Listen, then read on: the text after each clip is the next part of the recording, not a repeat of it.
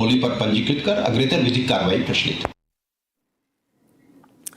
Right, so that was the statement of the station officer saying that various sections of the Foreigners and Immigration Act has been put on him, and the man during questioning also said that he had come to Nepal to meet a person identified only as Nas. That's all the detail that he gave, and did not even provide an address for this person that he was going to meet. And he said that this particular person, Nas, that he described is a Nepalese national, and that somebody he had met in Goa during his visit there. And he also said that another acquaintance from Bengaluru was also in possession of his passport. So so in this regard, he has given two differing claims about his passport. The first, he says that he has lost it in Thailand, and another part, he says that somebody from Bengaluru has in possession of his passport. At the time of questioning, he did not have any verifiable documents on him. But so far, security agencies are trying to confirm some of the claims that he made, and he is just now identified only as Jordan Brown, a man who hails from California, and he claims that he had served in the U.S. Navy for several years before retiring,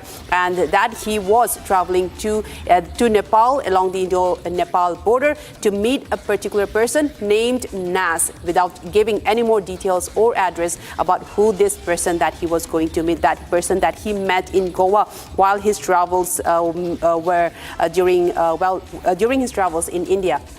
He said that he traveled to Goa at first from the United States, and he traveled to various other places, and also traveled to Sri Lanka, and that his documents were lost in Thailand. So these are many travels that he has made during this period of time, and says that he is now traveling towards Nepal to meet a Nepalese national who is identified, who he claims identified as Nas. Just one word of a name without giving any more address or any details about him. He is still under the custody of the security agencies, and various questioning will even reveal who this man is. For a national U.S. citizen, claims to be from California, and he is identified as Jordan Brown, and says that his passport has been lost in Thailand, and also says another claim that he made, that his passport is in the possession of another individual from Bengaluru. So some of the claims that he have made, police and security agencies are trying to verify these statements that he made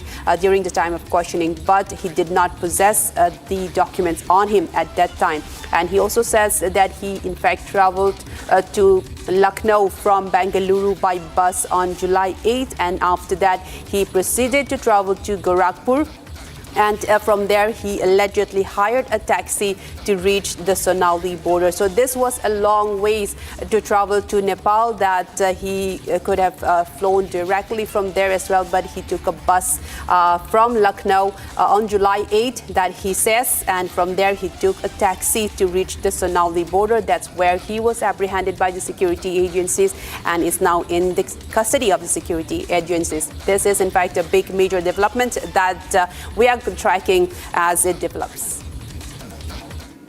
And now, viewers, we move on to another story. As part of the Supreme Court's nationwide mediation initiatives, Samadhan Samaro 2026, the court administration invited parties in several disputes to explore an amicable settlement before a special Lok Adalat scheduled for the August 21 to 23, 2026 event. Now, both the Hindu plaintiffs and the Muslim mosque management bodies have rejected the proposal and informed the court and the concerned legal services authorities that they want the disputes decided through the regular judicial process instead of mediation. A major breaking development, viewers, this in regard as the event that's scheduled to take place of the Samadhan Samaro 2026. The Supreme Court has said that the nationwide mediation initiative, in fact, the Samadhan Samaro 2026, the court administration has invited parties in several disputes to explore settlements before a special Lok Adalat. And in fact, the Hindu plaintiffs and Muslim mosque management bodies have rejected this proposal of the Supreme Court, and they've said that the concerned legal service authorities that they want the dispute decided through regular judicial process and not by this particular mediation initiative. I'm now joined by my colleague Sarthak to give us more information on this. Sarthak, can you tell us a bit more about this mediation initiative that has been rejected by both the Hindu plaintiffs and the Muslim mosque? They say that they do not want to go through the mediation initiatives of the Supreme Court, saying that they would rather want the regular judicial process to settle the disputes. Tell us more on this.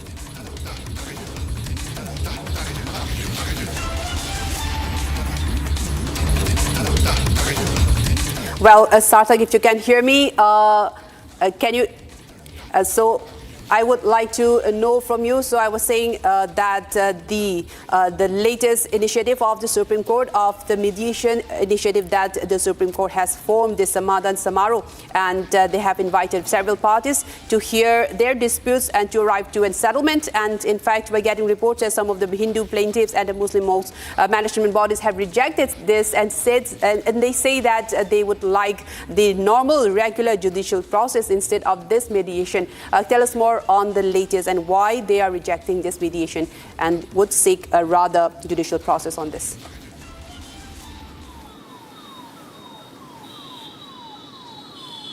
Well, right, Amrita, as I was saying before, you rightly mentioned that as per the Supreme Court's nationwide mediation initiative, which goes by the name Samadhan Samaro 2026, the court had invited parties to resolve their issues through mediation that was supposed to be conducted in a special Lok Adalat that was scheduled for August 21 to 23, 2026. However, the latest that we are getting, the disputes that were arising out of three important places of worship, which is first the Gyanvapi, which is in Varanasi, then the Mathura Shri Krishna Janmabhoomi, and then the Sambal Shahi Jama Masjid places of worship issue between Hindu parties and Muslim parties. They have mutually decided that they are not going to take the mediation route. Rather, they would be relying on the regular judicial process. So they have informed the Supreme Court that they are not in support of mediation, and they both have rejected the proposal and informed the court and all the concerned legal services authorities that they would be taking the judicial process. And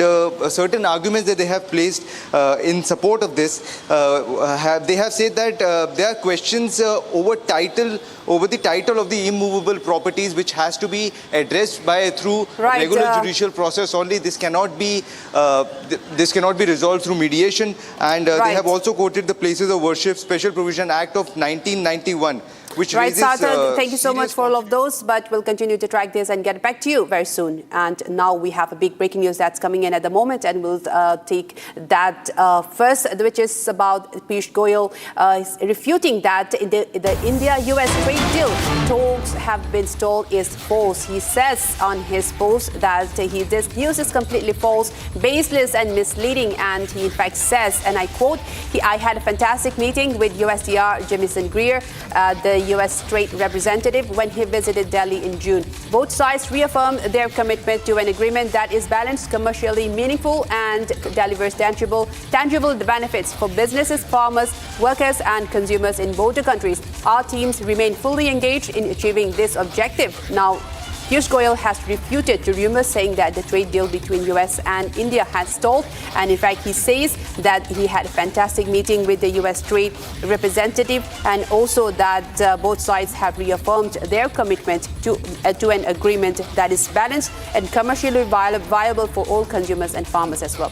I'm now joined by my colleague Nitin from the newsroom to give us more details on this. Nitin, this is a major statement from Piyush Goyal, Commerce Minister. He says that there is no such thing as being stalled between the trade agreement of the US and India, and says that this is still fully functioning and going according to plan, and says that they are working on a project, they are working on a roadmap that is fully committed to both the farmers and the workers as well. Tell us more on that. Exactly. So our Commerce Minister Piyush Goyal's tweet clarifies all the doubts that people had after certain reports surfaced online claiming that India and US trade deal was facing a major roadblock in terms of not being able to ascertain the kind of preferential treatment India would get on the dotted line in terms of preferential tariff treatment. But Piyush Goyal has clarified in his recent tweet, this is the biggest breaking in terms of business news across the country, that when conversation was held between both our Commerce Minister Piyush Goyal and Jamieson Greer, the US Trade Representative, it went really well. India showed commitment and that on the fact that it will not be balanced or will give out in terms of its red lines, which is agricultural sector, dairy. What it basically mentioned in his tweet was both sides reaffirm their commitment to an agreement that is balanced, commercially benefits both businesses in both countries, as well as farmers and workers and consumers across both United States and India. Back to you. That's right. Thank you so much for all of those updates, Nitin. Thank you so much. And viewers, from that, we move on to another breaking story coming in at the moment. India's Trade Secretary Rajesh Agrawal has also made some statements on this. The U.S. trade negotiations are progressing very well, and India and the U.S. has, in fact, continued constructive engagement on the proposed trade deal. Commerce Secretary says that negotiations are progressing well with no major challenges in the ongoing talks. This is a supplement to what Piyush Goyal has also said, that there are no major hurdles between the trade negotiations between U.S. and India, and in fact, trade negotiations with the U.S. are progressing very well. This, in fact, has been stated again, and the latest as what Piyush Goyal has also said. We also have Nitin continuing to join us on this. Now, Nitin, this is again a supplement to what Piyush Goyal had said earlier, saying that there are no major hurdles between the trade engagement between the deal, and saying that the Commerce Secretary has in fact said that the negotiations are in fact progressing very well. Tell us more on that. So what basically all of these government officials, including our Commerce Minister Piyush Goyal, and what the Trade Secretary Rajesh Agrawal has mentioned, is the fact that the roadmap towards a clear India-US bilateral trade agreement is clearer than ever for both parties involved, for both of their teams, negotiators on both the United States side and India side. And currently what the Commerce Secretary is stating is that the India and US continue constructive engagement on the proposed trade pact. Now, this trade pact is part of a larger ambitious goal that both countries have set for them, which is $500 billion of trade, bilateral trade between both countries by 2030. So that's the goal, and that's the clarification from Piyush Goyal and the Commerce Secretary Rajesh Agrawal. Yes, in fact, thank you so much for all of those updates and the details, and thank you so much. We'll continue to track the stories between the US and India trade deal. Thank you so much, Nitin, for joining us. And viewers, we move on to another story. Iran has now ruled out any attacks on countries in the region. Foreign Ministry spokesperson Baghai has said that only the U.S. bases and its facilities are being targeted in Iran's defensive operations. And Tehran also reiterated that there will be no attacks on any neighboring countries. This is after there have been a series of escalation between the two regions. U.S. CENTCOM has recently stated that they have completed another round of strikes against Iran, and Baghai has now further stated that these retaliatory attacks will only be targeting U.S. bases and U.S. facilities and not on the neighboring countries. This is unlike the earlier escalation that took place, that was an all-out escalation across the region that targeted various areas. In fact, now Iran has reserved their statement and saying that they will be targeting only the U.S. bases across the region, on only the U.S. facilities, and all the other nations are safe from their targets, and they are not targeting the region as a whole. At that, in this retaliatory attacks are only targeting the U.S. bases, saying that no attacks on any neighboring countries will be done by Iran, and the retaliation is purely against the U.S. bases and its facilities.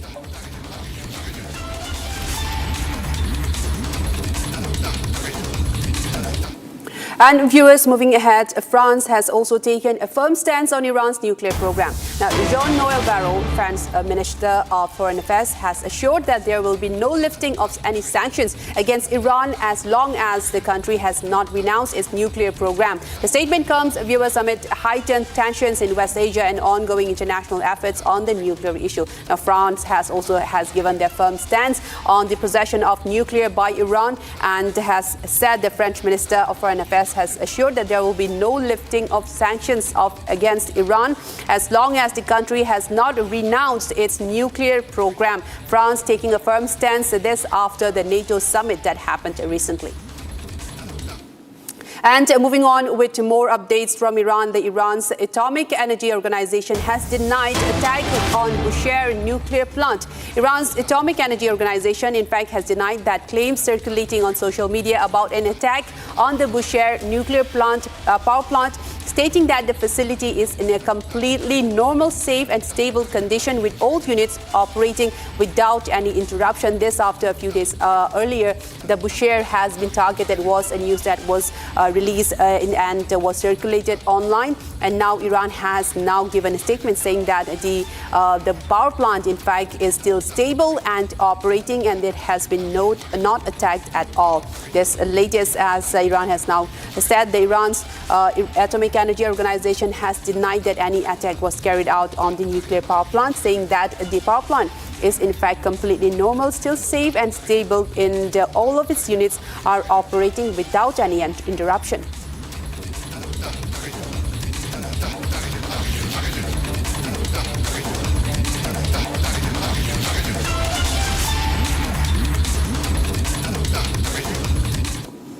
And viewers, with that, we come to the end of this bulletin, but we'll be tracking more stories for you on the other side. Coming up after a very short break, India shines at the inaugural edition of the Asian Under-23 Athletics Championship 2026 held in China, finishes fourth by clinching 16 medals across the events. Coming up next.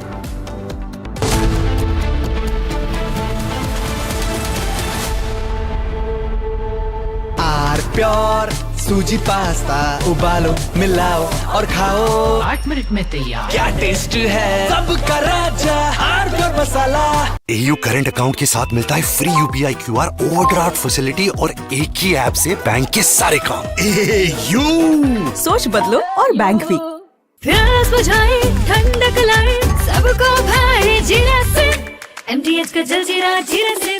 जीरा से असली refreshing, असली स्वाद, असली मजा। MTH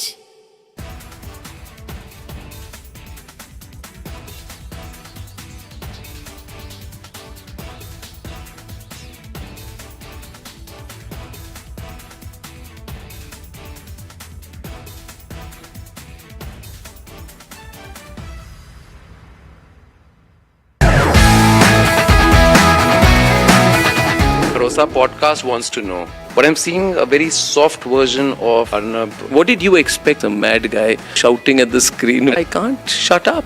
As debater or I'm a crazy debater. Facts everyone has. But I have brought back opinion into journalism.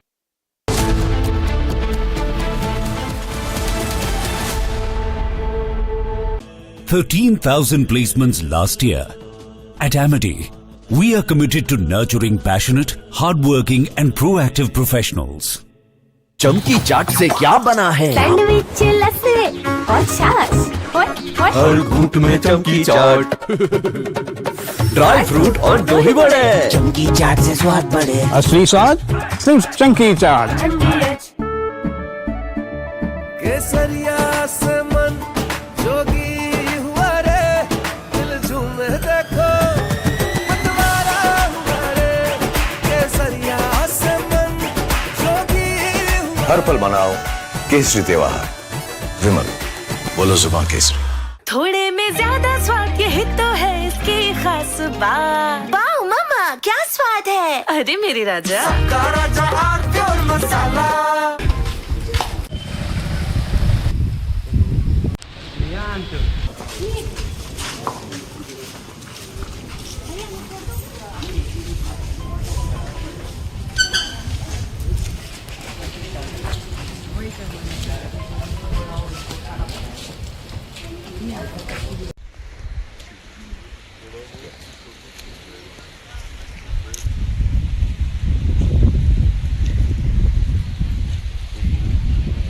की घटना है, यही घटनास्थल भी आया हूँ। जो रात में घटना घटी उसमें महिला घर में अकेली थी। हाँ, रात में 2-3 बजे की घटना है।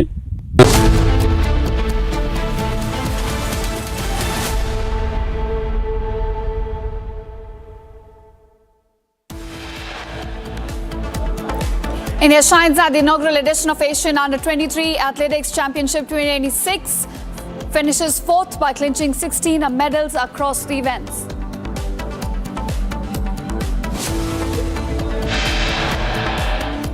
The government says that it is now examining Meta's response on child sexual abuse content. Appropriate action to follow.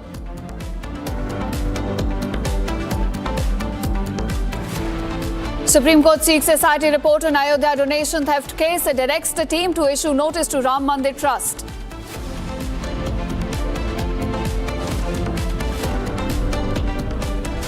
After Uddhav Sena NCP SP split next, sources indicate 5 Lok Sabha MPs likely to make the switch to NDA. US strikes central Iran, hates air defense system, coastal radar sites, missile and drone capabilities along with small boats.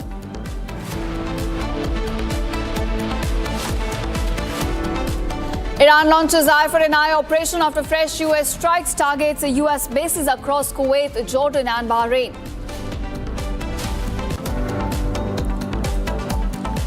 BJP sends legal notice to Jammu and Kashmir Chief Minister Umar Abdullah over 30 crore poaching charge, demands unconditional apology.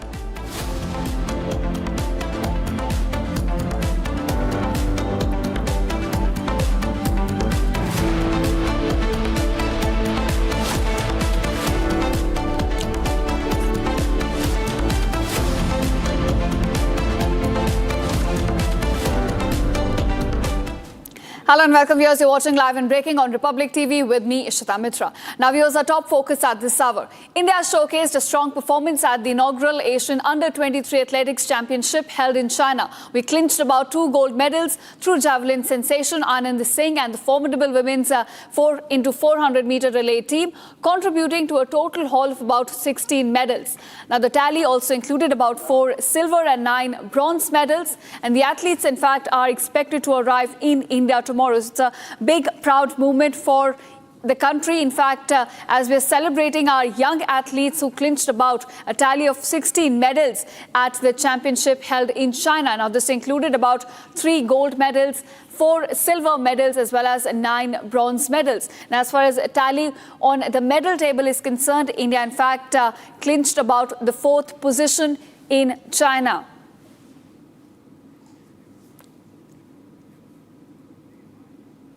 In fact, my colleague Rakshita also joins us with more details on this. In fact, joining us also is the Chief of Athletics Federation with us. Rakshita, over to you. Absolutely. We have the Chief Coach of Athletics Federation of India, Mr. Radhakrishnan Nair. It's an honor to have you, sir, and once again interact with you as India has achieved another, landmark as far as another milestone as far as athletics is concerned. And this is coming in just ahead of the CWG, sir. Beating China, a giant like China in athletics in their home grounds with the gold medals, with these youngsters who till yesterday nobody knew, but today they're making us proud on the podium. We've seen those visuals today. How do you feel as a coach? Thank you very much. And in fact, it shows the bench strength of Indian athletics for the future 2028, 32 and 36. In fact, this is the first edition. We could not send many athletes as they were preparing for major championship like World Under-20, Commonwealth Games and Asian Games. So some of the eminent athletes were also not sent. And you can see the results of 4x400 men and women relay. Even it shows that we are best in Asia. And of course, though they were not a real team, but we can just see that this will be and similarly, you can see the results of Javelin Pro. India is ruling Asia in Javelin Pro, even in Under-23. We had 2 medals, gold medal and 1 bronze medal. Absolutely. So totally, this shows the we have bench strength for the 2030, 2028, 32 and 2036.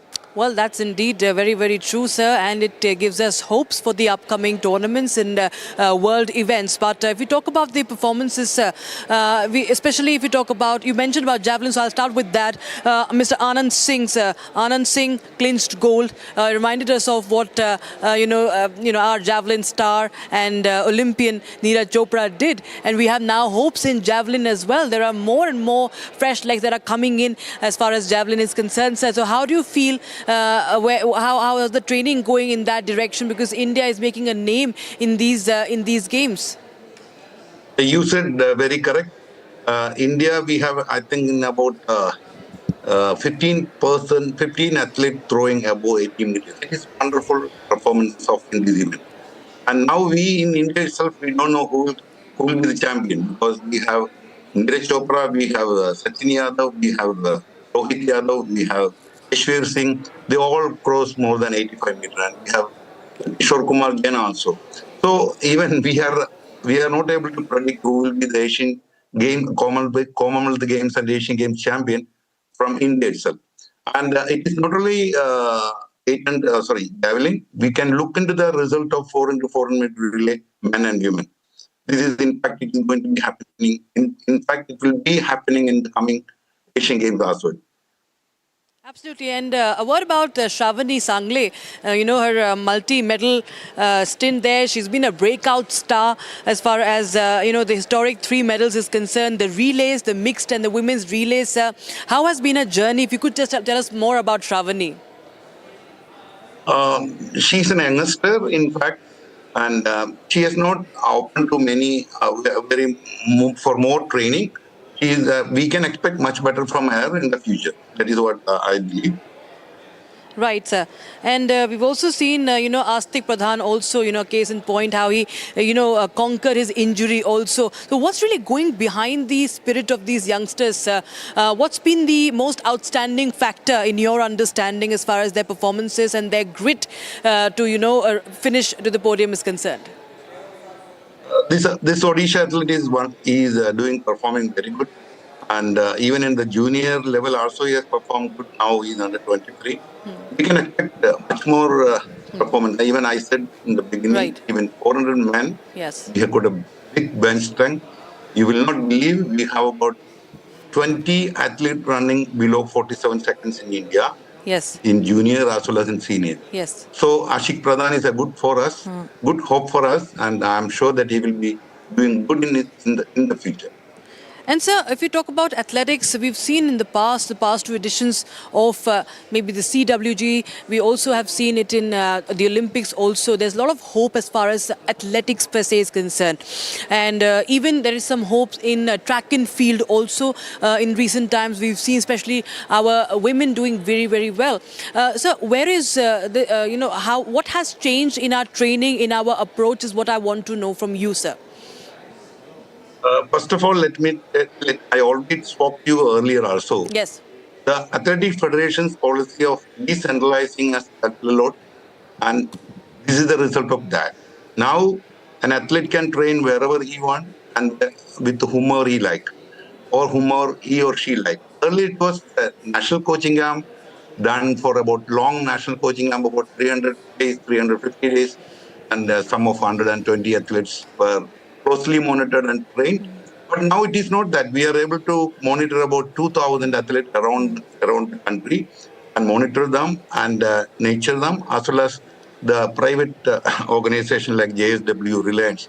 They're also doing good support to develop athletics. And in addition, if you think about the support from the government, we have to say the support of the government is very high for us. In the last week before, within 24 hours, we got a visa to Poland and we are able to train at Spala, Poland, with the help of Ministry of Sports and Ministry of External Affairs and SAI.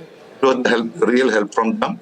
Otherwise, we are finding difficult to travel to Poland and get trained for the Commonwealth Games and Asian Games. So, government support, planning of Athletic Federation of India, and executing of it is making the results in athletics. And so, are there still any challenges? Because we sometimes do see that there are some infrastructural issues also that athletes still come across, especially at the grassroots level. You mentioned about the companies. They, of course, groom the players once they, of course, start doing well. But for those who are just starting, and they need that kind of support in different areas of the country, that could be very, very difficult. So what's happening on that front, sir, and what more could be done? In fact, if you ask me about the infrastructure, India has got a very good, very well organized infrastructure, even world class. But not everywhere.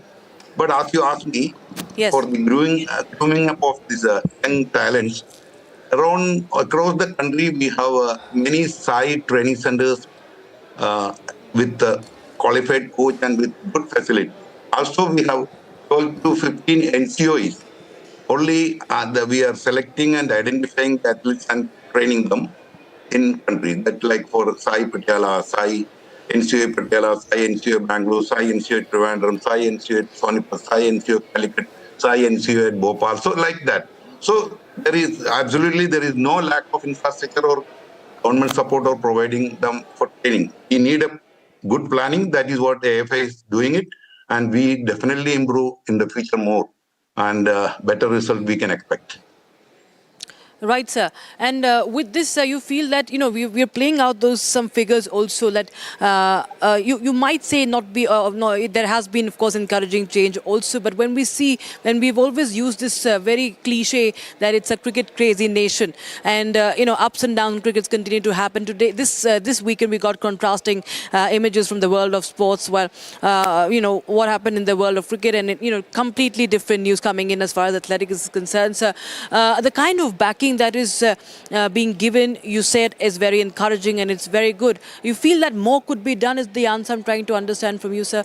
Can there be more a push that can be provided for our athletes so that they, the tally keeps ticking when we go to the CWG and when we go to the, the upcoming Olympic Games?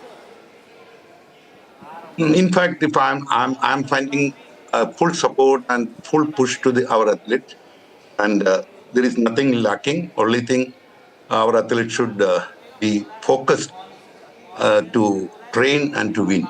That's all I want to say about that. Otherwise, from the government side or from the federation or for athletic federation, there is no lack of supporting them, monitoring them, and nurturing. And sir, how do you see this, performance? The upcoming Commonwealth Games. What are your hopes as far as that tournament, that event is concerned, and how do you see the tally going in that in those games? Sure, it will be better than the last edition. That's all I can say now. Mm-hmm. It will be better than the last edition. Last edition, what we will increase the number of medals and we will change the color of medals. Right. Mr. Nair, you've trained the best of our athletes who have done us proud. So we take your word for that, and we really wish you and the contingent all the very best. And thank you so much. We hope to have more conversations on these occasions and more of such occasions to talk, sir. Thank you so much. Thank you. Thank you very much. Back to the studio, Ishita. All right, thanks Rakshita, and thanks to Mr. Radhakrishnan Iyer as well. And now we are shifting focus to another news that we're covering at this hour. Now, U.S. national, reportedly a U.S. Navy and Special Forces soldier, has now been arrested near the Indo-Nepal border. A U.S. citizen, in fact, has now been arrested at India-Nepal border, and a case has also been registered for illegal entry into the Indian territory. In fact, interrogation now revealed that his passport was lost in Thailand and he had reached Sri Lanka via sea route, but his attempt to travel to Nepal through India in fact failed. Security agencies stationed at the border apprehended him, and no valid travel documents were in fact found with him during the questioning. The detained foreign national has now been identified as Jordan Brown, who claims that he's a resident of California and a U.S. Navy and Special Forces soldier. So these are the claims being made by Jordan, who's now been apprehended at India-Nepal border. Police at the moment have now registered a case against the U.S. citizens under Section 21 and 23 of the Immigration and Foreigners Act, and are in fact proceeding with further legal action. Now remember, the arrest took place at Sonauli, a border and international crossing between India and Nepal. And during the investigation, Jordan told investigators that he had studied at the University of California and had also served in the U.S. Navy and Special Forces for about 6 years before leaving military service. In fact, we also have a reaction coming in from the police officer regarding the arrest of the U.S. national. Let's take a listen. तो SSB द्वारा सोनौली के पास एक व्यक्ति को अनधिकृत रूप से नेपाल में प्रवेश करने के कारण पकड़ा गया और उससे पूछताछ की गई तो उसने अपना नाम जॉर्डन ब्राउन बताया और बताया कि वह कैलिफोर्निया अमेरिका का नागरिक है। अन्य एजेंसी द्वारा भी उससे पूछताछ की गई। पूछताछ में उनके द्वारा बताया गया कि वह टूरिस्ट वीज़ा पर थाईलैंड गया था, जहां उसका पासपोर्ट गुम हो गया। फिर वह किसी माध्यम से जल मार्ग से श्रीलंका पहुंचा, जहां से 2 नवंबर 25 को वह जल मार्ग से ही भारत आया था। तब से वह गोवा में रह रहा था। आज वह नेपाल जाना चाह रहा था जब एसएसबी द्वारा उसको पकड़ा गया। उसके पास से कोई वैध प्रपत्र नहीं मिले हैं। उसके द्वारा बताए गए दावों की जांच की जा रही है कि बिना किसी वैध प्रपत्र के भारत में आने के आरोप में उसके विरुद्ध मुकदमा अपराध संख्या 68/26 अंतर्गत धारा 21/23 इमिग्रेशन एंड फॉरेनर्स एक्ट थाना सोनौली पर पंजीकृत कर अग्रेतर विधिक कार्रवाई प्रचलित। All right, joining us on the broadcast is now Major Samar Paltur. Major Tur, how do you look at this incident from security point of view? A U.S. national who claims to have served in U.S. Navy and Special Forces has now been arrested along the India-Nepal border, and in fact, no valid travel documents were found with him. Now the issue is, what my question is, why is it that in India I mean, we are arresting, be it Maharashtra, be it in the northeast from Calcutta. Why are we arresting the American nationals who have a military background? That is the common thing which is coming in amongst everybody. Right. And now this is the third case. So there was one American officer who retired and was a pastor who was converting the people in Maharashtra. He was picked up. Then Matthew Van Dyke, we definitely know he's a stooge of the CIA. Right. He's been the trainer and the distributor. So he's been another mercenary on the loose who's been creating unrest in the northeast. Now this is another individual who is caught at the border of India and Nepal. So they are definitely trying to create some issue amongst these northeastern states and countries. You have Bhutan, you have Nepal, we have India there, we have Myanmar there, we have Bangladesh there. It's a very sensitive area where we are bordering with many other countries. So it's very easy for the Americans to plant a false flag operation and stir up a misunderstanding between Nepal and India, and probably then India gets busy in tackling the problems from Nepal border itself. So this is a indicator and a evidence that yes, American deep state is very much involved. They are up to some planning which is not in the favor of India. President Trump 2 weeks back himself, disclosed that they spent $21 million in the last elections, in which the victim was ab ki baar 400 par. The BJP couldn't cross 400, despite being very sure of the majority, because the Americans pumped in $21 million. And just prior to the elections, the Americans were visiting only the opposition and Congress ministers in various states. For what? So basically, their bluff has been called out. This US citizen who's been arrested, he needs to be interrogated. His route needs to be again rechecked, from which route he entered. Probably they're saying he's coming from Sri Lanka as well. So Sri Lanka needs to be contacted. Thailand needs to be contacted, because that is the detail that his passport is disclosing. That he's been in Thailand, he's been to Sri Lanka, now he's in Nepal.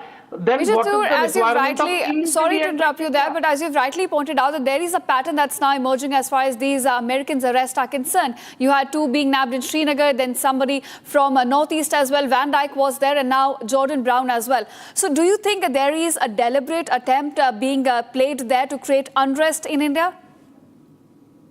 I certainly feel CIA is having a very active role in this.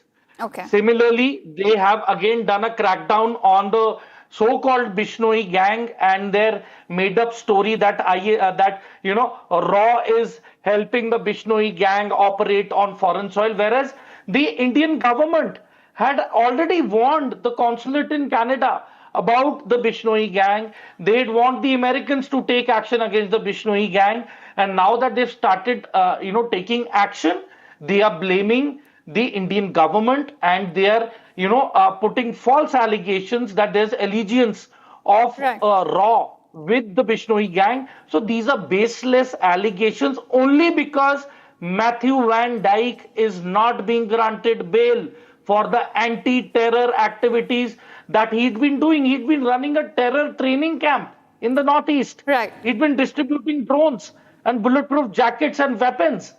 So I think it is high time that the Indian Ministry of External Affairs sits in front of the American diplomatic mission and they talk face to face with the diplomatic officials and, to draw a red line that these are the red flags which will not be tolerated by India anymore, and it will only deteriorate the relations between US and India in months to come. All right, so very, very concerning, in fact, a development coming to light with the arrest of Jordan Brown. Thanks so much, Major Tur, for joining us and decoding all the developments related to this on us. Now, viewers, in fact, shifting focus to what is now taking place in Thailand. A huge fire now engulfed a pub in Bangkok early morning, killing about 27 people, and this is before the firefighters brought the blaze under control. Thai Prime Minister also visited the site with the rows of bodies laid out at the scene as police and emergency crews worked around him. Footage that was shared online by first responders showed a huge blaze rising and smoke pouring from the front door of the pub in northern part of the Thai capital, with people in fact trying to flee as thick black smoke bellowed into the sky. Here's a detailed report on the entire rescue op and what exactly triggered the blaze in the first place. Take a look.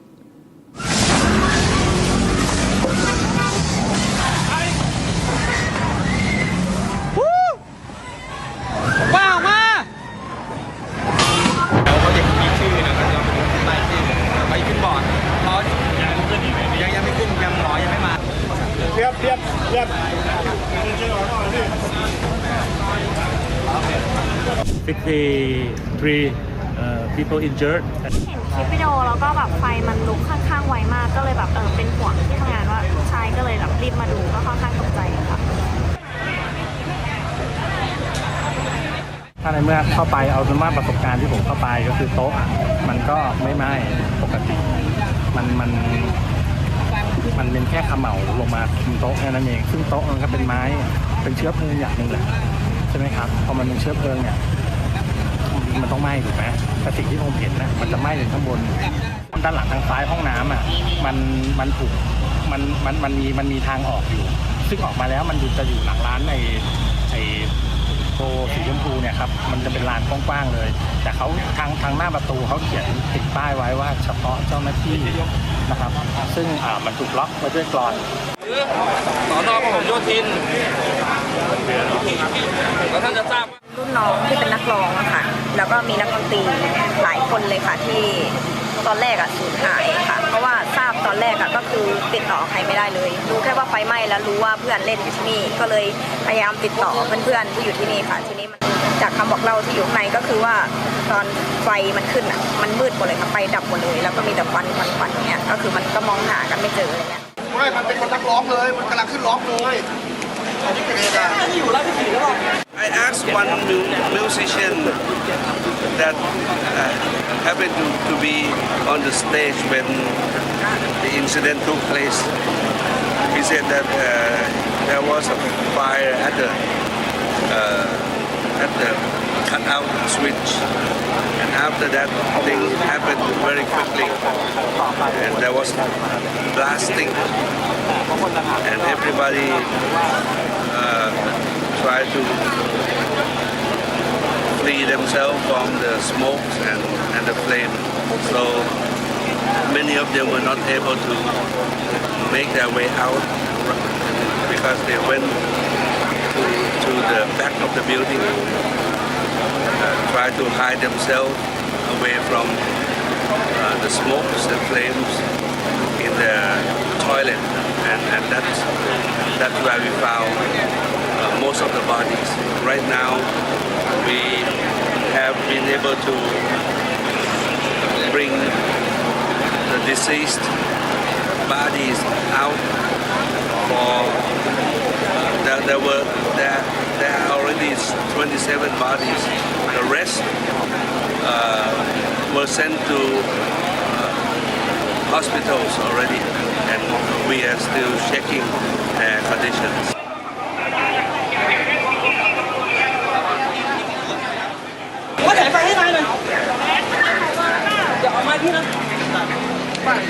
Yeah, the incident started around midnight, and then there are like 27 deaths and 63 people injured and 22 critical condition. ก็ว่ารายงานว่าอย่างนั้นนะก็คงต้องอยู่ในนั้นครับก็เข้าใจว่าไฟมันติดเร็วแล้วก็ไปตามThe source, the cause of the fire is still under investigation by the police department.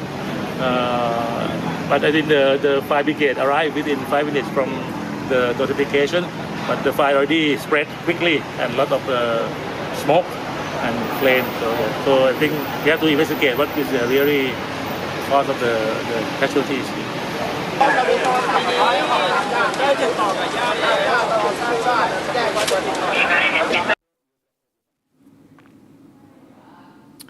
All right, viewers, now shifting focus, a video from Hyderabad has now gone viral after a police officer was allegedly seen allowing a minor girl to drive a car on a busy road. Now, the incident has caused a traffic jam and raised serious concerns over road safety.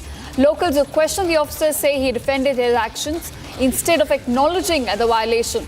Following the backlash, a case has now been registered against Pujari Tirupati for permitting a minor girl to drive. DGP Telangana Anand IPS posted, in fact, on X that he has now directed the CP Cyberabad to suspend the concerned officer and initiate a departmental inquiry into this matter. In fact, my colleague Aishwarya also joins us with more details on this. Aishwarya, it's a shocking video that has now gone viral. A police officer who's supposed to ensure that all the other people follow rules was seen himself flouting the road safety norms. Well, absolutely. Like you pointed out, a police officer himself is being violating one of the major rules, that is not letting a minor drive the car, because as we see, there are several cases of minor driving the cars which led to accidents, which is not new to us and or new to the news as well. But however, a 6.5-year-old girl was given the wheels of a car, and that too in a very narrow road, causing severe traffic jam. And even though being confronted, the police officer was showing arrogance and telling that he is the police officer in that particular area, and that is the reason he is giving the car and he can do whatever he wants. And we can also see the arrogance that was reflected, and he was also telling that he was giving an explanation and justifying his action, telling that that car was an automatic car and it doesn't have a gear system. And though the wheels of the car is in the hands of his granddaughter, he still has the entire control of the car. But what the locals were saying is that because of this particular incident, an entire lane was given, was stuck in a traffic congestion, and because of the car was not moving forward. And when they actually thought it was a technical fault, and that is the reason they went on to help.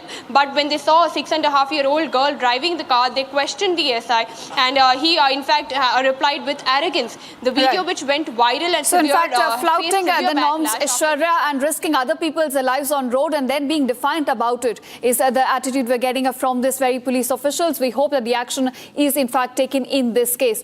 Thanks for joining us. And now, viewers, slipping into a very short break, but don't go anywhere. Coming up right after a break, the government now says it is examining Meta's response on child sexual abuse content, and appropriate action will follow. AU current account के साथ मिलता है free UPI QR overdraft facility और एक ही app से bank के सारे काम। AU सोच बदलो और बैंक भी।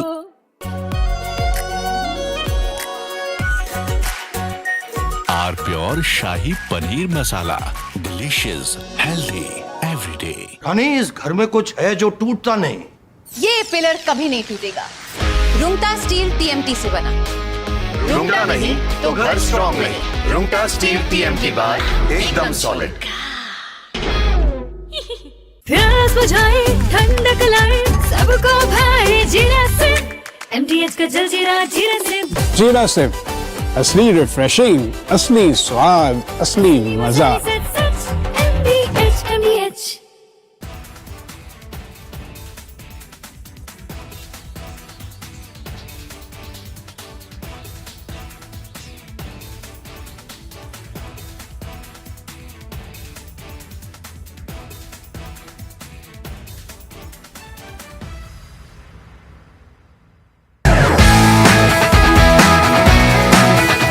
Rosa podcast wants to know, but I'm seeing a very soft version of Arnab. What did you expect, a mad guy?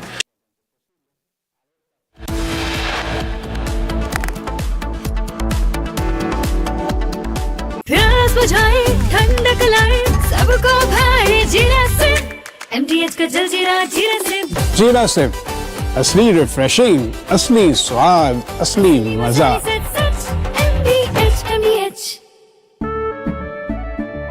केसरिया से मन जोगी हुआ रे, दिल झूमे देखो मतवारा हुआ रे। केसरिया से मन जोगी हुआ। हर पल मनाओ केसरी त्योहार। विमल, बोलो जुबान केसरी। आर प्योर सूजी पास्ता उबालो मिलाओ और खाओ 8 मिनट में तैयार। क्या टेस्ट है सबका राजा RBI masala.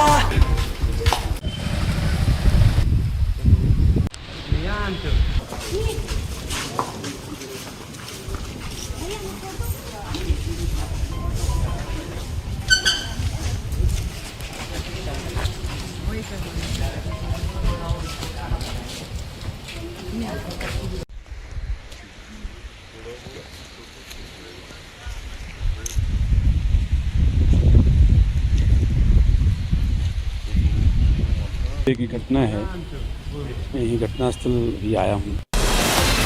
From Asia's largest news headquarters, setting the agenda for Bharat.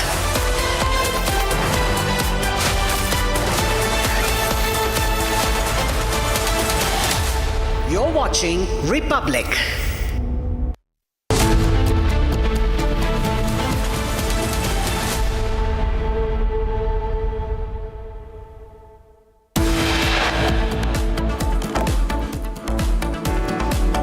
India shines at the inaugural edition of the Asian Under-23 Athletics Championship 2026 held in China. Finishes fourth by clinching 16 medals across the events.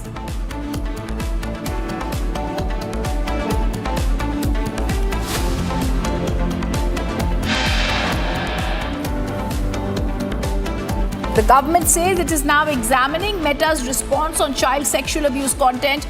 Appropriate action to follow.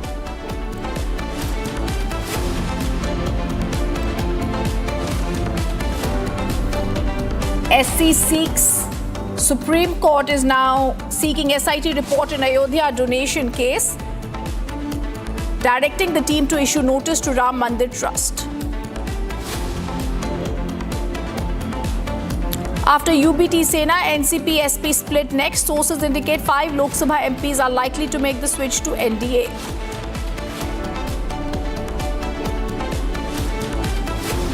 US strikes central Iranian, hits air defense systems, coastal radar sites, missiles and drone capabilities along with small boats.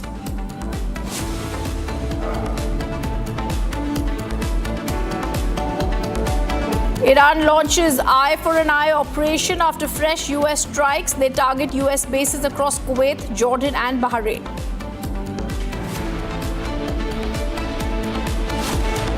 And the BJP sends a legal notice to Jammu and Kashmir Chief Minister Umar Abdullah on 30 crore charge, demand an unconditional apology.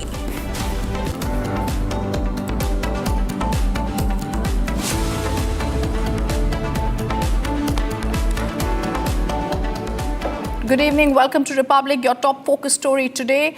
POK protesters issue a final ultimatum to Pakistan. It's either martyrdom or accept our rights. Khwaja Mehran advocates' announcement at the Rawalkot sit-in protest is clear. Protesters are saying we're only demanding basic rights that were promised to us. I want to go across to my colleague Gursimran to throw light on this final ultimatum to Pakistan. How is this going to now play out, Gursimran? We are seeing a massive sit-in protest in Rawalkot. Yes, if we speak of the present situation, the sit-in protests are continuing in the Dhir Eric Cricket Stadium in the Rawalakot, and the people are thronging from different parts of the Pakistan-occupied Jammu and Kashmir to Rawalakot. Now, the protesters in Rawalakot have come out with the new statement in which they have completely conveyed it to the Pakistani establishment that this is a do or die. They said that either our demands are met or we die. It is only the solution that is now left to them. And that's a reality, because we have seen that starting from 2024, 25 and 26, there have been a series of protests that have taken place. Despite assurances being given, there have been no...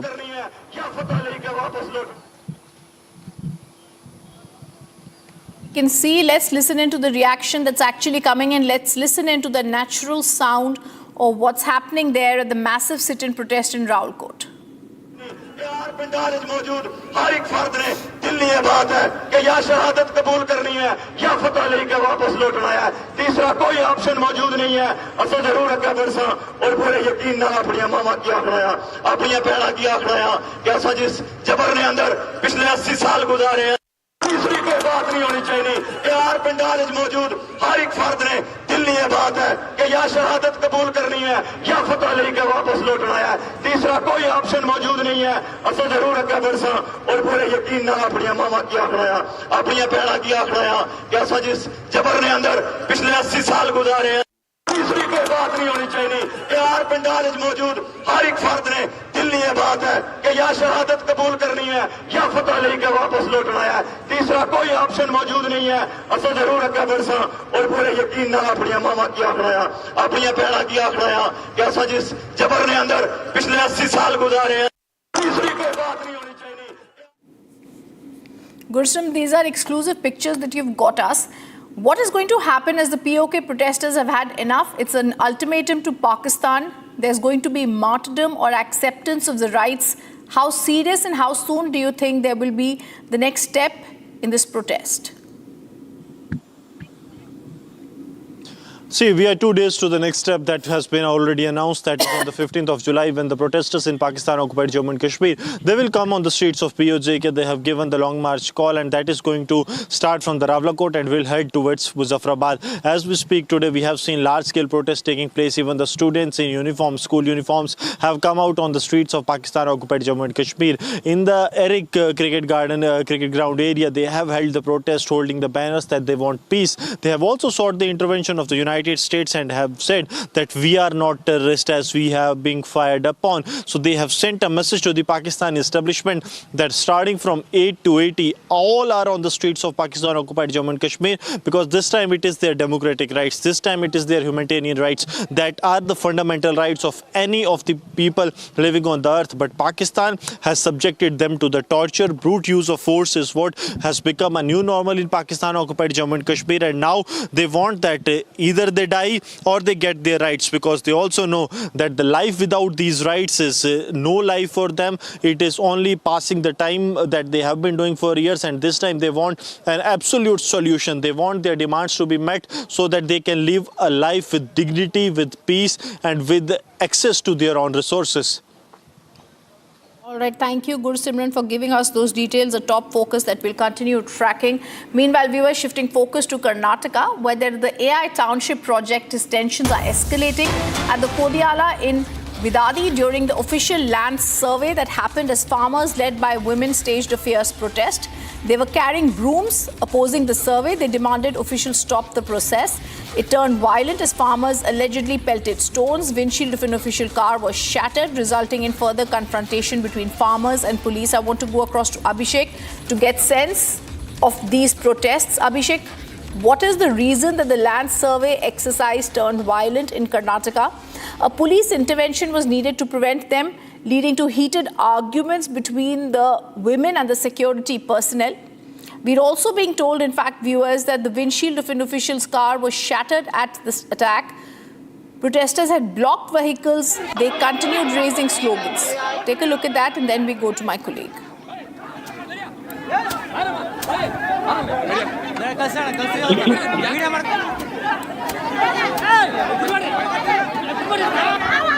Abhishek, we're looking at the visuals that are coming in, very strong visuals. It's clear that the protests have turned violent. What's the reason this is happening, and how is the government going to try and keep this under control?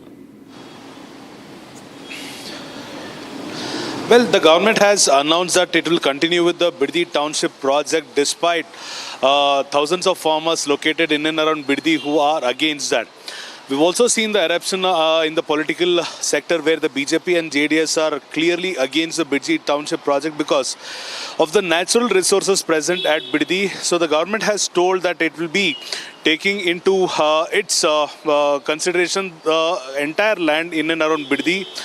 And the survey works had started today. At this point of time, the visuals very clearly speak where the women of Biddi have carried broomsticks and have also pelted stones against officials who were present at Biddi to start with the survey.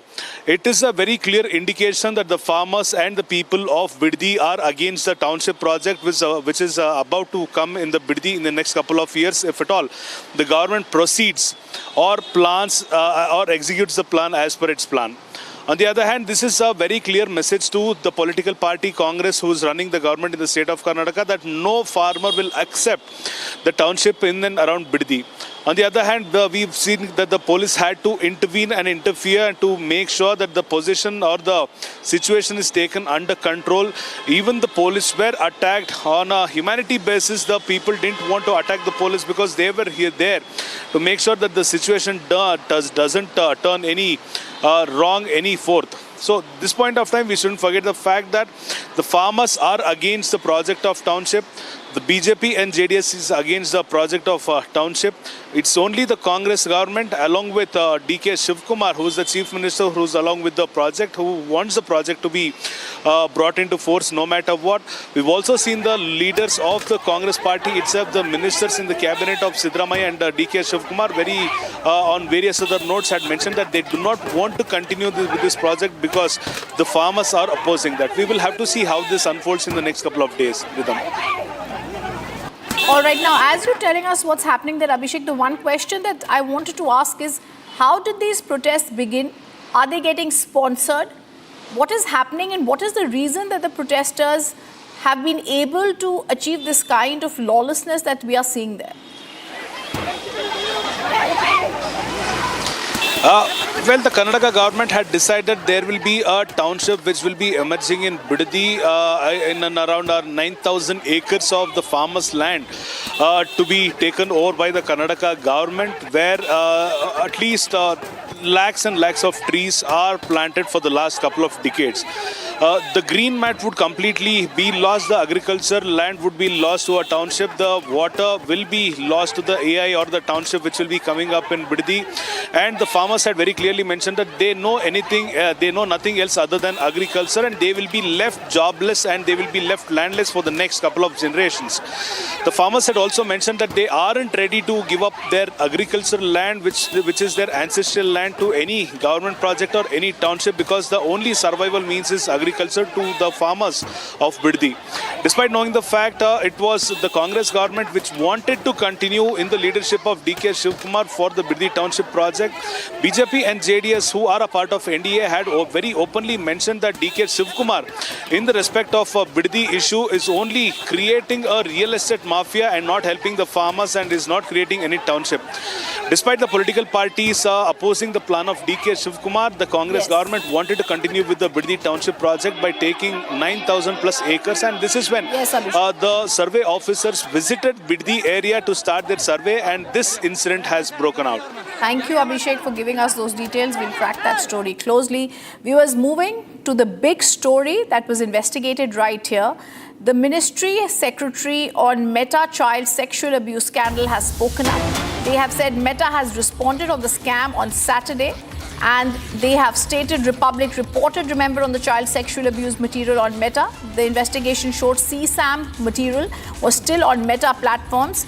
Now the ministry has stated and clearly stated that the government is now examining the response on child abuse content by Meta. The government says appropriate action will be taken on Meta after due examination. Let me go across to Nitin, who's joining us from the newsroom, the digital newsroom. Nitin, a few days ago, we saw how you were one of the first journalists who have tried to get a response from Meta. You tried to confront them. Finally, Meta's actions are under the scanner. How soon do you think the government could be acting? Any other word that you've had with Meta itself?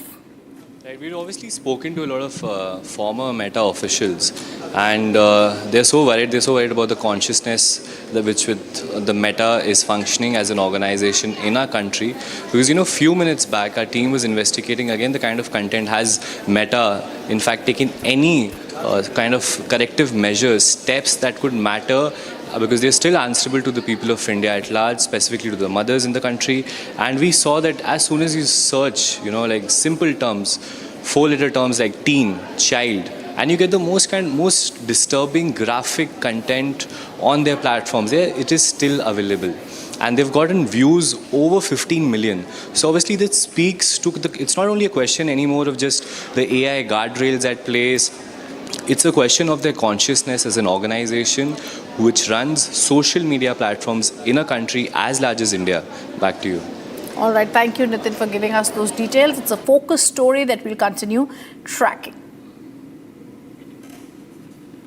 Moving on to the other big focus, viewers, Piyush Goyal has spoken on the India-US trade deal talks. The Union Commerce Minister has said trade deal talks with US are on track.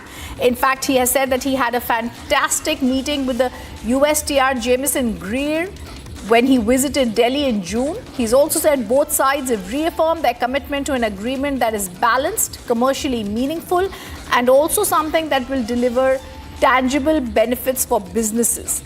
He's also gone on to state very clearly that farmers, workers, consumers in both countries are going to benefit. He says our teams are fully engaged in achieving this objective. Let me go across to Nitin joining us live also on the story. Nitin, it's very clear there are people who are naysayers, but Piyush Goyal says the US-Indo trade talks are on track. Exactly. So the fact of the matter remains that all of the ruckus in terms of how the India-US trade deal is progressing was sort of in the news today after a Reuters report. Now what Piyush Goyal has blatantly and very clearly mentioned as part of his latest tweet is that the Reuters report is baseless, both false and as well as misleading. So he's basically clearing out the air in terms of where India and US both are headed for, and they're obviously expecting very soon to have a trade deal that leads to an overall bilateral trade relations worth 500 billion for both the United States and India. And now obviously he's mentioned certain things that clears the air out in terms of misconception that's been brewing in the markets since Reuters' latest report. Now he's mentioned that both sides reaffirm their commitment to an agreement for a very balanced, commercially meaningful and a trade deal that delivers tangible benefits for businesses both in India and the United States. Back to you. All right, thank you for giving us those details, Nitin. It's a focus story that we track. Now, viewers, the other focus and important news that's coming in, the Supreme Court has said it's time for mediation and initiative. The Samadhan Samroha 2026 initiative has been taken. The Supreme Court sends all the pending cases for out-of-court settlement. The Mandir Masjid disputes, it's a big move by the Supreme Court. The Samadhan Samroha Lok Adalat has been announced. Notices have been sent to all the Hindu and the Muslim parties. And now it's going to be there that we are going to see this move. Whether it's Gyanvapi case or the other cases, we're going to see this. Let me also go across to my colleague Sarthak joining us on the story. The Supreme Court sends the pending cases as Gyanvapi, Mathura, Sambhal cases referred to this Lok Adalat has been announced.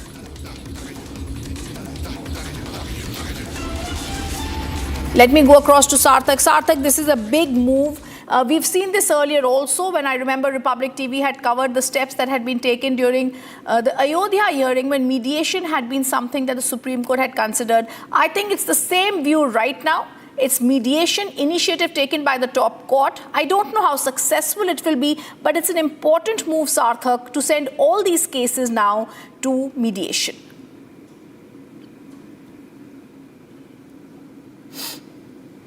Well, absolutely, Rhythm. It is a similar kind of situation.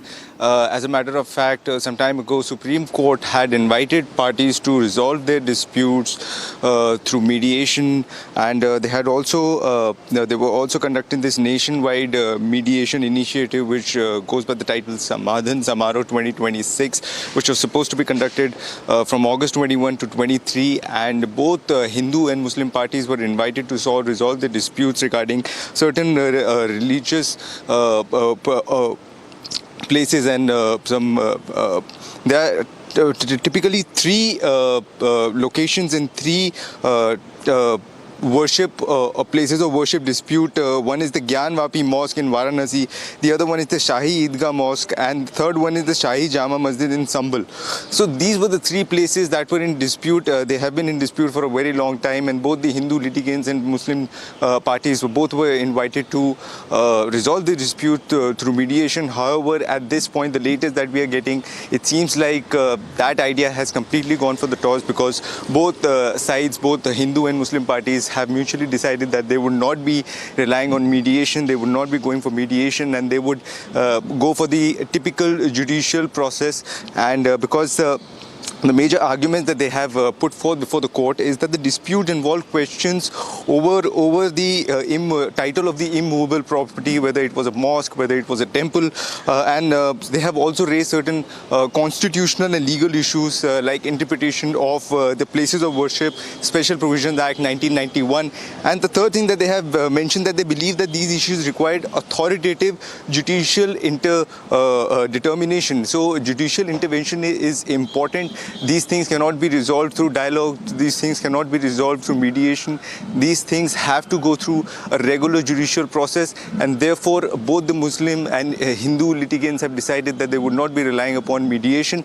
They would be taking the judicial process, and they have completely rejected the idea of mediation that was proposed by Supreme Court and that was supposed to be conducted during this Samadhan Samaroh 2026 that was supposed to happen from August 21 and 23. Now it seems like this entire dispute, much like the Ram Janmabhoomi case, this would also take a different turn, and a regular judicial process will have to be followed in order to determine this places of worship. Thank you, Sarthak, for giving us details. Very, very clearly, Sarthak elucidates how this case is going to proceed.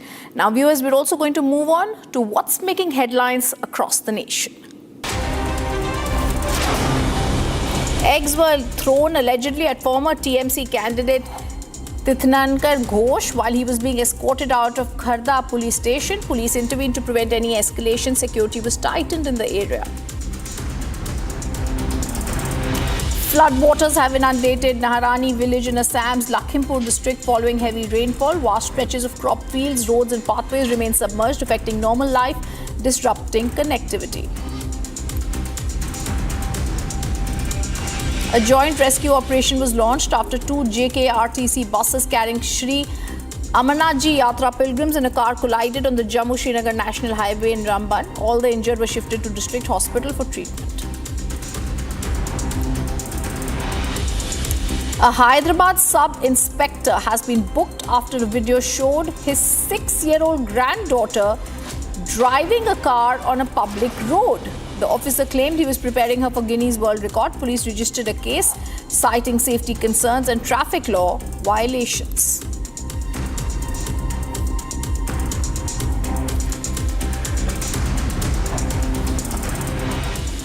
Because Typhoon Bavi has made a powerful landfall in eastern China's Zhejiang province, packing maximum sustained winds of 142 kilometers per hour. Regarded as the strongest storm to hit the Chinese mainland this year, Bavi triggered massive evacuations, forcing nearly 2 million people out of high-risk coastal regions into emergency shelters. The nation's meteorological agency issued the first red alert for rainstorms alongside an orange typhoon alert, leading to the mass cancellation of over 1,000 flights, trains, ferry services across Shanghai, Hangzhou and neighboring provinces. Before striking China, the storm system intensified deadly monsoonal landslides in the Philippines and brought severe weather to parts of Taiwan and also southern Japan.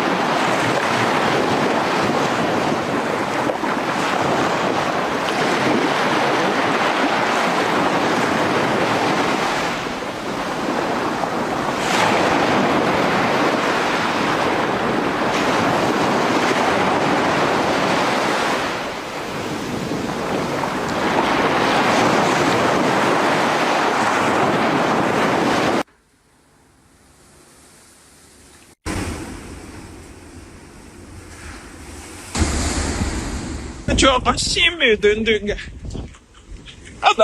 能說我們可㗎，咋好？我這副包子來不難。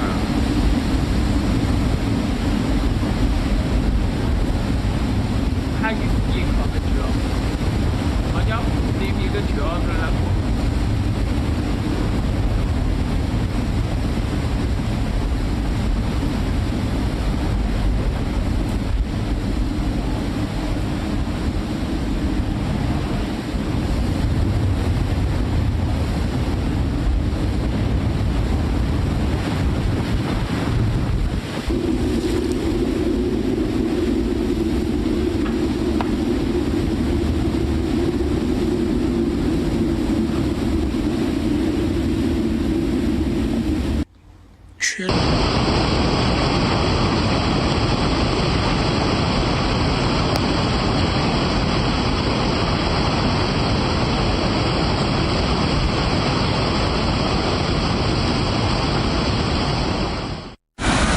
极限啊！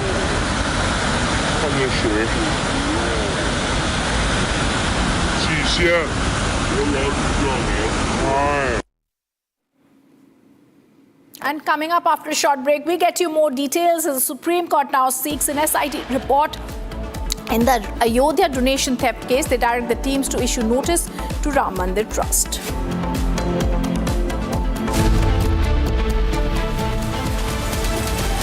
चमकी चाट से क्या बना है? आलू चाट या fruit चाट? स्वाद बनाए चमकी चाट। क्या बात है? स्वादिष्ट पकोड़े और परेशान, अरे चमकी चाट है इसकी जान। असली स्वाद सिर्फ चंकी चाट। केसरिया से मन जोगी हुआ रे, दिल झूमे देखो मतवारा हुआ रे। केसरिया से मन जोगी हुआ। हर पल मनाओ केसरी त्योहार। विमल बोलो जुबान केसरी। थोड़े में ज्यादा स्वाद, यही तो है इसकी खास बात। वाओ मामा, क्या स्वाद है? अरे मेरी राजा, सबका राजा आरती और मसाला।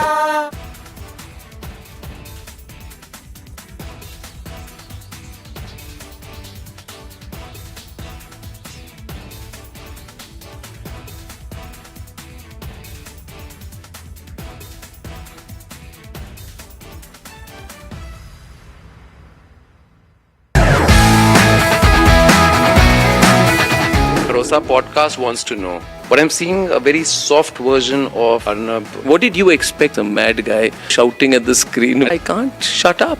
As debater or I'm a crazy debater. Facts everyone has. But I have brought back opinion into journalism because they didn't have the guts.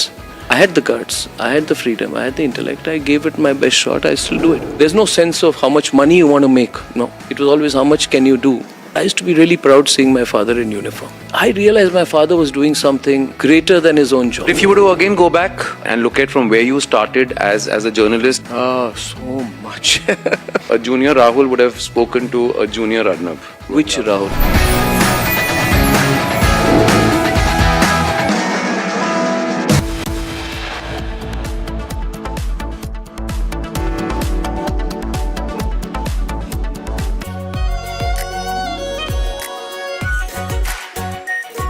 Pure shahi paneer masala, delicious, healthy everyday. AU savings account में मिलते हैं amazing benefits, paperless banking and higher interest, वो भी हर महीने। Money money money money every month. सोच बदलो और बैंक भी। प्यास बुझाए, ठंडक लाए, सबको भाए जीरा से। MTH का जलजीरा जीरा से। जीरा से असली रिफ्रेशिंग, असली स्वाद, असली मजा। MTH।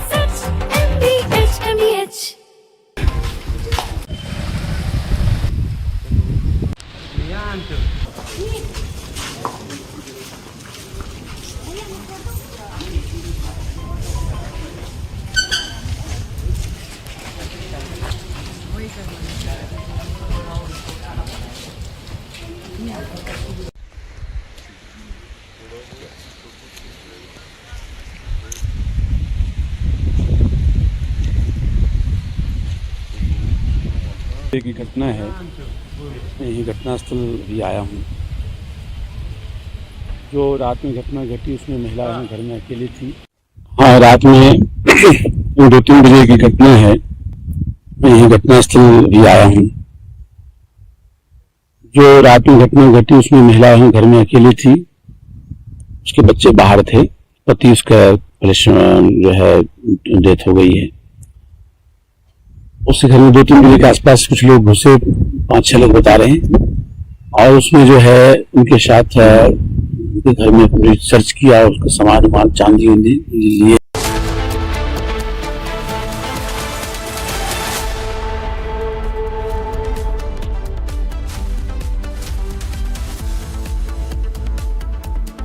Good evening, welcome to Republic. Our top focus is going to be on the Middle East war, where we are seeing escalating tensions. We are seeing Iraq has again and now started to attack the US bases near them in Jordan, Kuwait, Oman. We're also seeing how the US has continued and escalated its attack on Iran. That's a top focus story that we're going to track and really try and understand whether the Strait of Hormuz is closed or open, even as Iran's come out with a chilling list of 13 leaders, foreign leaders, that it wishes to terminate. Take a look at our headlines.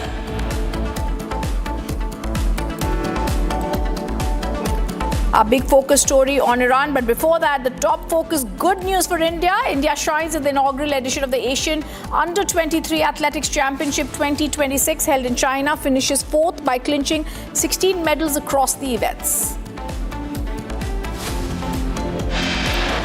The government says it's now examining Meta's response on child sexual abuse content. Appropriate action will follow. The Supreme Court seeks SIT report in Ayodhya donation theft case. Notice issued to Ram Mandir Trust. After UBT Sena NCP split next, sources indicate 5 Lok Sabha MPs likely to make switch to NDA.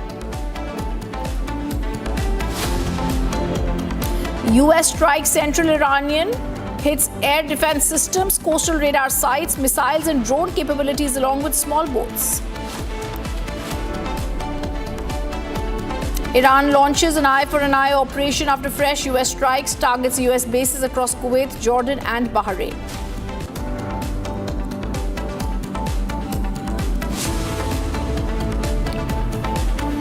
And BJP sends legal notice to Jammu and Kashmir Chief Minister on 30 crore charge, demands an unconditional apology.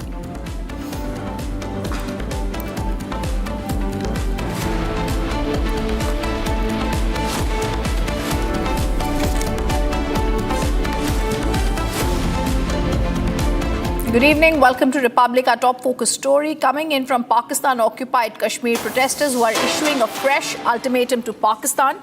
It's either martyrdom or accept our rights. Khwaja Mehran advocates' announcement at Rawalkot sit-in protest is clear. Protesters say we demand basic rights that were promised to us. I want to go across to Gursimran. But first, we're going to take this reaction, the sounds that are naturally coming from there. Take a look. तीसरा कोई option मौजूद नहीं है असा जरूर अग्गे बढ़सा और पूरे यकीन नाल अपनी मामा की आखड़ाया अपनी भैणा की आखड़ाया कि असा जिस जबर ने अंदर पिछले 80 साल गुजारे हैं तीसरी कोई बात नहीं होनी चाहिए यार पिंडाल मौजूद हर एक फर्द ने दिल ये बात है कि या शहादत कबूल करनी है या फतह लेके वापस लौटना है तीसरा कोई ऑप्शन मौजूद नहीं है असा जरूर अग्गे बढ़सा और पूरे यकीन नाल अपनी मामा की तीसरी कोई बात नहीं होनी चाहिए यार पिंडाल मौजूद हर एक फर्द ने दिल ये बात है कि या शहादत कबूल करनी है या फतह लेके वापस लौटना है तीसरा कोई ऑप्शन मौजूद नहीं है असा जरूर अग्गे बढ़सा और पूरे यकीन नाल अपनी मामा की आखड़ाया अपनी भैणा की आखड़ाया कि असा जिस जबर ने अंदर पिछले 80 साल गुजारे हैं तीसरी कोई बात नहीं होनी चाहिए यार पिंडाल मौजूद हर एक फर्द ने दिल ये बात है कि या शहादत कबूल करनी है या फतह लेके वापस लौटना है तीसरा कोई ऑप्शन मौजूद नहीं है असा जरूर अग्गे बढ़सा और पूरे यकीन नाल अपनी मामा की आखड़ाया अपनी भैणा की आखड़ाया कि असा जिस जबर ने अंदर पिछले 80 साल गुजारे हैं तीसरी कोई बात नहीं होनी चाहिए यार पिंडाल मौजूद हर एक फर्द ने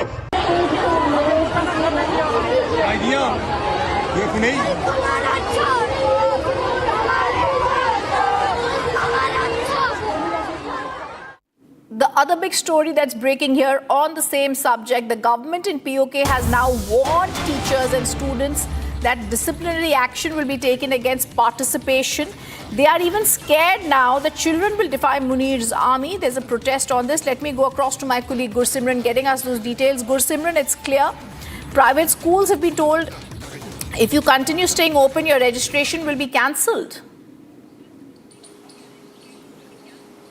Yes, because today we have seen that the sea of students in Pakistan's Rawalakot have come on the streets on the Pakistani-occupied Jammu and Kashmir. These students who are actually from BOJK and studying in the different schools in the Rawalakot, they have come on the streets of Pakistan-occupied Jammu and Kashmir.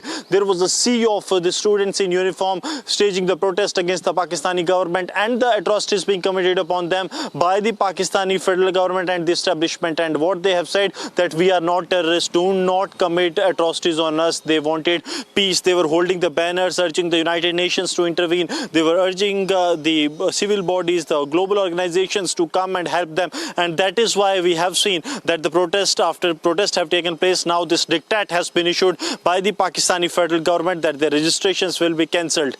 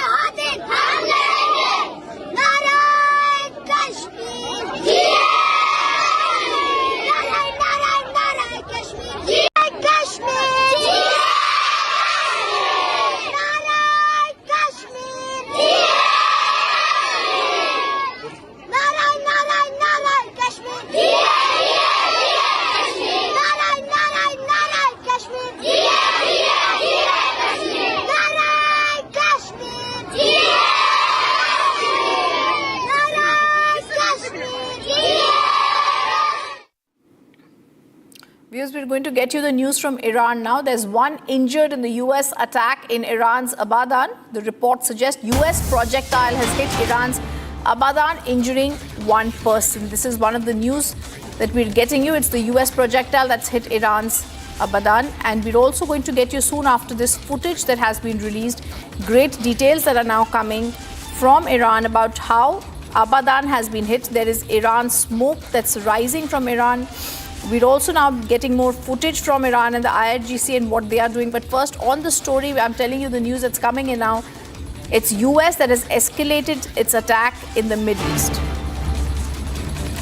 And the other breaking news that's coming in right now, viewers, the IRGC has released footage of Qadar, Imad, Khyber, Shekhan and Zulfagar missiles being launched at US bases in response to the hostile attacks targeting Iran. It's clear what they're doing is an eye for an eye. They've also targeted US bases near them. They've launched this in US bases in response. This is the big news that's also coming in. We're clearly seeing that the Middle East attack has only intensified with IRGC also attacking US bases.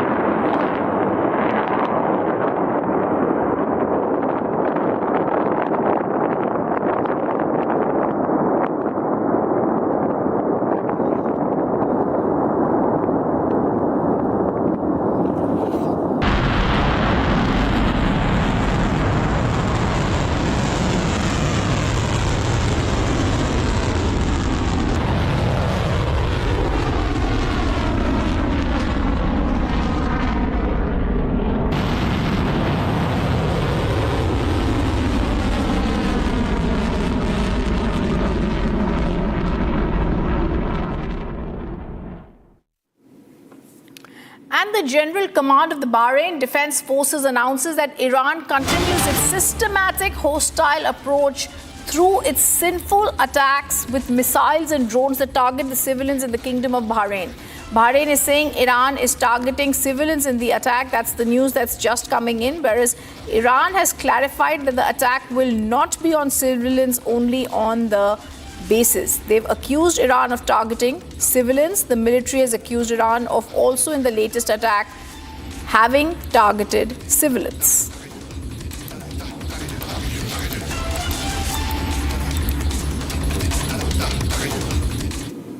Viewers, explosions are heard near Iran's southern Bandar Abbas and Qashim Island. Iranian media says explosions are reported in Bandar Abbas.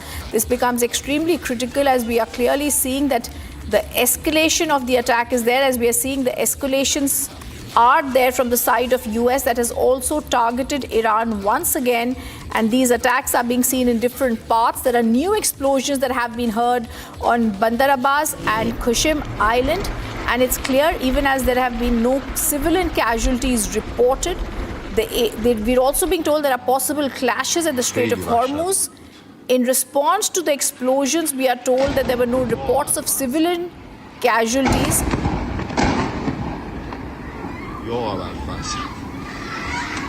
The explosions came amid the escalating tensions. There are two powerful blasts in Bandar Abbas that were seen early today morning. Remember, Iran is also retaliating with missile and drone attacks targeting US military facilities in the regional countries. And they accuse Washington of repeatedly violating their 17th of June Memorandum of Understanding. US President had earlier declared that memorandum as over.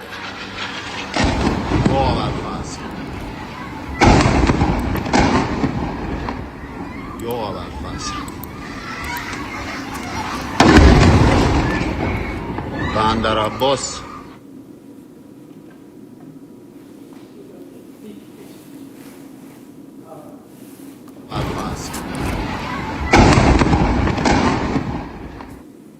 Typhoon Bavi made a powerful landfall in eastern China's Zhejiang province, packaging maximum sustained winds of 144 kilometers per hour. Regarded as the strongest storm to hit the Chinese mainland this year, Bavi triggered massive evacuations, forcing nearly 2 million people out of high-risk coastal regions into emergency shelters.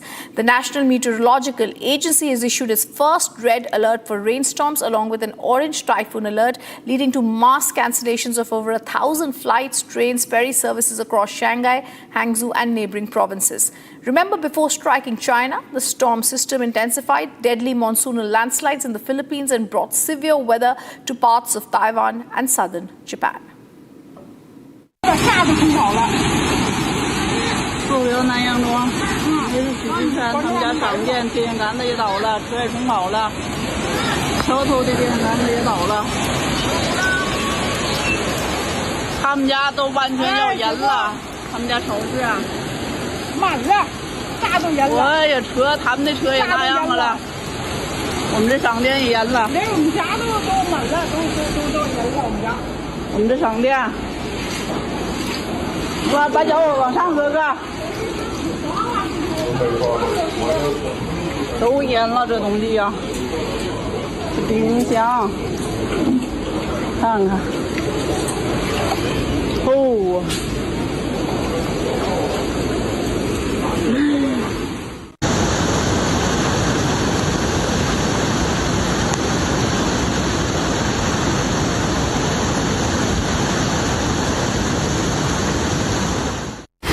蓟县啊，看见水，蓟县，哎。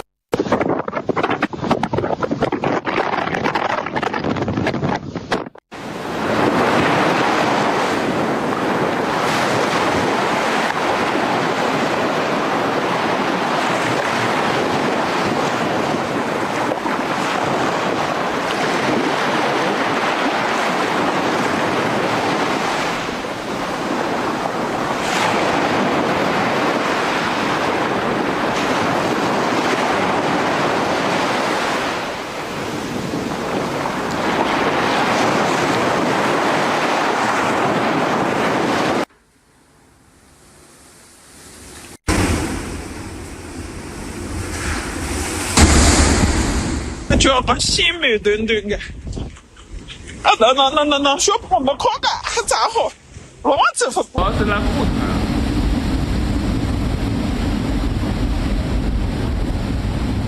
還有一個角，好像另一個角是來護。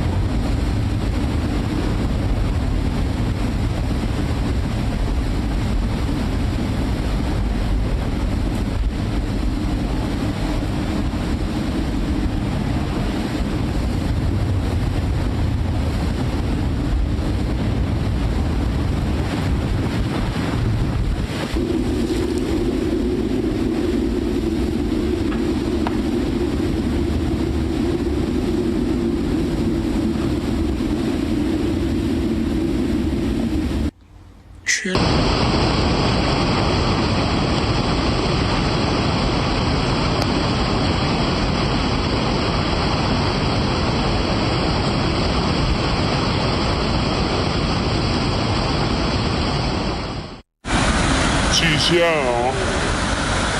看见谁？极限！我老是叫你嗨。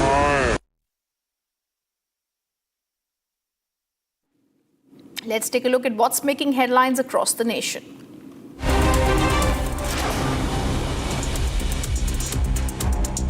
Eggs were allegedly thrown at former TMC candidate Tirthankar Ghosh while he was being escorted out of Karda police station. Police have intervened to prevent any escalation. Security has been tightened in the area.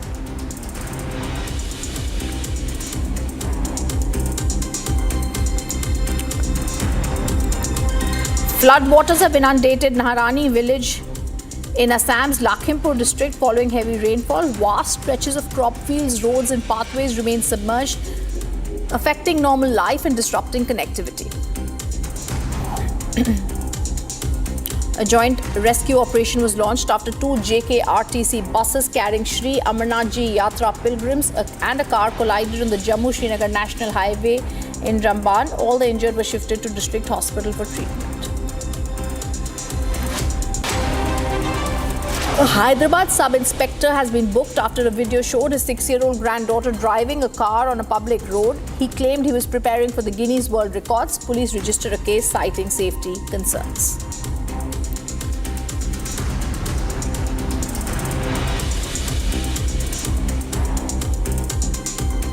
And now the Supreme Court's nationwide mediation initiative. They are taking this initiative in the case of Gyanvapi and other such cases where the court administration is inviting parties to explore an amicable settlement before a special Lok Adalat. Both the Hindu plaintiffs and the Muslim mosque management bodies have rejected the proposals, informed the court and the legal service authorities. They want the disputes declared through the regular judicial process instead of mediation. However, it's an important initiative that has been now taken by the top court of the country to try and ensure that there is some consensus reached in these cases. It's also similar to what had been done earlier. I want to go across to my colleague Sarthak. There is no breakthrough in the three cases in the pre-litigation mediation attempts in lower courts since 21st of April. A notice was sent to the Muslim and Hindu parties. However, now Supreme Court is sending the Gyanvapi case, the Mathura Sambhal disputes for out-of-court settlement in August. What are the details that you've picked up?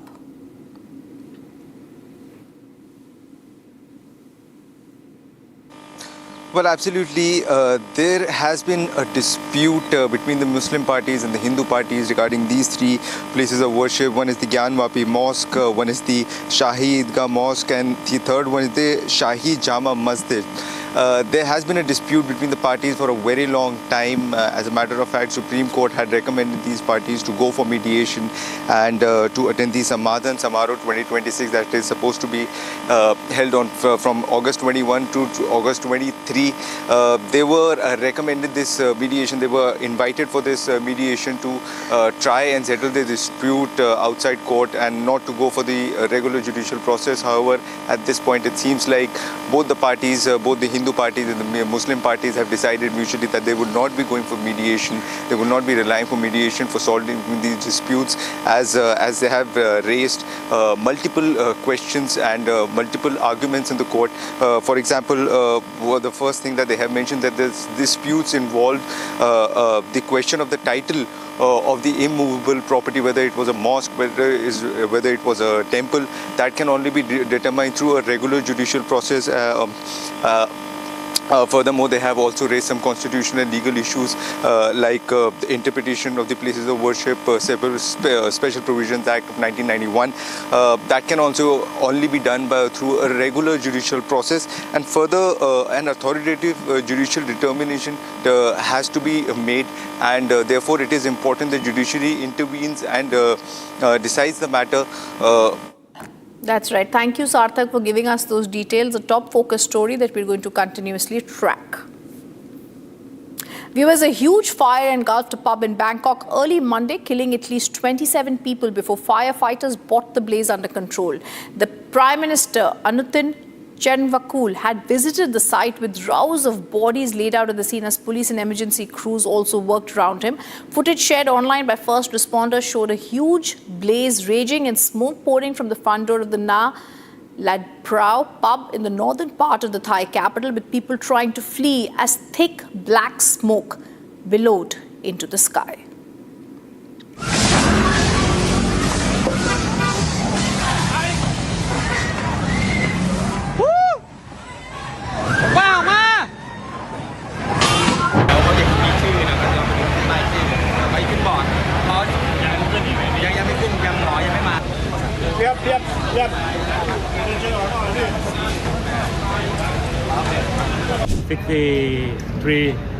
People injured. คลิปวิดีโอแล้วก็แบบไฟมันลุกค่อนข้างไวมากก็เลยแบบเป็นห่วงที่ทำงานว่าลูกชายก็เลยแบบรีบมาดูก็ค่อนข้างตกใจค่ะ ถ้าในเมื่อเข้าไปเอาเป็นว่าประสบการณ์ที่ผมเข้าไปก็คือโต๊ะมันก็ไม่ไหม้ปกติมันเป็นแค่เขม่าลงมาบนโต๊ะแค่นั้นเองซึ่งโต๊ะมันก็เป็นไม้เป็นเชื้อเพลิงอย่างหนึ่งเลยใช่ไหมครับพอมันเป็นเชื้อเพลิงเนี่ยมันต้องไหม้ถูกไหมแต่สิ่งที่ผมเห็นนะมันจะไหม้เลยข้างบนด้านหลังทางซ้ายห้องน้ำอ่ะมันถูกมันมีทางออกอยู่ซึ่งออกมาแล้วมันจะอยู่หลังร้านไอโปรสีชมพูเนี่ยครับมันจะเป็นลานกว้างๆเลยแต่เขาทางหน้าประตูเขาเขียนติดป้ายไว้ว่าเฉพาะเจ้าหน้าที่นะครับซึ่งมันถูกล็อกไว้ด้วยกลอนสน.พหลโยธินแล้วท่านจะทราบรุ่นน้องที่เป็นนักร้องอะค่ะแล้วก็มีนักดนตรีหลายคนเลยค่ะที่ตอนแรกสูญหายค่ะเพราะว่าทราบตอนแรกก็คือติดต่อใครไม่ได้เลยรู้แค่ว่าไฟไหม้แล้วรู้ว่าเพื่อนเล่นอยู่ที่นี่ก็เลยพยายามติดต่อเพื่อนๆที่อยู่ที่นี่ค่ะทีนี้มันจากคำบอกเล่าที่อยู่ข้างในก็คือว่าตอนไฟมันขึ้นมันมืดหมดเลยค่ะไฟดับหมดเลยแล้วก็มีแต่ควันเนี่ยก็คือมันก็มองหากันไม่เจออะไรเงี้ยไม่มันเป็นคนนักร้องเลยมันกำลังขึ้นร้องเลยI asked one musician that happened to be on the stage when the incident took place. He said that there was a fire at the cutout switch, and after that things happened very quickly, and there was blasting, and everybody tried to flee themselves from the smoke.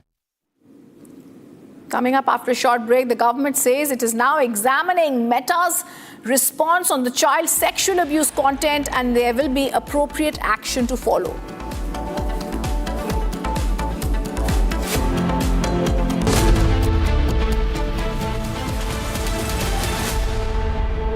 चमकी चाट से क्या बना है? Sandwich लस्सी और छाछ।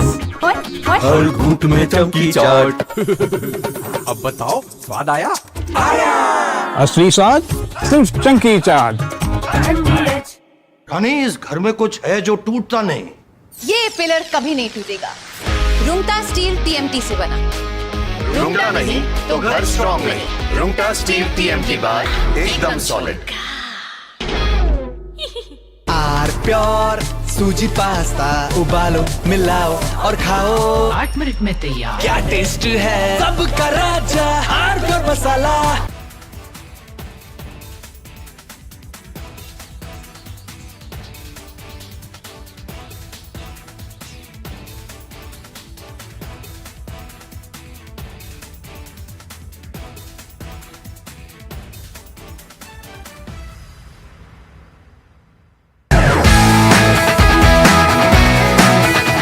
Rosa podcast wants to know. But I'm seeing a very soft version of Arnab. What did you expect? A mad guy shouting at the screen. I can't shut up.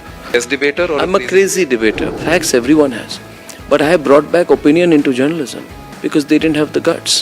I had the guts, I had the freedom, I had the intellect. I gave it my best shot. I still do it. There's no sense of how much money you want to make. No. It was always how much can you do. I used to be really proud seeing my father in uniform. I realized my father was doing something greater than his own job. If you were to again go back and look at from where you started as a journalist, So much. A junior Rahul would have spoken to a junior Arnab. Which Rahul?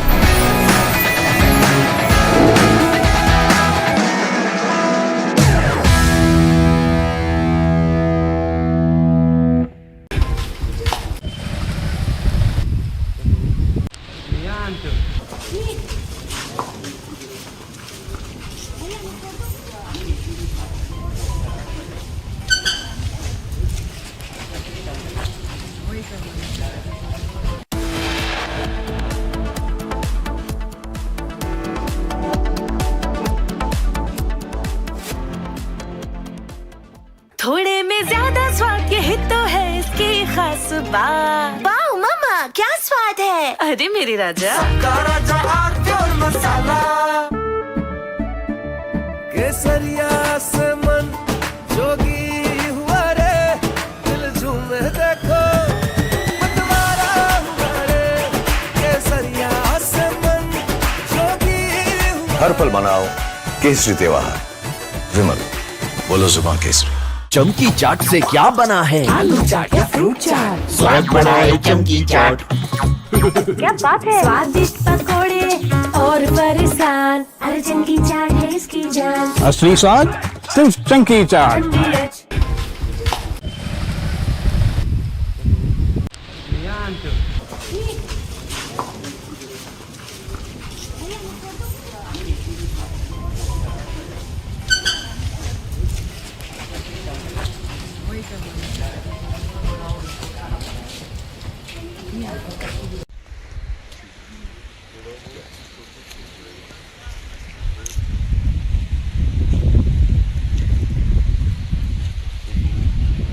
की घटना है, मैं यही घटनास्थल भी आया हूँ। जो रात में घटना घटी उसमें महिला घर में अकेली थी। हाँ, रात में 2-3 बजे की घटना है, मैं यही घटनास्थल भी आया हूँ। जो रात में घटना घटी उसमें महिला घर में अकेली थी, उसके बच्चे बाहर थे, पति उसका परेशान जो है डेथ हो गई है।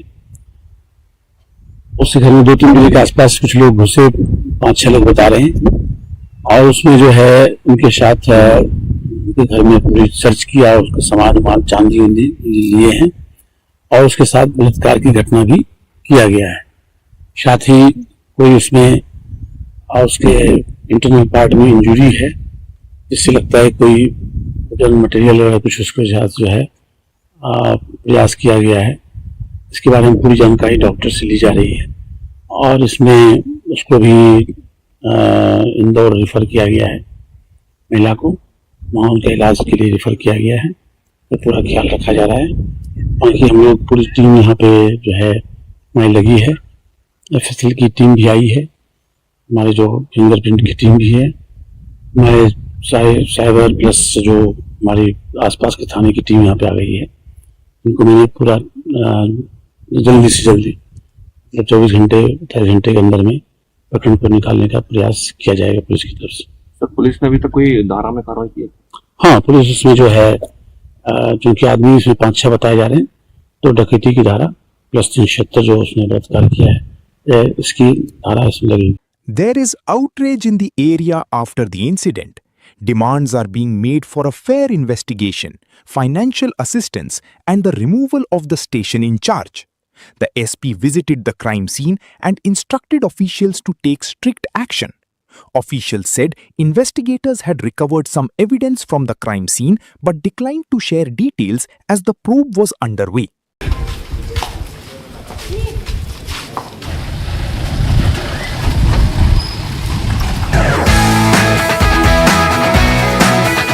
Rosa podcast wants to know. But I'm seeing a very soft version of Arnab. What did you expect? A mad guy shouting at the screen. I can't shut up.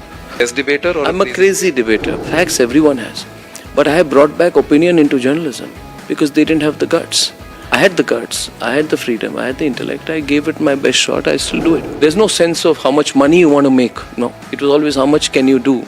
I used to be really proud seeing my father in uniform. I realized my father was doing something greater than his own job. If you were to again go back and look at from where you started as a journalist, so much. a junior Rahul would have spoken to a junior Arnab. Which Rahul?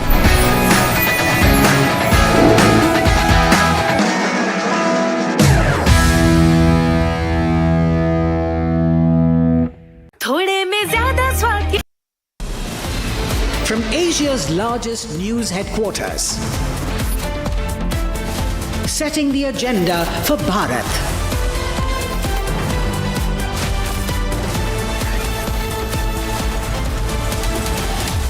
You're watching Republic.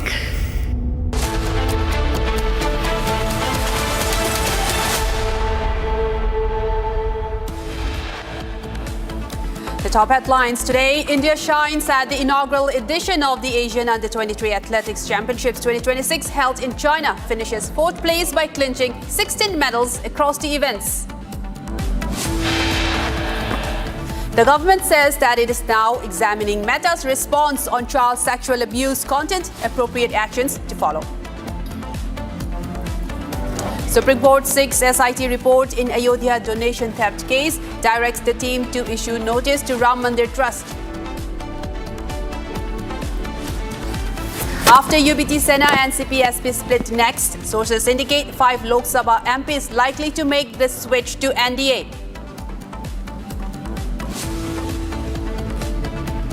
US strikes hit central Iranian region, hits air defense systems, coastal radar sites, missiles and drone capabilities along with small boats. Iran launches eye for an eye operation after fresh US strikes, targets US bases across Kuwait, Jordan and Bahrain. BJP sends legal notice to Jammu and Kashmir Chief Minister Omar Abdullah on 30 crore charges, demands unconditional apology.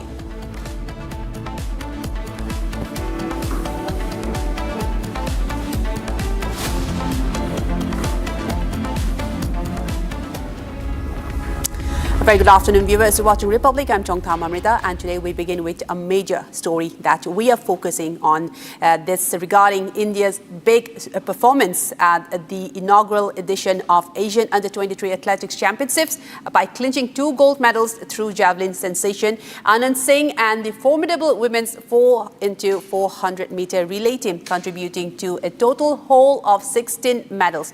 The tally also includes 4 silver and 9 bronze medals. The athletes are expected to arrive in India tomorrow. Let's take a look at this full report and look at India's performance at the Athletics Championships.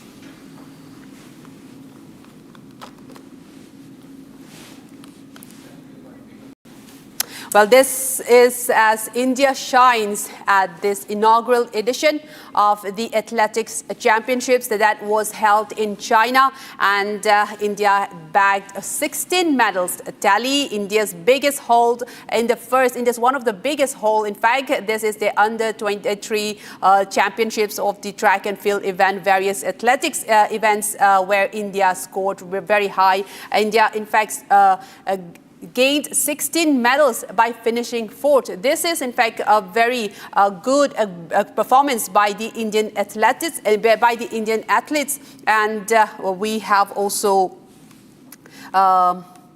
one of the biggest tally in very recent times in the global stage by India. And we are also getting reports that javelin sensation Anand Singh has also clinched 2 medals there, and also the formidable women's 4x400-meter relay team, one of the shining performances of the event, Asian Athletics, that was held in China. India truly shined at the event, one of the biggest performances that India has been showing so far.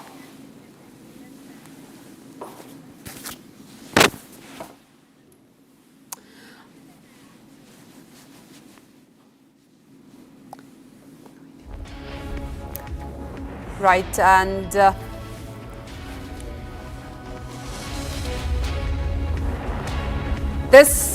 tally that India has in fact scored also includes 4 silver and 9 bronze medals, and the athletes are expected to arrive in India tomorrow after finishing 4th, and this was one of India's biggest tally haul in recent times in global stage in athletics. That is, these are Indian athletes under 23 event, the inaugural event that was held in China. India bagged 16 medals in total. India also scored a very good performance in javelin, 2 gold medals in javelin by the sensation Anand Singh and the formidable women's 4x400-meter relay team, contributing to a total whole of 16 medals. And the total tally also includes 4 silver as well and 9 bronze medals. In fact, a very huge and shining performance by the Indian contingent at the Asian Athletics Championship under 23 that was recently concluded in China. And the team is set to arrive tomorrow back in India after making the country proud, after flying the national flag high at the global stage.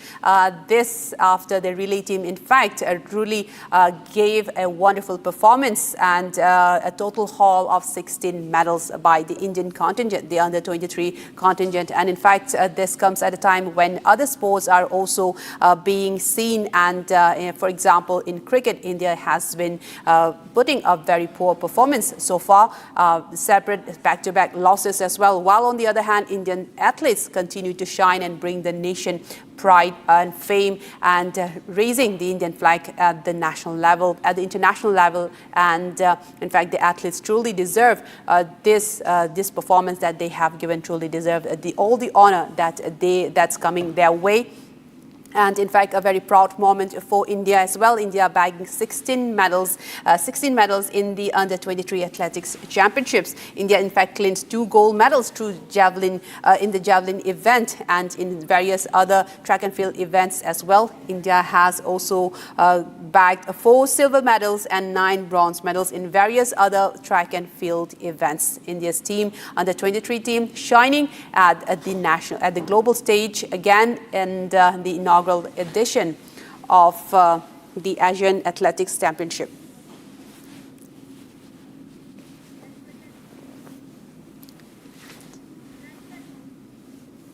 Now we also have Republic also spoke to one of the athletes there, and let's listen to this statement, that the exclusive statement that was given to Republic.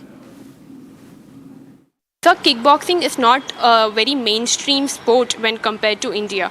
So how do you look, and what do you think are the necessity measures that can be taken to save kickboxing and develop it into a mainstream media? I think in India they are giving priority to some games only. When they are giving preference to and encourage the kickboxing infrastructure, coaches and good academies, then kickboxers also win medals in international level, world level. This is a very, very important. I won gold medal in World Cup and 2 international medals, but still also I am struggling.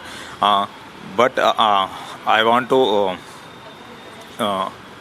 request to encourage kickboxing with the good infrastructure and academies and everything, etc.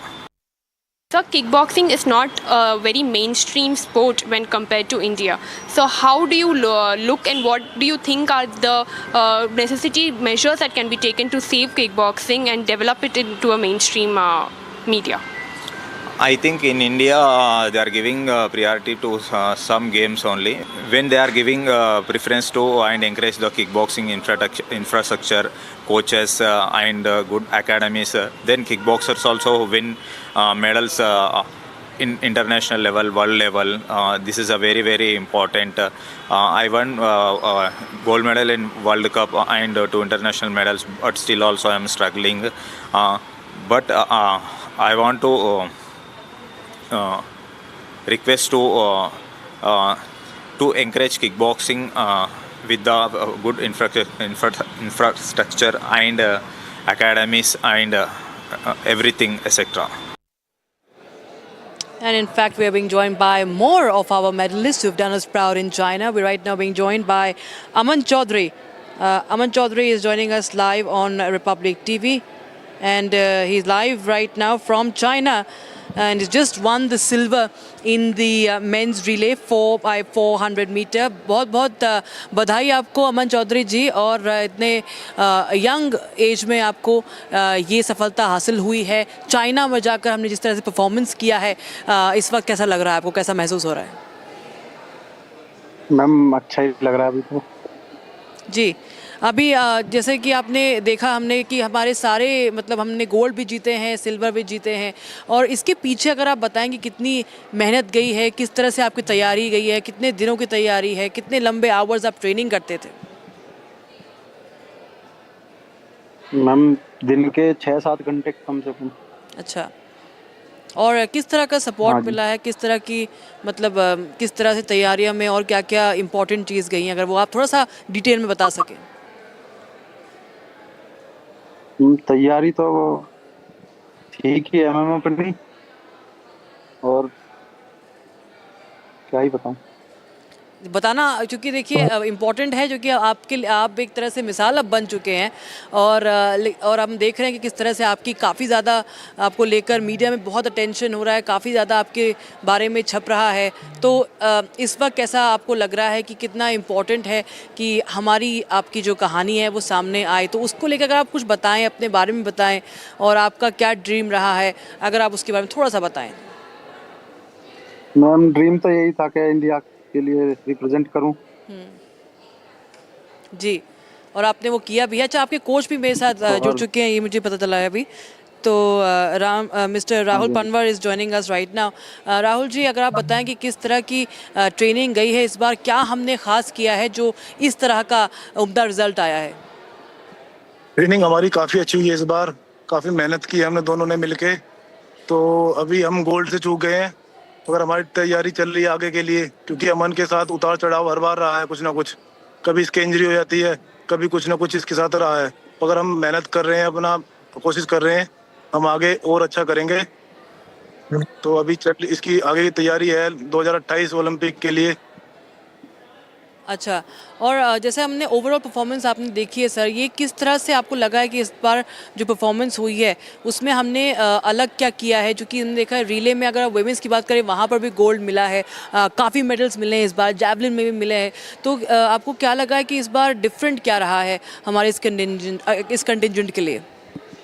ये हमारे athletics में धीरे धीरे हर ही मतलब senior में भी और junior में भी इम्प्रूव हो रहा है हर तरीके से। इसमें बहुत बड़ा रोल हमारी AFI फेडरेशन का भी है, जो अलग अलग तरीके के कोर्स हमें प्रोवाइड करा रही है, कैंप करा रही है, जिससे हम भी इंटरनेशनल लेवल की नॉलेज अपने बच्चों को प्रोवाइड करा पा रहे हैं। जैसे मैं दिल्ली गवर्नमेंट में कोच हूँ, तो मैं भी उन कोर्सेज को यूज करके बाहर की जो इंटरनेशनल में टेक्निक आ रही है, तो उनको मैं भी फॉलो करके अपने इम्प्रूव करा रहा हूँ बच्चों को, स्टूडेंट को।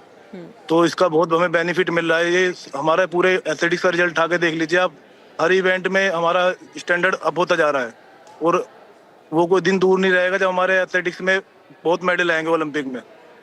एब्सोल्युटली। और अगर हम देखें ओलंपिक्स की बात आपने करी, बहुत महत्वपूर्ण है वो, और उसको लेकर हमने इनफैक्ट राधा कृष्णन सर से कुछ देर पहले बात की थी। तो कॉमनवेल्थ गेम्स भी बहुत इंपॉर्टेंट है उस लिहाज से अगर देखा जाए तो ओलंपिक्स भी बहुत इंपॉर्टेंट है। और हमने कई दशकों से देखा है कि भारत कहीं ना कहीं स्ट्रगल करता रहा है अगर हम बात करें एथलेटिक्स में। लेकिन जब हमने देखा कि एथलेटिक्स में इतने सालों बाद नीरज चोपड़ा जी हमारे लिए एक मेडल लेके आए, तो उसके बाद काफ़ी उम्मीदें जाग गई। उसके बाद तमाम हमने वर्ल्ड टूर्नामेंट्स में देखा है कि हमारे एथलेटिक्स में भी काफ़ी ज़्यादा सक्सेसफुल हम पाए जा रहे हैं, इनफैक्ट ट्रैक एंड फील्ड में भी। तो आपको लगता है कि और भी कुछ किया जा सकता है अगर आप बात करें जिस तरह का सपोर्ट एंड अपॉर्चुनिटीज़ क्या कुछ मिल सकती हैं सो दैट कि पूल जो हो वो और भी बड़ा हो जाए वर्ल्ड इवेंट्स के लिए? ये सबसे बड़ी जो मुझे लगता है ना, जो ग्रास रूट लेवल पे है वो सुविधा बढ़नी चाहिए हमारे इधर खिलाड़ी जो इंटरनेशनल हो जाता है तो उसको सब चीज मिलती है, मगर ग्रास रूट लेवल पे उसको वो सुविधा नहीं मिल पाती जो उसको बहुत जरूरी है, क्योंकि हमारे एथलीट ग्रास से ही बनते हैं। वो मतलब स्टार्टिंग में उनको अच्छे कोच मिल जाए तो उनको सही गाइडेंस मिल जाती है, क्योंकि हमारे इधर कोच बहुत हैं मगर टैलेंट किलर भी बहुत हैं जो बच्चों का बचपन में टैलेंट किल करते हैं। तो उनको अच्छा कोच मिलेगा तो वो सही गाइडेंस करेंगे। तो आपको लगता है कहीं ना कहीं टैलेंट स्काउटिंग में इश्यूज हैं या इंफ्रास्ट्रक्चर में भी इश्यूज हैं? किस तरह के इश्यूज हैं? धीरे धीरे इंफ्रास्ट्रक्चर बढ़ रहा है, मगर पर हमारे जितना हम चाह रहे हैं, एक्सेप्ट कर रहे हैं, उतना हमारा इंडिया बहुत बड़ा है तो उतना हमें नहीं मिल पा रहा सभी को। अच्छा, तो ये ग्रास रूट लेवल पे, डिस्ट्रिक्ट लेवल पे हमें कैंप लगने चाहिए, स्कॉलरशिप मिलनी चाहिए, जिससे बच्चों को मोटिवेशन मिले और वो आगे खेलने बढ़े। क्योंकि अभी बहुत हमारे जॉब बहुत कम है स्पोर्ट्स में।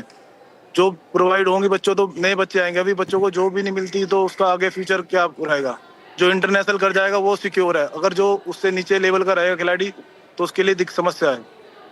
तो आप कह रहे हैं कि ज़्यादा मोटिवेशन, ज़्यादा इंकरेजमेंट, ज़्यादा सपोर्ट चाहिए जो अभी जैसे कि अभी हम बात करें, अमन की बात कर लें, और जो भी ये अंडर 23 तो काफ़ी यंग है, तो इनके लिए ज़्यादा सपोर्ट चाहिए, आप ये कहना चाह रहे हैं? सपोर्ट चाहिए बहुत ज़्यादा, बिना सपोर्ट के कुछ नहीं हो पाएगा।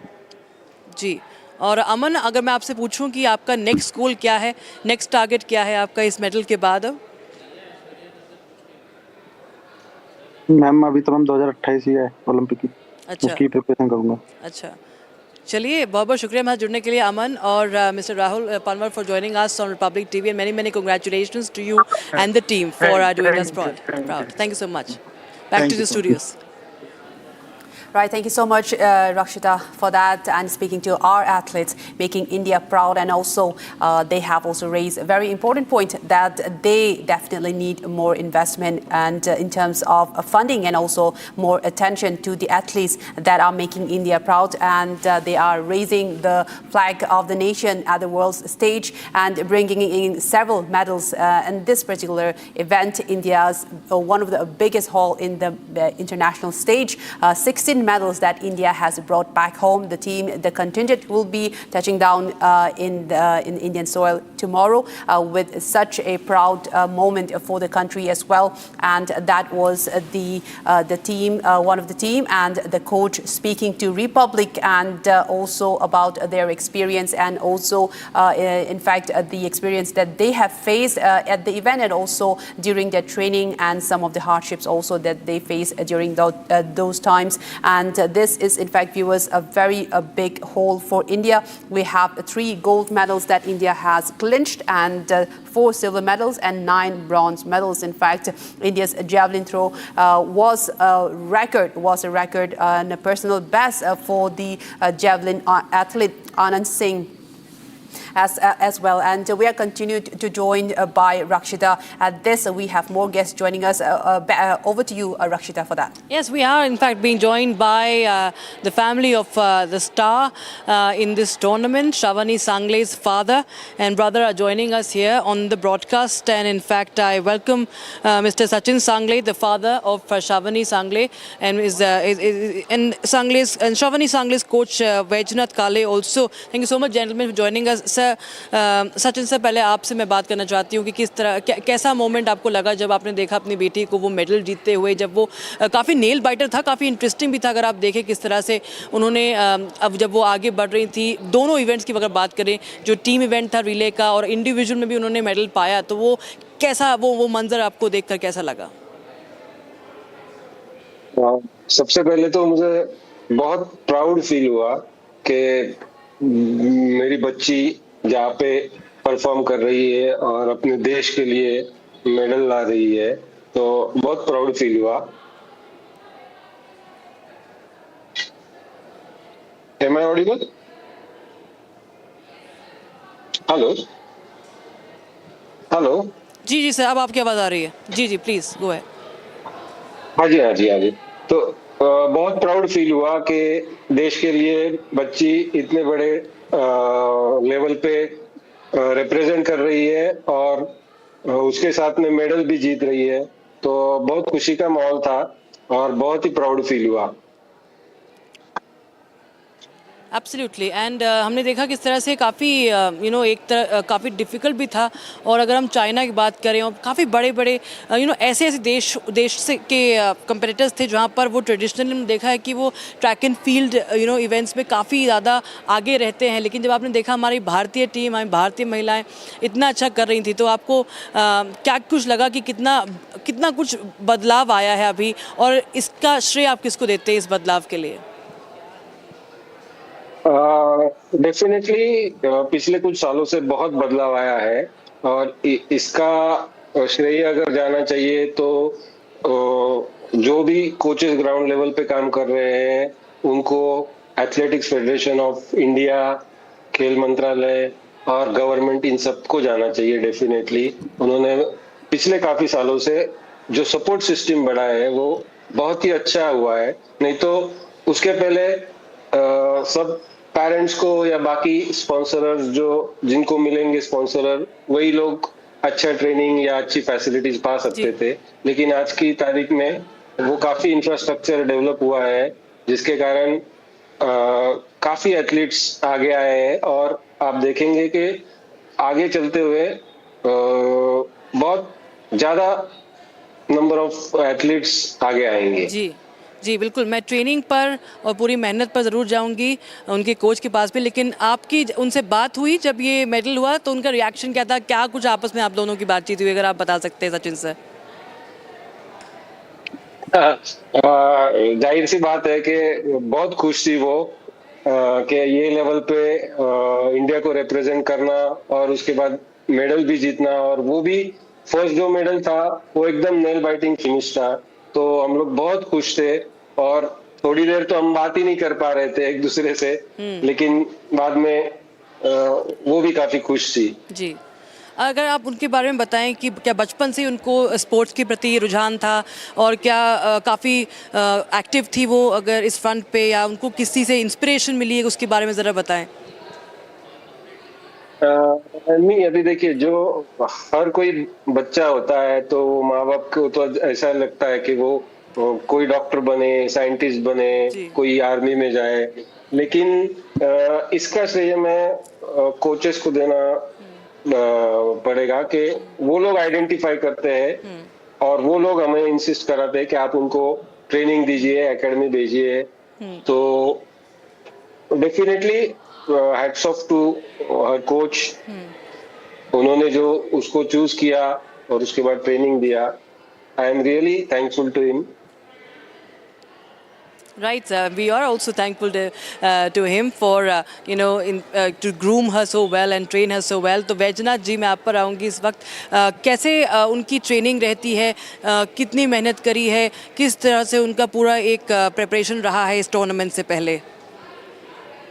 जी थैंक यू सो मच। जैसे आपने कहा, ट्रेनिंग प्रोग्राम जो रहता है ये कंपटीशन के लिए पिछले दो साल से हम मेहनत कर रहे थे। उसका मॉर्निंग और इवनिंग सेशन मिला के 5-6 घंटे उनका ट्रेनिंग सेशन रहता है और पेरेंट्स का भी बहुत अच्छा सपोर्ट है। एथलीट उस हिसाब से मेहनत कर रहे हैं और हमें उसका श्रेय और फल मिल रहा है। और डेफिनेटली ये नया भारत है और नए भारत की तरह ही उन्होंने अंडर-23 एशियन चैम्पियनशिप में शुरुआत की और चाइना में उन्हीं को टीम को जाके बीट करके गोल्ड मेडल हासिल किया। जी, और हमने देखा किस तरह से जो चेज़ हमने देखी, स्पेशली जो चाइनीज़ कंपेटिटर थी, साथ में उनकी जो चाइनीज़ एथलीट थी, वो हमने देखा काफ़ी इंटरेस्टिंग मोमेंट था, काफ़ी उसमें नर्वसनेस भी कहीं ना कहीं हुई होगी आपको वो देखते वक्त, लेकिन क्या स्ट्रैटेजी थी अगर आप उसके बारे में बताएं, और उसके बाद कैसा लगा, what really worked if you can tell us in that event when India clinched the gold? Yeah, it's really good question. It's not about only physical training. ये mental training है, mental toughness की training है. आपने देखा होगा कि जहाँ पे नियर अबाउट 10-15 मीटर का लीड था, वो लीड काट के हमें उनको बीट करने के लिए वहाँ पे सिर्फ फिजिकल ट्रेनिंग काम नहीं आती. उस टाइम पे आपका मेंटल टफनेस काम आता है. तो नेवर गिव अप का जो मेंटल थॉट रहता है, वो आपको जीत के करीब लेके जाता है. और वही श्रावणी ने जो उसको सिखाया गया था, उस हिसाब से ही इम्प्लीमेंट किया और देश को एक गोल्ड में तब्दील कर दिया, सिल्वर को. आई थिंक आपने एक लाइन में बता दिया, नेवर गिव अप स्पिरिट जो है वो हमारे एथलीट्स में है, जो हमने देखा कि इतनी उम्दा प्रदर्शन हमने करके दिखाया, इसीलिए. But thank you so much sir, both of you, Sachin sir and Vaijnath ji, बहुत बहुत शुक्रिया हमारे साथ जुड़ने के लिए Republic TV. We hope to interact soon with you on more such stories, more such achievements. Thank you so much. And with that, viewers, we seem to a very, very short break, but we continue to bring you the stories and conversations with our champions, and also on the other side, we bring you other stories. The Supreme Court has also sought the SIT report and also had given a notice to the government, to the trust. We'll get you more on that. Stay tuned.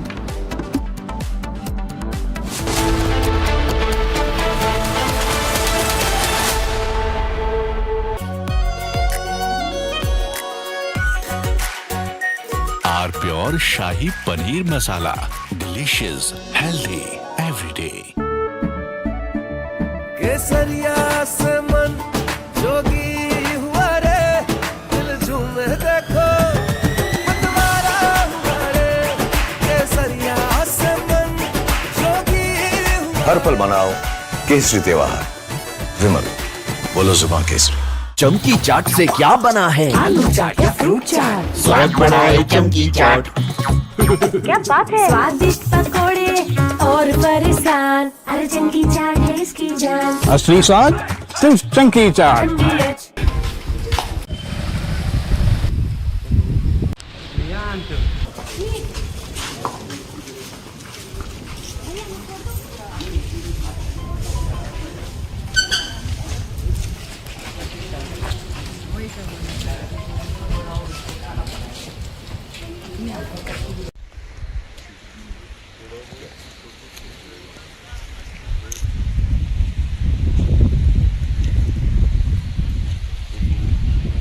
की घटना है, यही घटनास्थल भी आया हूँ. जो रात में घटना घटी उसमें महिला घर में अकेली थी. हाँ, रात में 2-3 बजे की घटना है, यही घटनास्थल भी आया हूँ. जो रात में घटना घटी उसमें महिला घर में अकेली थी. उसके बच्चे बाहर थे. पति उसका परेशान जो है डेथ हो गई है. उसके घर में 2-3 बजे के आसपास कुछ लोग घुसे, 5-6 लोग बता रहे हैं, और उसमें जो है उनके साथ उनके घर में पूरी सर्च किया, उसका सामान चांदी उंदी लिए हैं, और उसके साथ बलात्कार की घटना भी किया गया है.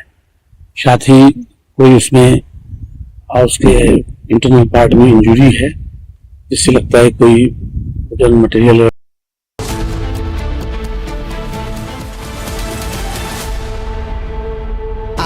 प्योर सूजी पास्ता उबालो, मिलाओ और खाओ. 8 मिनट में तैयार. क्या टेस्ट है, सबका राजा आर प्योर मसाला.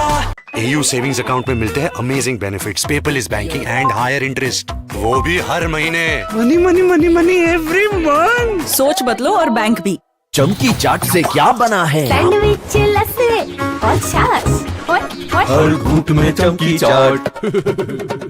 ड्राई फ्रूट और दही बड़े. चमकी चाट से स्वाद बढ़े. असली स्वाद सिर्फ चमकी चाट.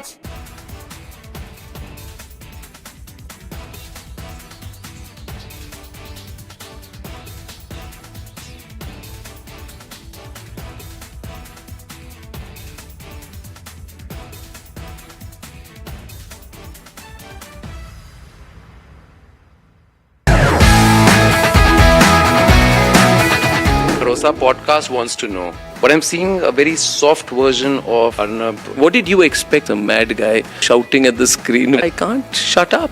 Best debater or I'm a crazy debater. Facts everyone has. But I have brought back opinion into journal with my best shot. I still do it. There's no sense of how much money you want to make. No. It was always how much can you do. I used to be really proud seeing my father in uniform. I realized my father was doing something greater than his own job. If you were to again go back and look at from where you started as a journalist, so much. A junior Rahul would have spoken to a junior Arnab. Which Rahul?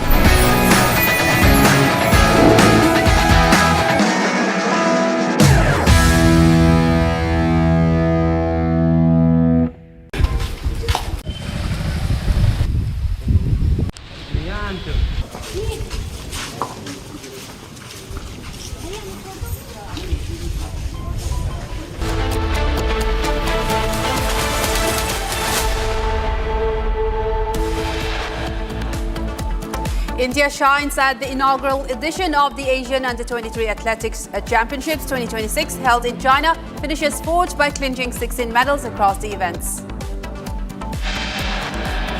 The government says that it is now examining Meta's response on child sexual abuse content, appropriate actions to follow. Supreme Court seeks SIT report in Ayodhya donation theft case, directs the team to issue notice to Ram Mandir Trust. After UBT Sena and CPSP split next, sources indicate 5 Lok Sabha MPs likely to make the switch to NDA. US strikes central Iran, hits air defense systems, coastal radar sites, missiles and drone capabilities, along with small boats. Iran launches I-4NI operation after fresh US strikes, targets US bases across Kuwait, Jordan and Bahrain. BJP sends legal notice to Jammu and Kashmir Chief Minister Omar Abdullah on 30 crore charge, demands an unconditional apology.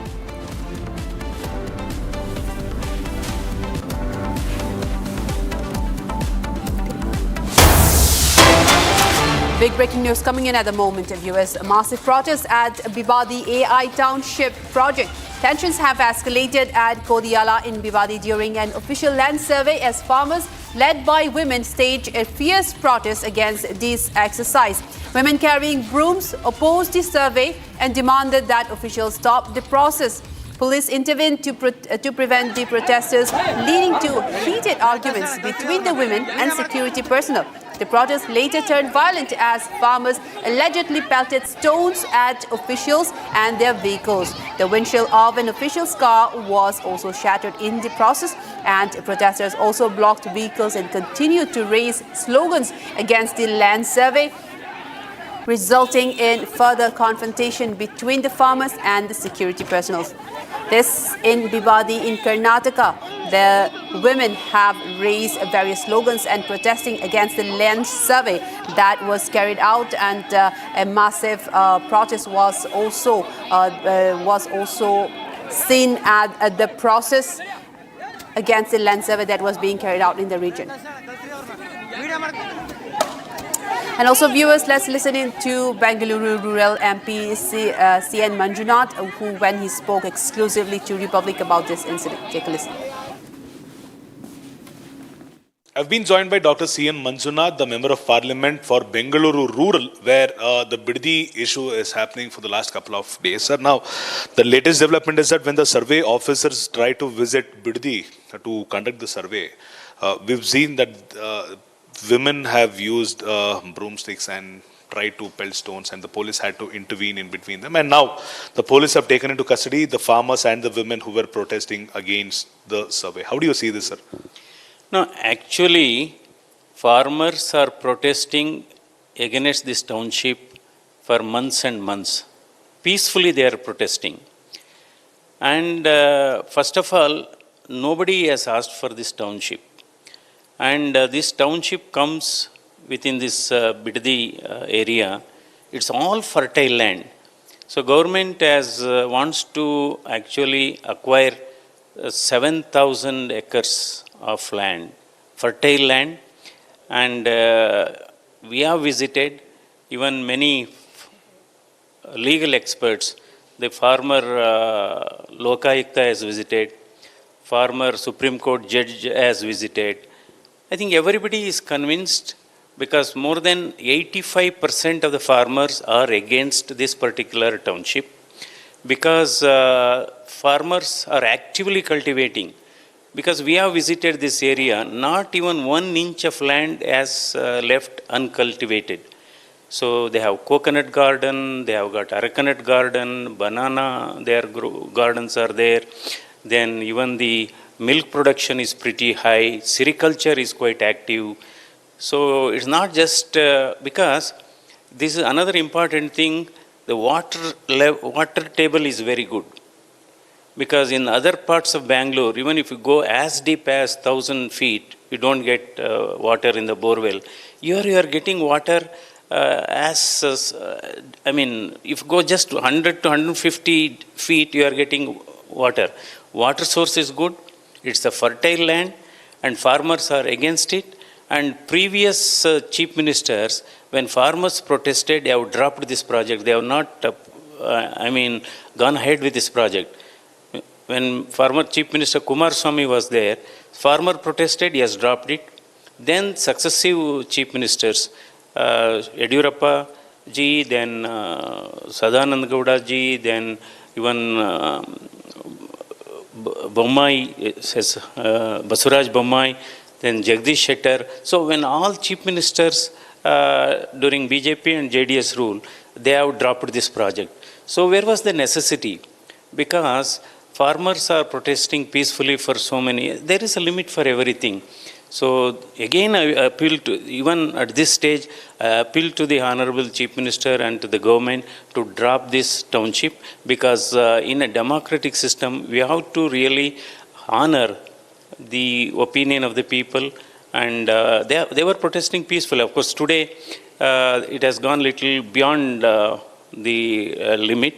So I appeal to the farmers to continue protesting peacefully, and they should not resort to any aggressive methods of protest. And now I'm joined by my colleague Abhishek, who has more information on this. Abhishek, can you give us a brief background on the particular AI township project and who is behind this project, who has initiated this, and was there permissions that was obtained from the local farmers? Because we are now seeing that a huge protest, they are now protesting against this project. Tell us more on this. Like what we heard from Dr. C.N. Manjunath, the MP who is representing Bengaluru Rural, it was Kumaraswamy, the union minister who was presently serving in Modi's cabinet. He was the chief minister of Karnataka back then when he planned to start a township in Biddi. But after farmers resorted to a no-show, or farmers very clearly mentioned the fact that they wouldn't have any livelihood if the township emerges in Biddi, and that is when Kumaraswamy, along with various other successive chief ministers, quit this project. It was D.K. Shivkumar, the current sitting chief minister of Karnataka, who very clearly mentioned the fact that no matter what, he will take into consideration the opinion of the farmers around Biddi. And he will continue with the project. He wouldn't go by the political oppositions, but he will continue with the Biddi Township project, or the AICT, as he had planned, is what he had previously mentioned. For the last couple of months, thousands of farmers located in and around Biddi have protested against this AI city or the Biddi Township. And today, it was a day where the farmers had to just go beyond their limits. They started pelting the stones at the officials who had come there to start the survey. They have used the broomsticks on the vehicles which was carrying the surveyors. And at this point of time, Dr. C.N. Manjunath, the MP, has also requested the farmers not to resort to any violent means, and he urges them to continue with a peaceful protest like how they've been doing for the last couple of months. On the other hand, he also mentions the fact various other political parties, be it BJP or be it JDS, have mentioned the fact that taking away the land from the farmers is not only grabbing their lands and recompensating them with the money, but the government will be taking away their livelihood for the next couple of generations. Once the township emerges, the cattle and the greenery land will be lost, and this doesn't seem to be practical. And he doesn't want the government to go against the opinion and the feelings of the farmers, because the farmers are the backbone of the country is what Dr. C.N. Manjunath along with various other political leaders claim as of now. But we will have to see how this proceeds because the farmers have been taken into custody by the local police and we've seen some of the political leaders who have already reached that location to show their support to the farmers who are on the protest as of now. But this might continue on a bigger note because it was BJP MLA and BJP MLA who had previously mentioned that there might be Golibar happening because of the move of DK Shivkumar or because of the move of the government. But will the government take a step back and make sure that this project doesn't harm the livelihood of the farmers in Biddi, or will they continue with the Biddi township and let any other thing happen in the state of Karnataka is the question which has to be answered over a period of time. And we are awaiting the response from DK Shivkumar, the sitting chief minister, as to what might have happened today in Biddi and how he sees that as the chief minister. And will there be a hold to Biddi's township because various other MLAs and ministers of the cabinet of DK Shivkumar had mentioned the fact that the government shouldn't go against the feeling of the people. Well, in fact, this is in fact a very big development and those are very good inputs, and we'll continue to track this update because this is a huge protest and we can see that the farmers are rejecting this as well, and the manner of how it was, it came into effect. In fact, this was a land survey that was carried out and met with a massive protest. Now, viewers, with that, we move on to another story. I'd like to thank my colleague for joining us for that story. Now, a huge fire also engulfed in a pub in Bangkok early Monday that has killed 27 people before firefighters brought the blaze under control, and this was the official statement. Now, Thai Prime Minister Anutin has also visited the site with rows of bodies laid out at the scene as police and emergency crews worked around him. Now, footage shared online by first responders show a huge blaze raging and smoke pouring from the front door of the Na Lat Prao pub in the northern part of the Thai capital, with many people trying to flee as thick black smoke billowed into the sky. Take a look at this report for more.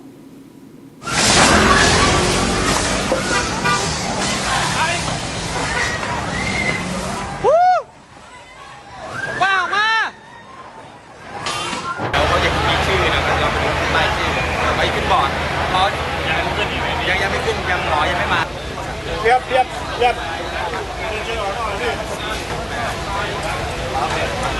53 people injured. เห็นคลิปวิดีโอแล้วก็แบบไฟมันลุกค่อนข้างไวมากก็เลยแบบเป็นห่วงที่ทำงานว่าลูกชายก็เลยแบบรีบมาดูก็ค่อนข้างตกใจค่ะ ถ้าในเมื่อเข้าไปเอาเป็นว่าประสบการณ์ที่ผมเข้าไปก็คือโต๊ะมันก็ไม่ไหม้ปกติมันเป็นแค่เขม่าลงมาบนโต๊ะแค่นั้นเองซึ่งโต๊ะมันก็เป็นไม้เป็นเชื้อเพลิงอย่างหนึ่งแหละใช่ไหมครับพอมันเป็นเชื้อเพลิงเนี่ยมันต้องไหม้ถูกไหมแต่สิ่งที่ผมเห็นนะมันจะไหม้ถึงข้างบนด้านหลังทางซ้ายห้องน้ำอ่ะมันถูกมันมีทางออกอยู่ซึ่งออกมาแล้วมันจะอยู่หลังร้านไอ้โคสีชมพูเนี่ยครับมันจะเป็นลานกว้างๆเลยแต่เขาทางหน้าประตูเขาเขียนติดป้ายไว้ว่าเฉพาะเจ้าหน้าที่นะครับซึ่งมันถูกล็อกไว้ด้วยกลอนสน.พหลโยธินแล้วท่านจะทราบรุ่นน้องที่เป็นนักร้องอะค่ะแล้วก็มีนักดนตรีหลายคนเลยค่ะที่ตอนแรกสูญหายค่ะเพราะว่าทราบตอนแรกก็คือติดต่อใครไม่ได้เลยรู้แค่ว่าไฟไหม้แล้วรู้ว่าเพื่อนเล่นอยู่ที่นี่ก็เลยพยายามติดต่อเพื่อนๆที่อยู่ที่นี่ค่ะทีนี้จากคำบอกเล่าที่อยู่ข้างในก็คือว่าตอนไฟมันขึ้นมันมืดหมดเลยค่ะไฟดับหมดเลยแล้วก็มีแต่ควันเนี่ยก็คือมันก็มองหากันไม่เจออะไรเงี้ยไม่มันเป็นคนนักร้องเลยมันกำลังขึ้นร้องเลย I asked one musician that happened to be on the stage when the incident took place. He said that there was a fire at the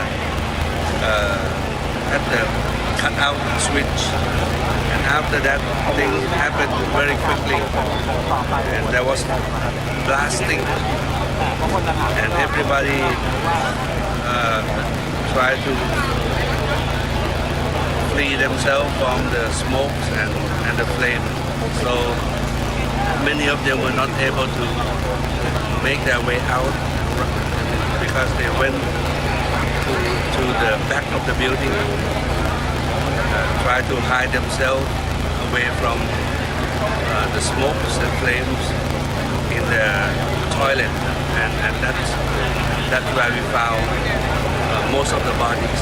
Right now, we have been able to bring the deceased bodies out. There are already 27 bodies. The rest were sent to hospitals already, and we are still checking their conditions.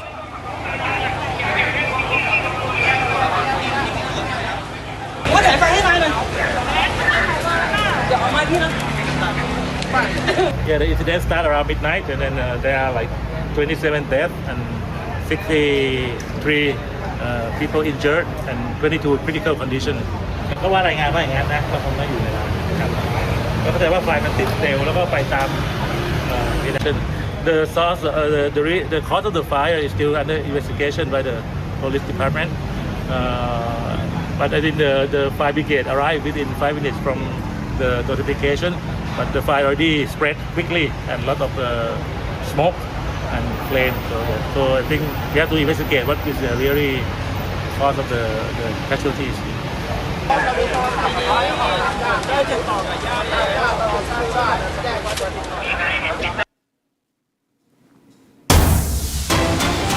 A major breaking news coming in at the moment. Yemeni media has reported that Sana'a International Airport was hit by several Saudi airstrikes.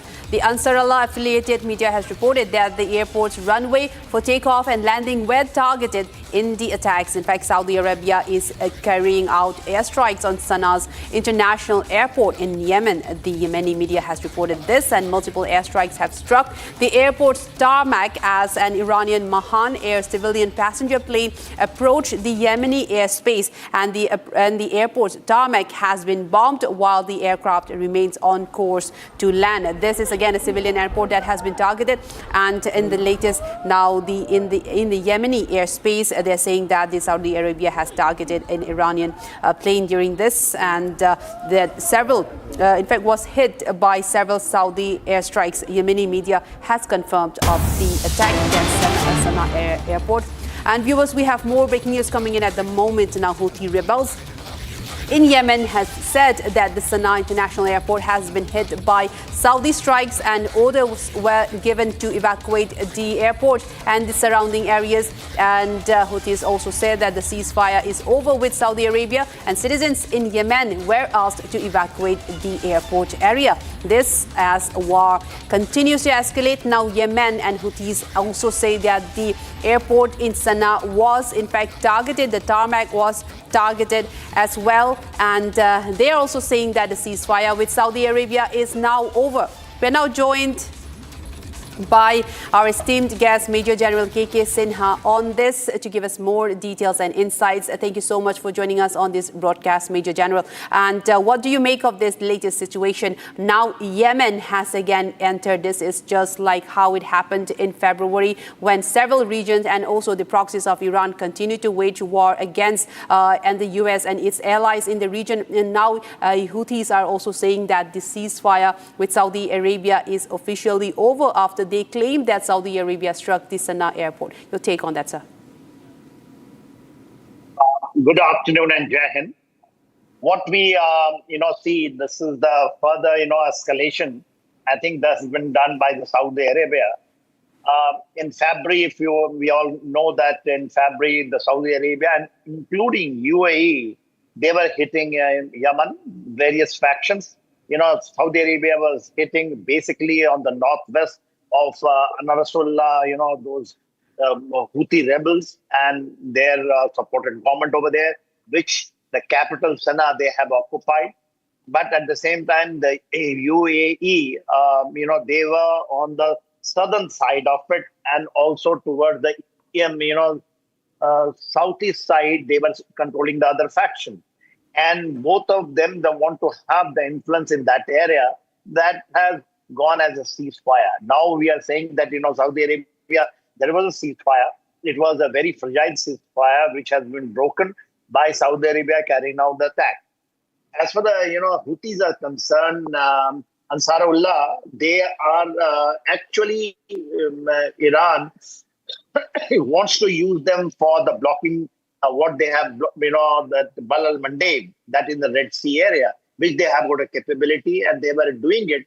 And this was not able to contained by United States of America, and including 12 nations coalition, which was there. It started somewhere in 2023 November onwards. They were not able to contain that, and they were very effective.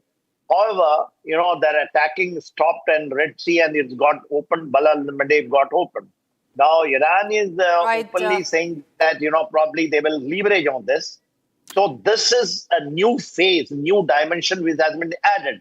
That Saudi Arabia and Saudi Arabia, along with it is the Pakistan is also involved in it, because one division they have sent it, and their air assets is also located over there in Saudi Arabia. That's right. Thank you so much for all of your inputs, Major General. Thank you so much. We have more breaking news coming in at this moment, and this happened in Nagaland as a suspected IED blast has been reported near Shukovi in Nagaland, and that have targeted a vehicle of the Assam Rifles. And in this blast, one remains fatal in critical condition, and at least 4 Assam Rifle personnel was injured. This in a suspected IED blast in Nagaland in Shukovi area, where an Assam Rifles personnel have been targeted in this suspected IED blast. Now we're joined by my colleague Anirudh, who has more details on this. Anirudh, give us more details, because this is, again, we are seeing that an IED blast has now been reported, where a Assam Rifle vehicle was targeted, where one remains injured. Tell us more into this. How did it happen? And was it a suspected ambush, or was the IED blast something unrelated? Can you tell us more on that? It is suspected to be an ambush carried out by some militant outfit in Shukovi area of Nagaland, close to Dimapur. And we are getting to know that though one Assam Rifle soldier has been killed in this blast, whereas 4 others were critically injured.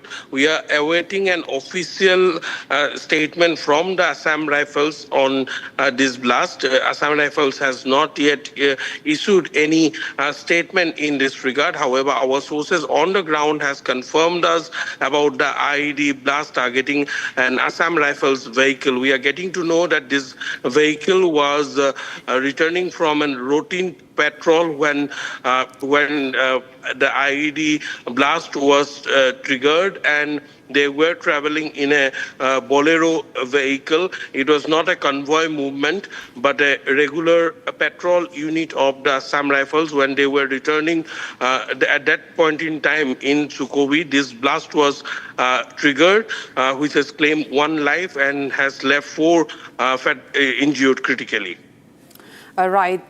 Then, in fact, Anirudh, very briefly, can you also tell us, has anybody come forward or any group come forward to claim any responsibility in this incident? So far, no group or outfit has claimed responsibility for this blast yet. The ground combing operation has been started. The entire area has been cordoned off. Additional security forces have been deployed in the area, and we are getting to know that combing operation in the nearby area has started as we bring in this report to our viewers' studio.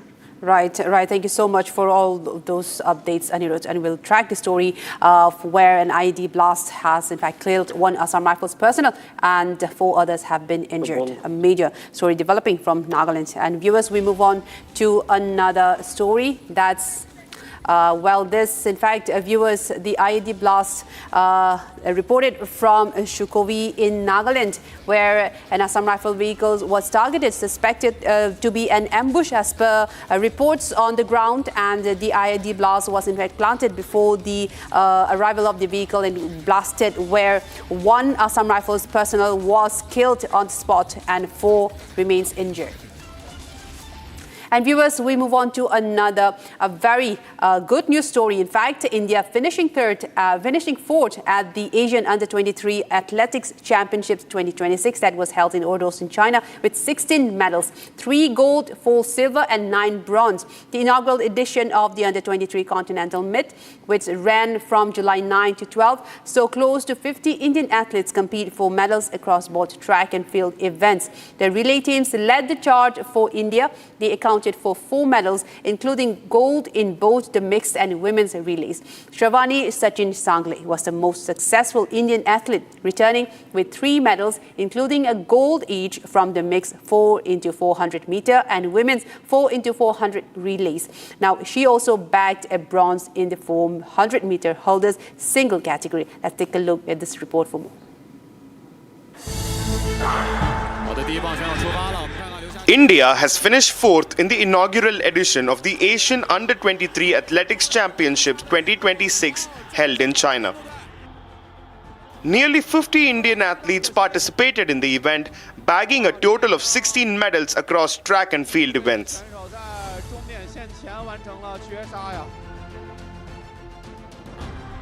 The relay teams led the charge for India, accounting for 4 medals. Shravani Sachin Sangle was the most successful Indian athlete, returning with 3 medals, including a gold each from the mixed 4x400 meters and the women's 4x400 meters relay. She also bagged a bronze in the 400 meter hurdles.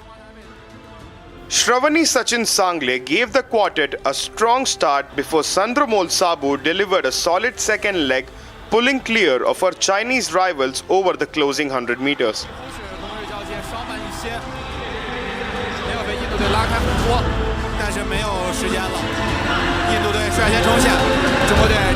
Pravalika Narimala and Nafiza Khatun then protected India's advantage to complete a commanding victory. Meanwhile, the men's 4x400 meters and the women's 4x100 meter teams added silver medals. India's other gold medal came on the final day of the competition, with Anand Singh winning the men's javelin throw. Shivam Lohakare claimed bronze in the same event. Meanwhile, Bhopal athlete Shakil also bagged a bronze medal in the men's 800 meter event. Delivering an outstanding performance against some of Asia's finest middle distance runners, Shakil clocked an impressive 1 minute 48 seconds to secure a podium finish. The young Indian athletes have stamped their mark on the inaugural edition of the Asian Games Under-23 Championship. On Republic Global at 6:30 p.m. today, the Middle East escalating tensions. Iran gives chilling warnings. We also get you details of the Bangkok pub tragedy that shocks. All this and much more at 6:30 p.m. चमकी चाट से क्या बना है? आलू चाट या fruit चाट, स्वाद बनाए चमकी चाट। क्या बात है? स्वादिष्ट पकोड़े और फरसान, अरे चमकी चाट है इसकी जान। असली स्वाद सिर्फ चमकी चाट। केसरिया से मन जोगी हुआ रे, दिल झूमे देखो मतवारा हुआ रे। केसरिया से मन जोगी हुआ। हर पल मनाओ केसरी त्योहार, विमल बोलो जुबान केसरी। थोड़े में ज्यादा स्वाद, यही तो है इसकी खास बात। वाओ मामा, क्या स्वाद है? अरे मेरे राजा, सबका राजा आरती और मसाला।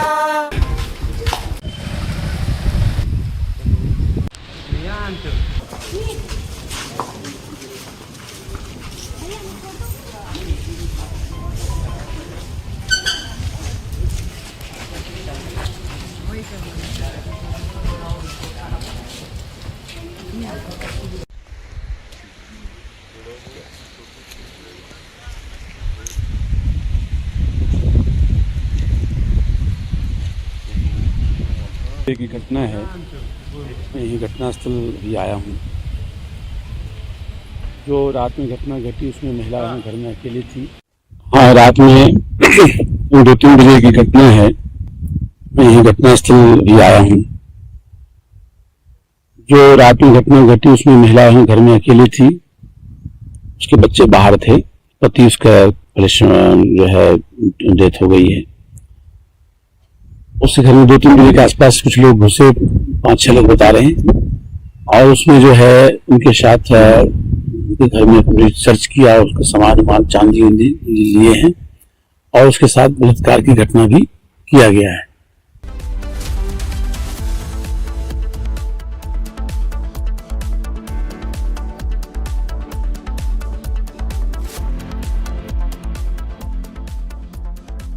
थोड़े में ज्यादा स्वाद, यही तो है इसकी खास बात। वाओ मामा, क्या स्वाद है। अरे मेरे राजा, सबका राजा आरती और मसाला।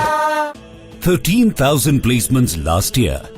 At Amity, we are committed to nurturing passionate, hardworking and proactive professionals. चमकी चाट से क्या बना है? सैंडविच, लस्सी और छाछ। हर घूंट में चमकी चाट। ड्राई फ्रूट और दही बड़े। चमकी चाट से स्वाद बढ़े। असली स्वाद सिर्फ Chunky chaat. AU savings account में मिलते हैं amazing benefits, paperless banking and higher interest, वो भी हर महीने। Money money money money every month. सोच बदलो और बैंक भी।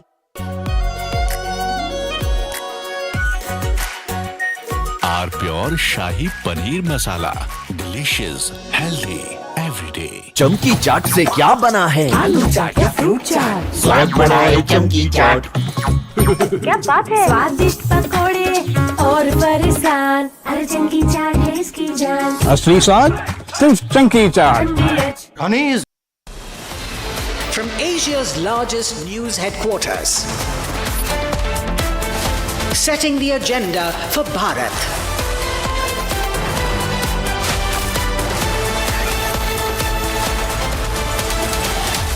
You're watching Republic.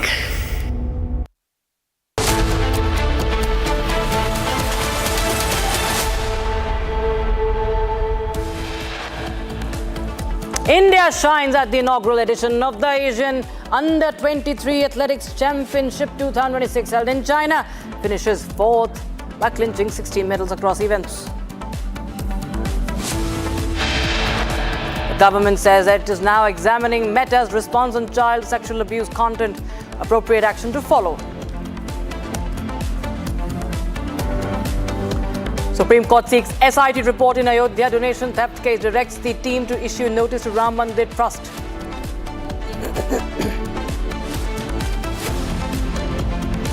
After Uddhav Sena, NCP of Sharad Chandra Pawar split next. Sources indicate 5 Lok Sabha MPs likely to make the switch to NDA.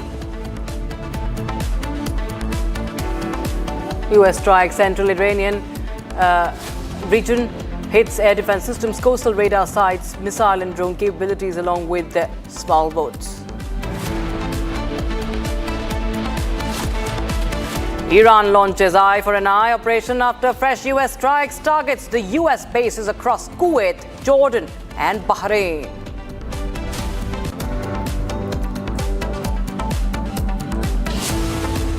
BJP sends legal notice to Jammu Kashmir Chief Minister Omar Abdullah on 30 crore charge of poaching, demands unconditional apology from Omar.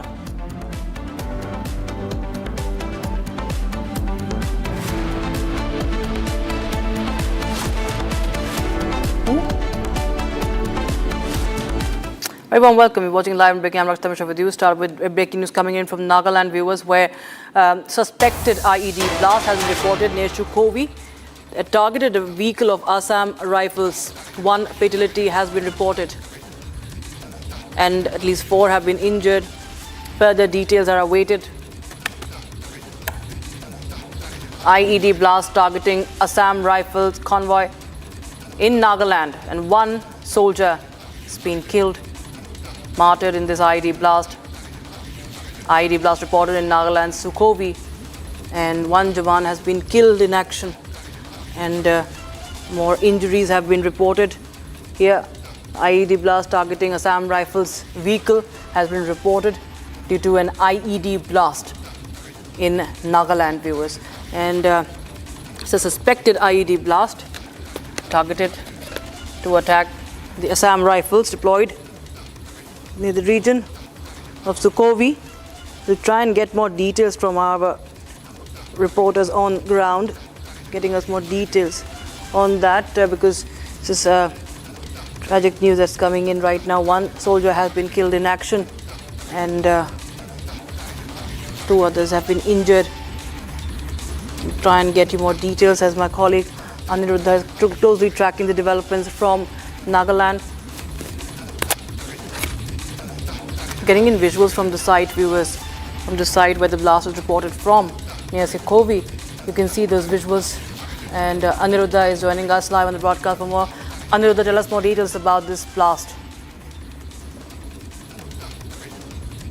Reported from Sukhoi in Nagaland, and it has been reported that at least one soldier has been reportedly killed in this IED blast, and 4 others are in critical condition. All have been admitted in the referral hospital in Dimapur. They are undergoing treatment. Meanwhile, the entire area where the blast took place has been cordoned off. Security forces have been deployed. Additional forces have also been called in to the spot.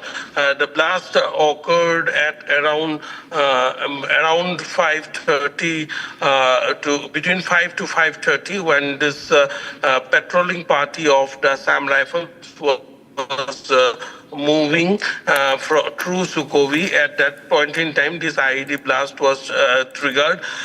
Though no outfit or organization has claimed responsibility for this blast, it has been suspected that this was a targeted ambush attempt carried out by some militant outfit in the area. The vehicle in question, which was targeted, you can see on your screen, it was a Bolero pickup vehicle, and at least 5 soldiers were there in this vehicle. The impact crater can be also seen on your screen in this video. The impact crater is also clearly visible. The intensity of blast was very high, and the sound could have was heard up till more than 1 kilometer away when the blast took place. Additional security forces from Dimapur, Nagaland Police, as well as Assam Rifles has cordoned the area, and combing operations are also on as we speak. As I have mentioned earlier also, though Assam Rifles has not yet officially issued any statement in this regard, sources have told us that they are closely monitoring the situation, and in a short while from now, they are also, we are expecting an official response from the Assam Rifles. Rakshita. You know, this is the second attack in a week, isn't it, Aniruddha? Because on the 6th of July, there were 2 soldiers who were killed in action, 40th Battalion of the Assam Rifles, after there was an ambush also. If you see, ambush convoy in Ukhrul district, that was, of course, in Manipur. But now we have an attack in Nagaland as well.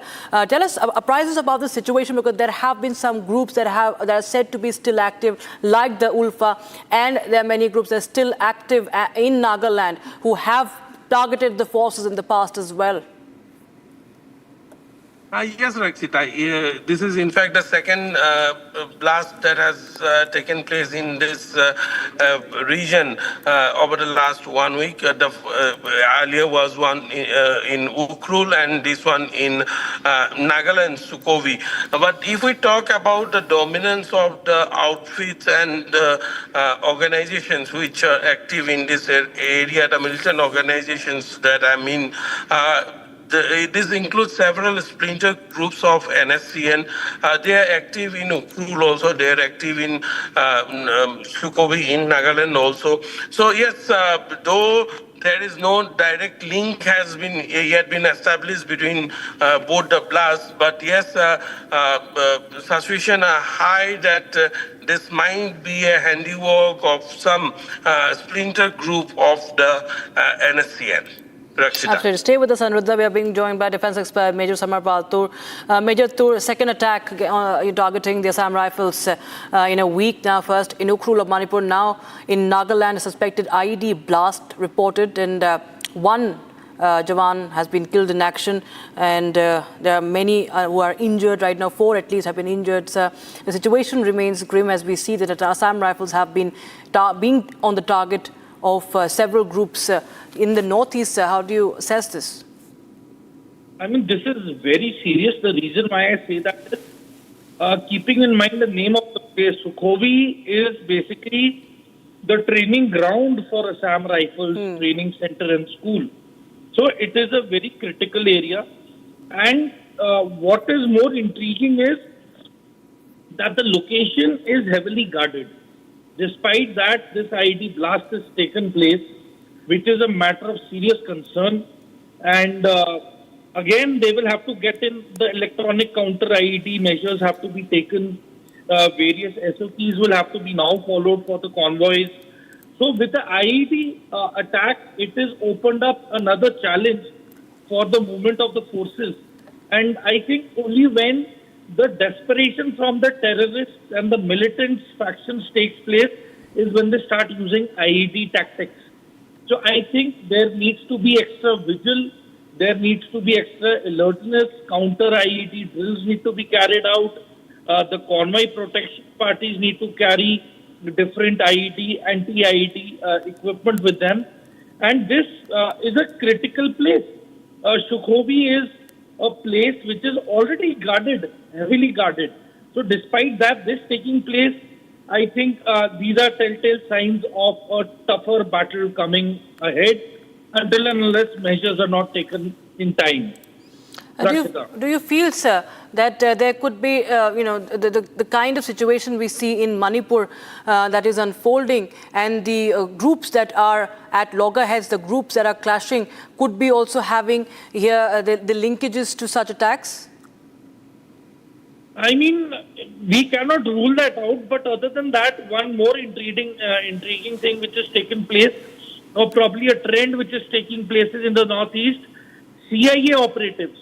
Or, okay, let us even not say CIA operatives.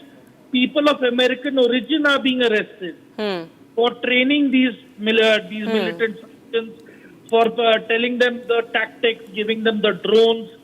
So I really can't rule out that these ID training modules could have been taught by the CIA as well.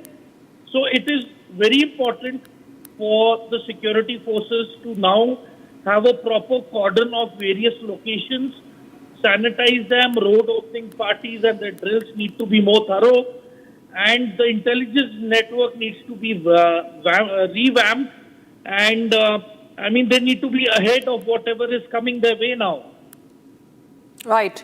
Many thanks, Major Samarpal, for joining us with details coming in on that story with your assessment of the situation right now. Viewers, that's the big news that is coming in from the northeast, from Nagaland right now. One soldier has been killed from the Assam Rifles, killed in action in an IED blast targeting the Assam Rifles vehicle. 4 others injured. We'll tell you more details about that. But right now, news coming in from the Karkardooma court in the national capital. Viewers, this is in connection with the Delhi riots case and the murder of IB official Ankit Sharma. Former Aam Aadmi Party councillor Tahir Hussain and 10 others in connection with the murder of Ankit Sharma during the Delhi riots 2020. Court has pronounced that Tahir Hussain and 10 others are guilty. And this case pertains to the killing of Sharma amid the violence in northeast Delhi. So the Aam Aadmi Party councillor Tahir Hussain has been convicted in this murder case. And he has been named along with 10 others as guilty in this case. That's a big update coming in, viewers, as Ankit Sharma was in a targeted attack, was killed in 2020 Delhi riots. IB officer Ankit Sharma was murdered. And today, the Karkardooma court in Delhi has deferred, 2 days ago had deferred its judgment. Today, it has pronounced the order. And Saurabh joins us on the phone line for more. Saurabh, tell us more details about this case, what happened in the court. Yes, Rakshita, Karkardooma court has convicted AAP councillor Tahir Hussain and 4 others in this case, in this brutal murder case of Ankit Sharma. And I want to tell our viewers that the sections put up by the trial court are 147, 148, 149, 302, 188, 153A and 365 of IPC. These are the sections of kidnapping, murder, inflammatory speeches, and riots. And I wanted to walk through our viewers like what happened on February 25, 2020, when during the time of Delhi riots, Ankit Sharma, an IB officer, was killed in cold blood. He had multiple stabbing wounds and his body was recovered from a Khajuri Khas drain a day after this incident took place. His father, who is the complainant in this whole matter, his name is Ravinder Sharma, and he had complained to the Dayalpur police station that his son, after returning from office, he went to the he went outside while he was attacked. And now, after 6 years, Karkatuma court has given its verdict, and Tahir Hussain, who is the former Aam Aadmi Party councillor, along with 5 others, is convicted in this matter, and a total of 11 people were accused in the charge sheet. However, 6 people were acquitted in this case, and now Tahir Hussain, along with 5 others, have been convicted in the charges of murder, kidnapping, rioting, and etc. Rakshita. Absolutely. If you could just recount the case for our viewers, how he was found dead in a nala, how he was thrown into the Khajuri Khas drain, and what was found as evidence against the accused. Yes, Rakshita. Currently, Kakaduma court has announced its verdict in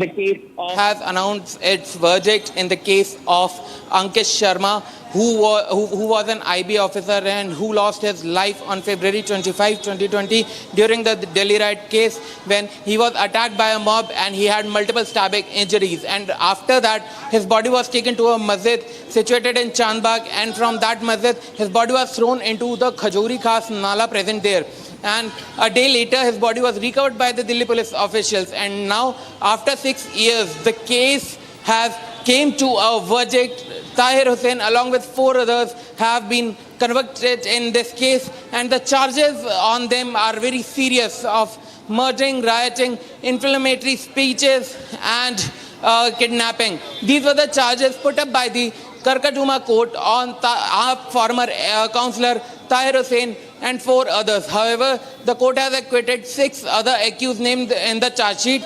And now, after that, I want to tell our viewers that 6 people are acquitted in this. And after that, now the full charge sheet, full court order will be given by the Kakaduma court soon. And the days of the custody will be announced by the court soon enough. And these are the major developments which we are fetching from the ground, Rakshita.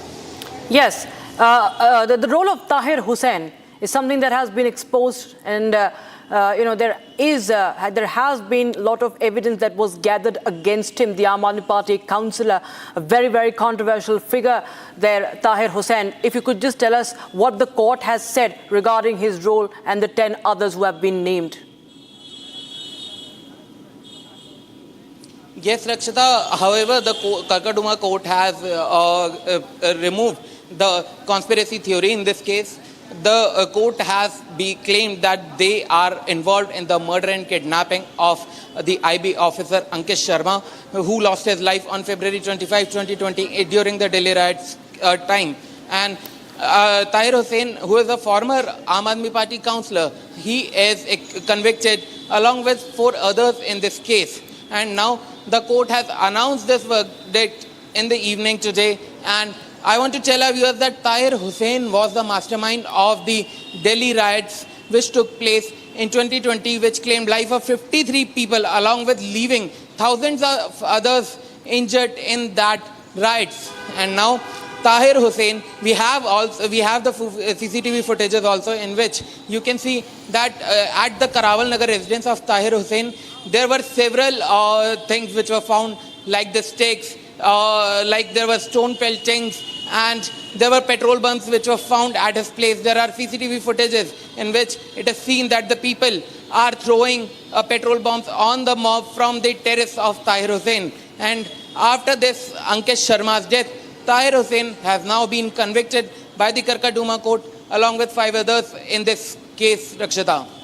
Yes, abetment to this crime is one of the charges under the IPC, of course, and how there was the communal violence that formed the core of this entire riot that was conducted. Tahir Hussain was one of the key accused, is now convicted in this case. It's a big development, viewers. Let me just tell you, the latest coming in is that the court has, Kaduma Court in Delhi has convicted former Aam Aadmi Party councillor Tahir Hussain and 5 others as guilty in the murder of IB officer Ankit Sharma. And we continue to bring you more details as far as the judgment is concerned. And we'll just get more reactions also on that. Najim, Javed, Anas and Qasim are the others. We can put their names out also. These are the ones who are also found guilty in this mob attack. This was a mob attack targeting Ankit Sharma in the violence, in the riots that broke out in 2020, Northeast Delhi,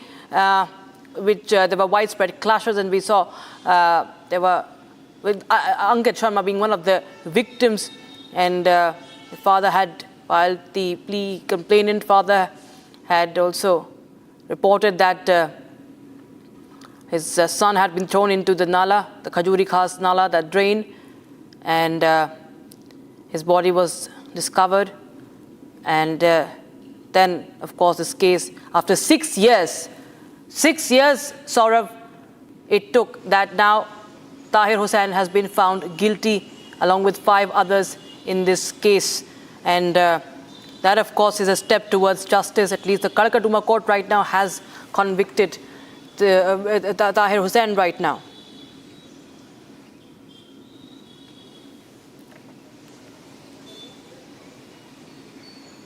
Saurav, can you hear me?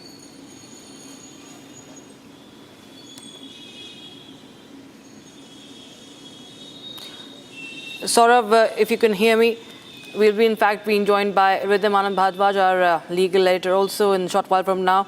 But if Saurav, can you hear me? Saurav, tell us more details about what the court has said, because this is a case of abetment, this is a case of communal violence.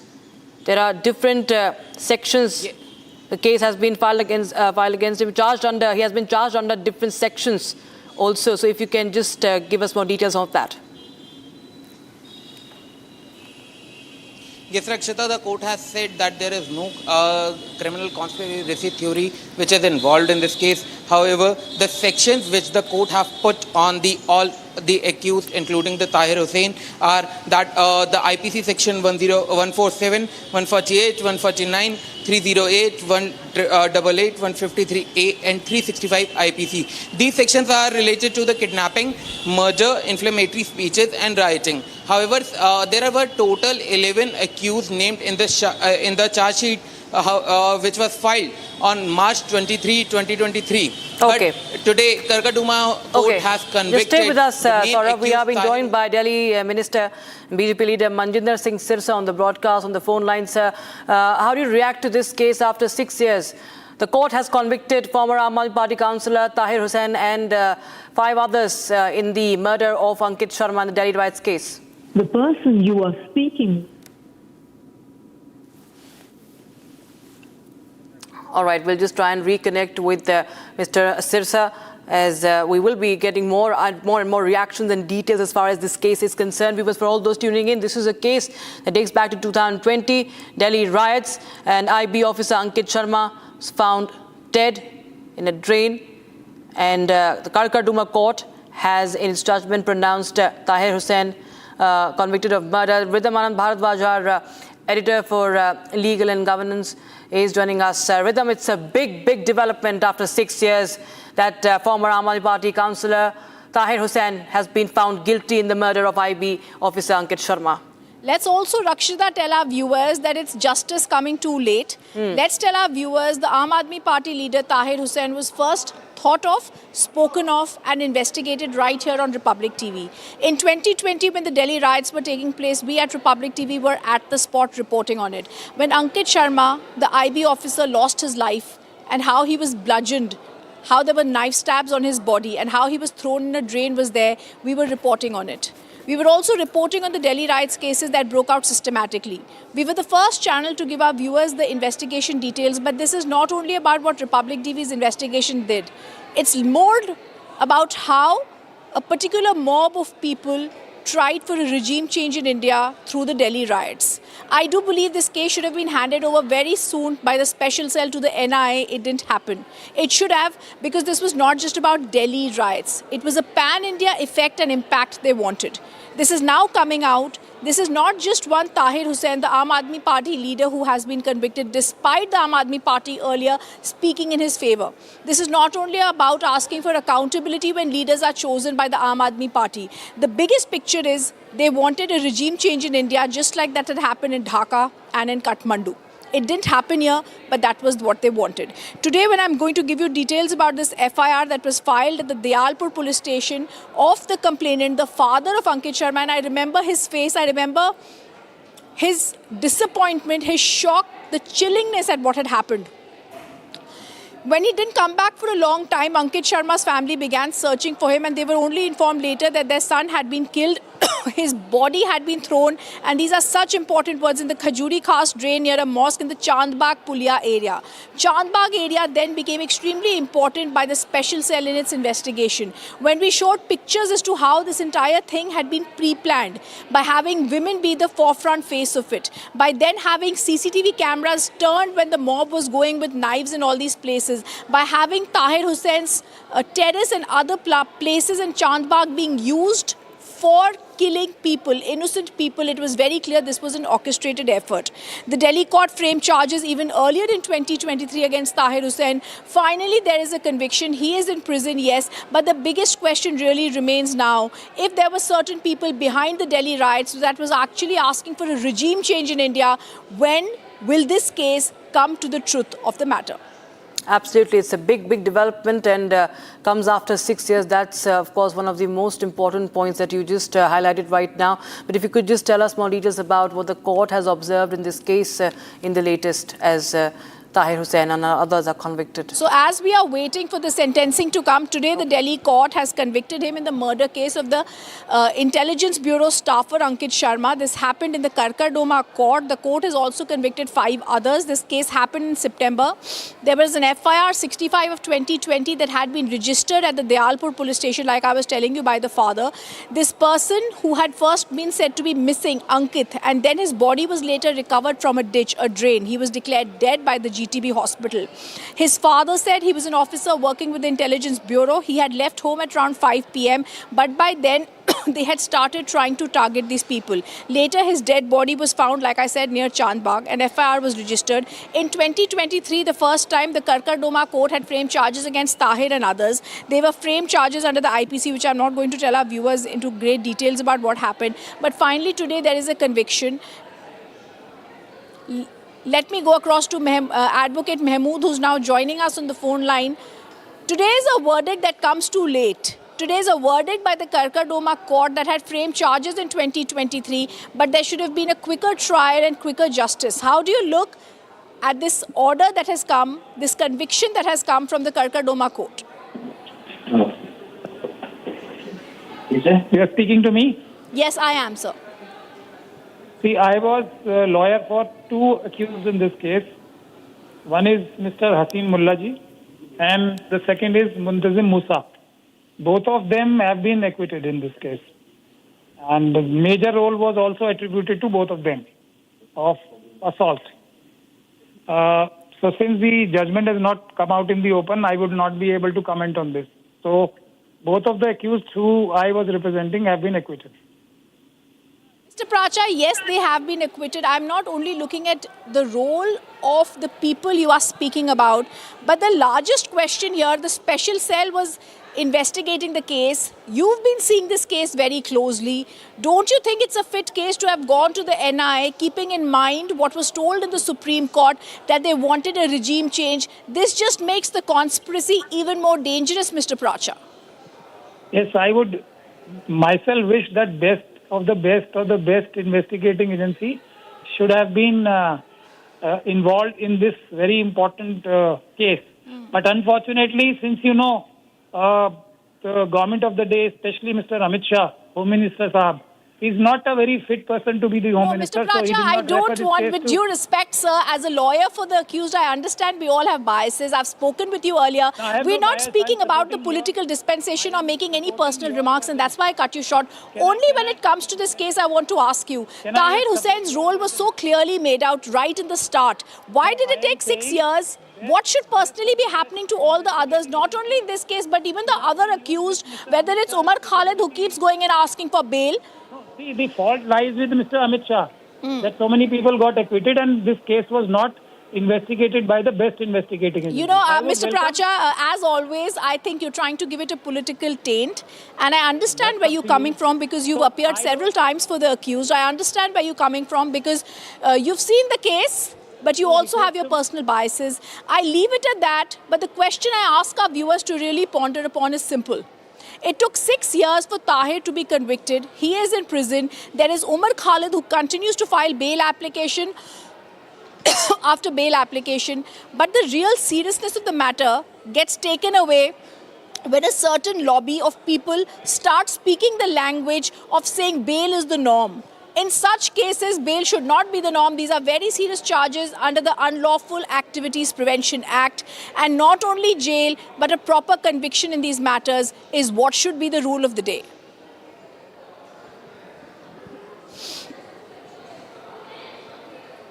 A Madhyabi officer was murdered in the Chandbagh area today in 2020 during the riots is the big update we're getting. We will be stepping into a very, very short break. But I think we are getting in some reactions. We can go to them. All right, we have that's all the time we have right now. Thank you so much, Saurav and Rhythm, for joining us on that update. We will be stepping into a short break. Republic Global on the other side.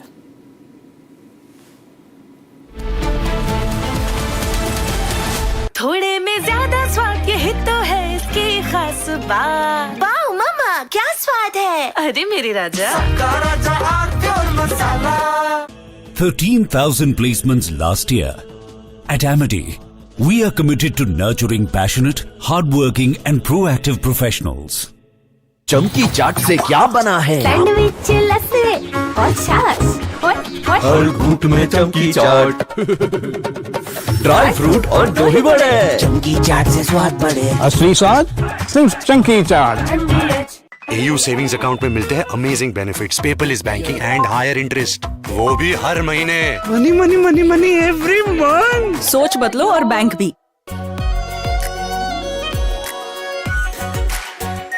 Are pure shahi paneer masala, delicious, healthy everyday. चमकी चाट से क्या बना है? आलू चाट या fruit चाट, स्वाद बढ़ाए चमकी चाट। क्या बात है? स्वादिष्ट पकोड़े और फरसान, अरे चमकी चाट है इसकी जान। असली स्वाद सिर्फ चमकी चाट। हनी, इस घर में कुछ है जो टूटता नहीं। ये पिलर कभी नहीं टूटेगा। रुंगटा स्टील TMT से बना। रुंगटा नहीं तो घर स्ट्रॉन्ग नहीं। रुंगटा स्टील TMT बार एकदम सॉलिड। आर प्योर सूजी पास्ता, उबालो मिलाओ और खाओ, 8 मिनट में तैयार। क्या टेस्ट है, सबका राजा आर प्योर मसाला। प्यास बुझाए, ठंडक लाए, सबको भाए जीरा से। MTH का जलजीरा जीरा से। जीरा से असली रिफ्रेशिंग, असली स्वाद, असली मजा। MTH।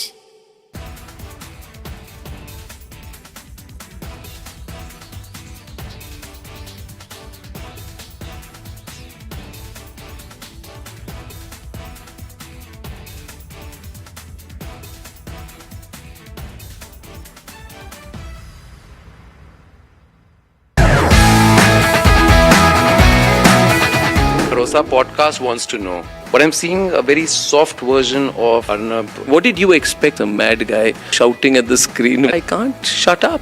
As debater, or I'm a crazy debater. Facts everyone has, but I have brought back opinion into journalism because they didn't have the guts. I had the guts, I had the freedom, I had the intellect. I gave it my best shot. I still do it. There's no sense of how much money you want to make. No, it was always how much can you do. I used to be really proud seeing my father in uniform. I realized my father was doing something greater than his own job. If you were to again go back and look at from where you started as a journalist, so much. A junior Rahul would have spoken to a junior Arnab. Which Rahul?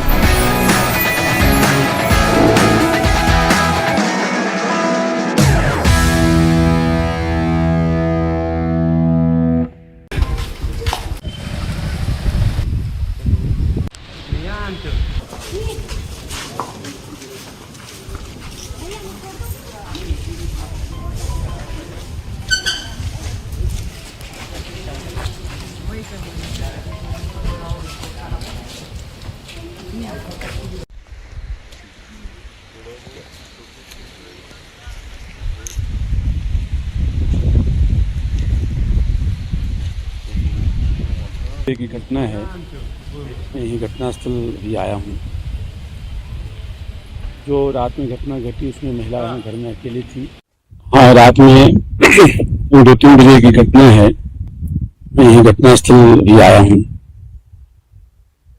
जो रात में घटना घटी उसमें महिला घर में अकेली थी, उसके बच्चे।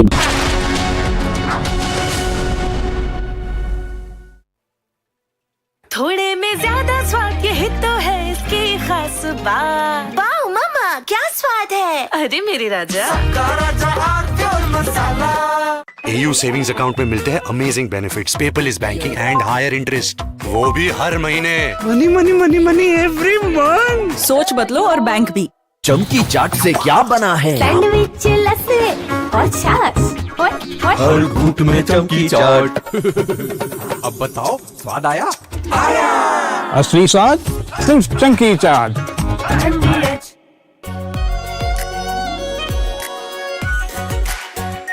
Are pure shahi paneer masala, delicious, healthy, everyday. Honey, इस घर में कुछ है जो टूटता नहीं। ये पिलर कभी नहीं टूटेगा। रुंगटा स्टील TMT से बना। रुंगटा नहीं तो घर स्ट्रॉन्ग नहीं। रुंगटा स्टील TMT बार एकदम सॉलिड। चमकी चाट से क्या बना है? सैंडविच, लस्सी और छाछ। हर घूंट में चमकी चाट। ड्राई फ्रूट और दही बड़े। चमकी चाट से स्वाद बढ़े। असली स्वाद सिर्फ चंकी चाट। केसरिया से मन जोगी हुआ रे, दिल झूमे देखो मतवारा हुआ रे। केसरिया से मन जोगी हुआ। हर पल मनाओ केसरी त्योहार। विमल, बोलो जुबान केसरी। आर प्योर सूजी पास्ता, उबालो मिलाओ और खाओ। 8 मिनट में तैयार। क्या टेस्ट है, सबका राजा आर प्योर मसाला। प्यास बुझाए, ठंडक लाए, सबको भाए जीरा से। MTH का जलजीरा जीरा से। जीरा सिर्फ असली रिफ्रेशिंग, असली स्वाद, असली मजा। MTH।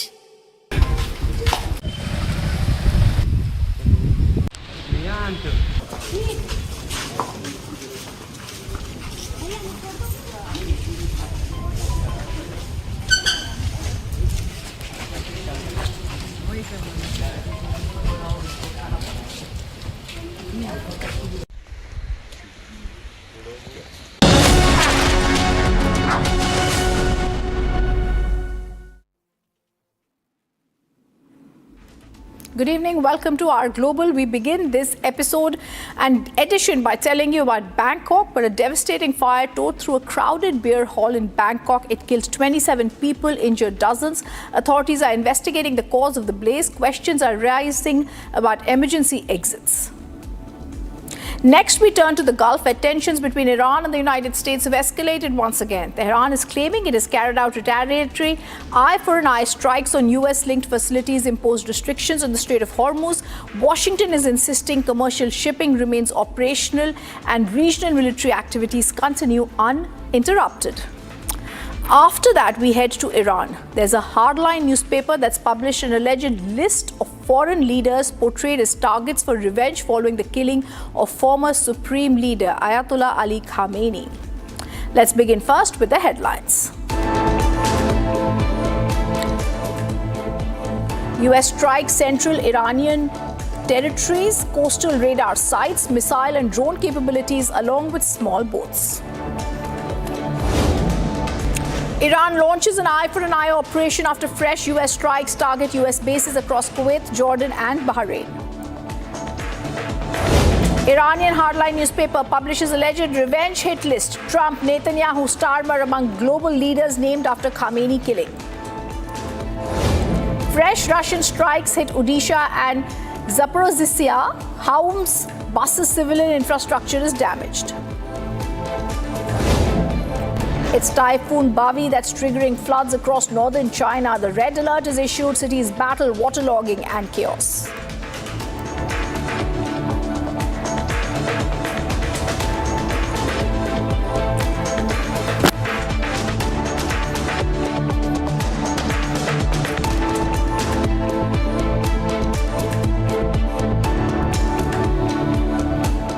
Our top story, a night of celebration turned into a scene of horror in Thailand after a massive fire ripped through a packed beer hall in Bangkok. At least 27 people were killed, dozens injured as flames and thick smoke engulfed the venue within minutes. Investigators are now examining whether safety lapses and blocked escape routes contributed to one of the country's deadliest fire tragedies.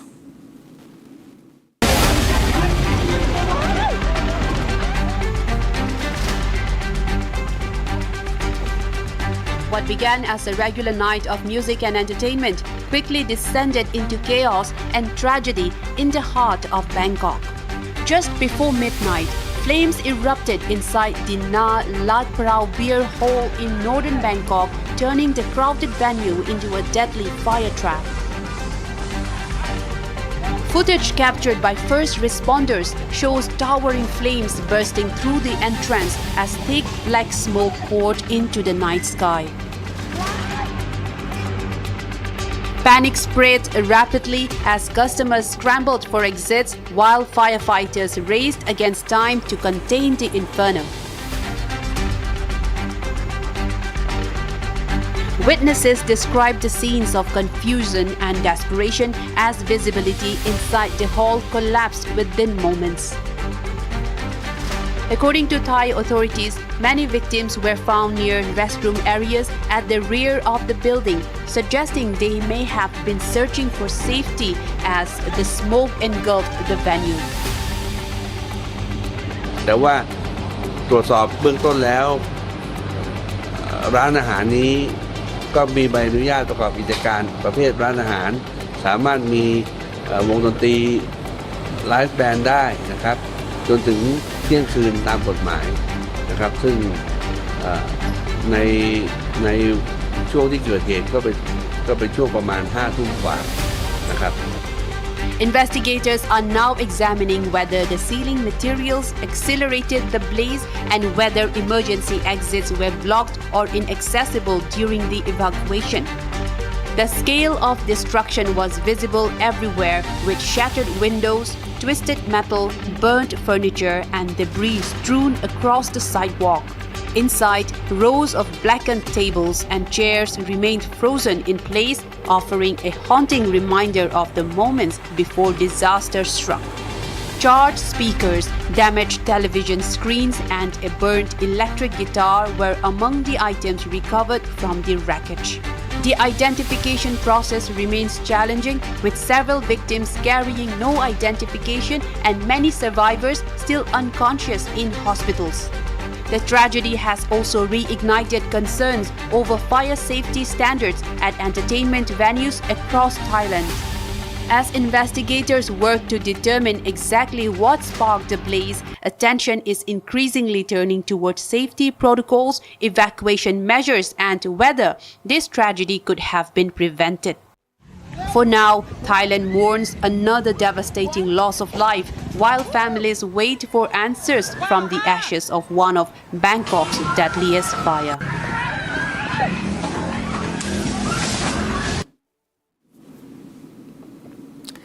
And escalating tensions in the Gulf have triggered a fresh exchange of claims and counterclaims between Iran and the United States. Tehran says it's carried out retaliatory strikes on US-linked military bases. It's announced restrictions on the Strait of Hormuz. While Washington denies any casualties, they say regional operations and commercial shipping is unaffected.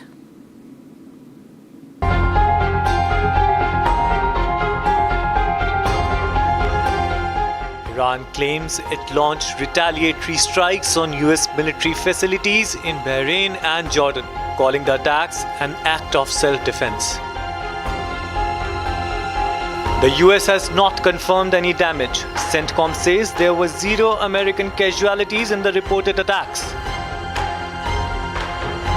Iran's Revolutionary Guard says the Strait of Hormuz has been closed until further notice. Washington says commercial shipping continues safely. The IRGC claims it targeted Bahrain's Sheikh Issa Air Base, including helicopter facilities and a drone command center. The claims remain unverified as of now. Iran also says it struck Jordan's Prince Hassan Air Base, claiming fuel and ammunition storage sites were hit.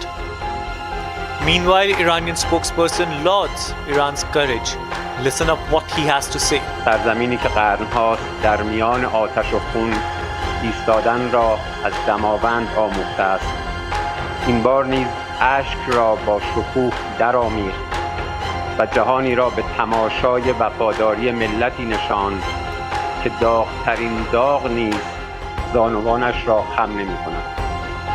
از تهران تا قم و از نجف و کربلا تا مشهد و رضا گویی جغرافیا از حرکت ایستاده بود تا تاریخ وقار و عظمت یک ملت را نظاره کند. میلیون ها دل به یک نام تپید. میلیون ها قدم یک روایت را نوشت.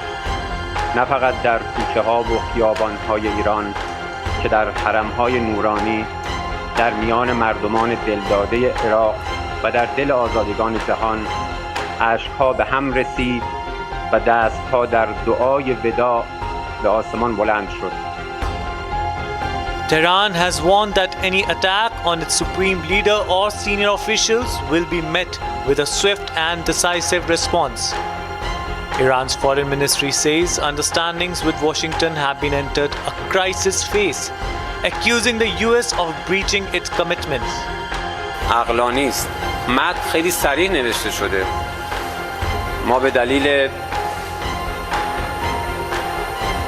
بدگمانی و بی‌اعتمادی مطلقی که به حق نسبت به آمریکا داشتیم، تلاشمون این بود که این متن هرچند کوتاه چنان دقیق نوشته بشه که جای هیچ نوع تفسیرهای به رأی برای آمریکا باقی نگذاره. من خواهش میکنم که متن بند 5 یادداشت تفاهم رو با دقت ملاحظه بفرمایید، هم متن فارسی و هم متن انگلیسی. As tensions escalate across the Gulf, several claims from both Iran and the US remain unverified by independent sources.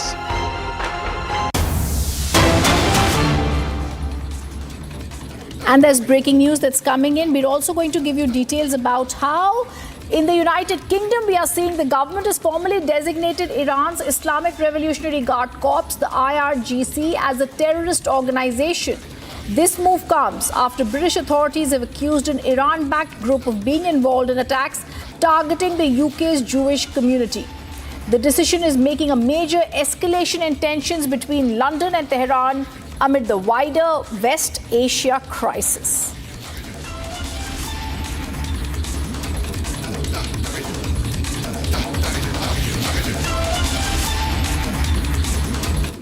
And in another major development from the region, viewers, reports from the Iranian media say Yemen's Houthi administration is now also in Sana'a has announced the end of its ceasefire with Saudi Arabia. The development could further complicate an earlier volatile security situation in West Asia. It's also raising fears of renewed hostilities in the Red Sea region. As we are waiting for more details, it's a top focus that now Sana'a also announces end of ceasefire with Saudi Arabia.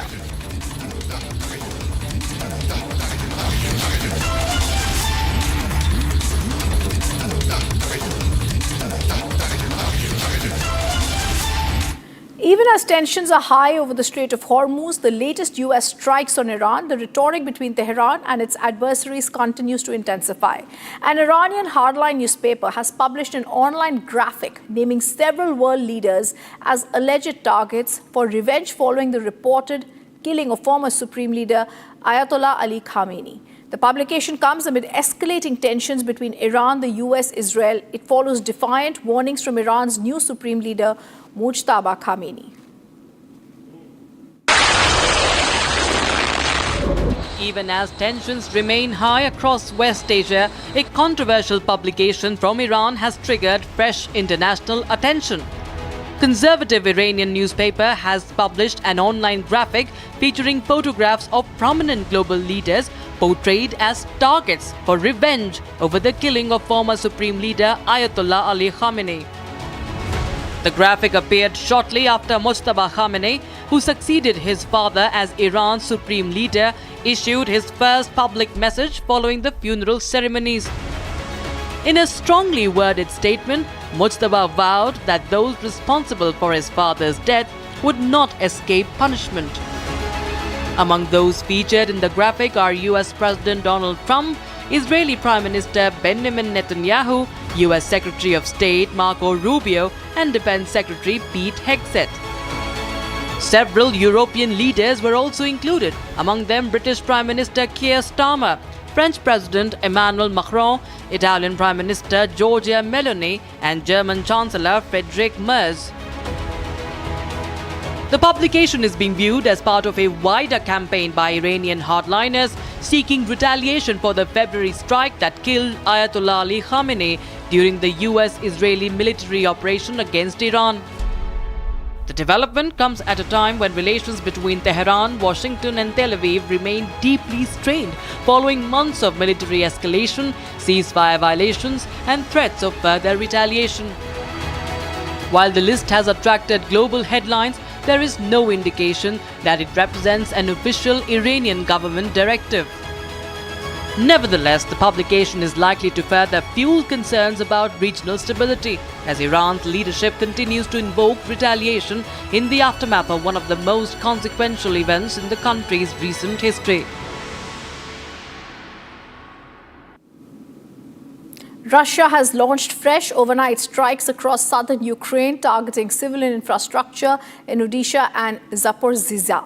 Residential buildings, buses, commercial facilities were damaged. Several civilians, also children, were possibly injured in the attack. Ukraine accuses Russia of targeting civilians. Russia's defense ministry, meanwhile, says the strikes targeted port infrastructure. It was being used to store military cargo, presenting the contrasting account of the operation. Russia has carried out another wave of overnight strikes on southern Ukraine, targeting Odessa and Zaporizhzhia. In Odessa, drones struck civilian infrastructure, leaving several people injured. Local authorities say private homes and commercial buildings also suffered damage. Ukrainian emergency teams rushed to the scene as firefighters battled the blaze.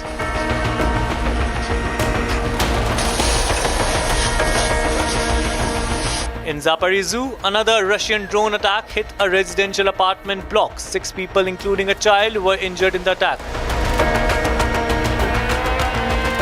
Regional authorities say 13 people were wounded across the wider Zaporizhzhia region over the past 24 hours.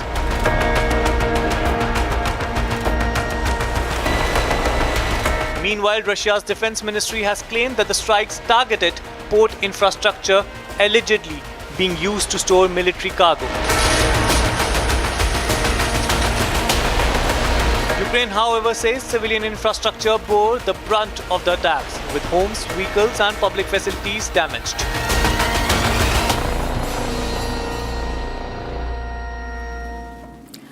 Typhoon Bavi continues to unleash havoc across China, triggering several flooding, mass evacuation and widespread disruption. Several northern provinces are now battling torrential rain, waterlogged streets and infrastructural damage, with authorities issuing the highest level flood alert in the area. Typhoon Bavi is continuing its destructive march across China, bringing torrential rain, flash floods and large-scale disruption in its wake. As the storm system moved north, multiple provinces were hit by intense rainfall, forcing authorities to activate emergency response measures. In the northeastern province of Liaoning, cities including Shenyang, Anshan and Fushun issued red flood alerts, the highest level in China's 4-tier warning system. Heavy rain quickly overwhelmed drainage systems, flooding roads and residential areas while turning parts of cities into waterlogged zones. Authorities were forced to shut tunnels and several subway entrances as rising water levels disrupted transport networks. Local governments have suspended work, closed schools and halted business operations as a precautionary measure. Emergency teams remain on standby as forecasters warn of continued rainfall in the coming hours. Rescue and relief operations are continuing as authorities work to move residents to safer locations. With Typhoon Bavi still moving through northern China, officials remain on high alert for further flooding, landslides and weather-related emergencies. For millions across the affected regions, the focus now remains on safety as China battles yet another major weather disaster.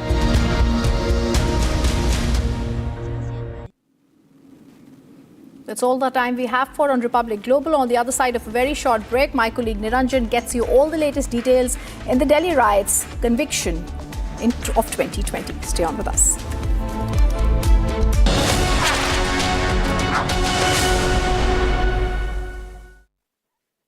Co-powered by Crystal Crop Protection, देश का किसान, देश का hero.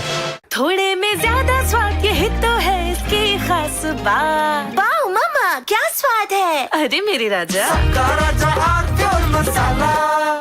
13,000 placements last year.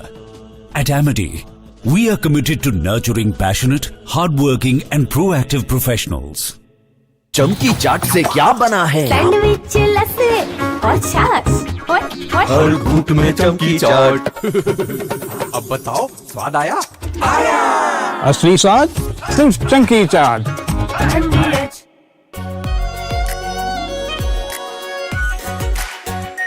Are pure shahi paneer masala, delicious, healthy, everyday. Honey, इस घर में कुछ है जो टूटता नहीं.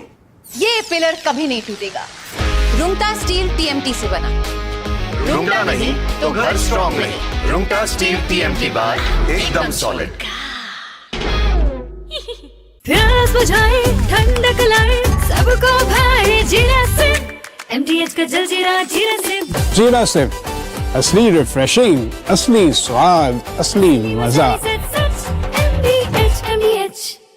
AU करंट अकाउंट के साथ मिलता है free UPI QR overdraft facility और एक ही ऐप से बैंक के सारे काम. AU सोच बदलो और बैंक भी. आर प्योर सूजी पास्ता, उबालो, मिलाओ और खाओ. 8 मिनट में तैयार. क्या टेस्ट है, सबका राजा आर प्योर मसाला. चमकी चाट से क्या बना है? आलू चाट या फ्रूट चाट. स्वाद बढ़ाए चमकी चाट. क्या बात है? स्वादिष्ट पकोड़े और फरसान. अरे चमकी चाट है इसकी जान. असली स्वाद सिर्फ चमकी चाट.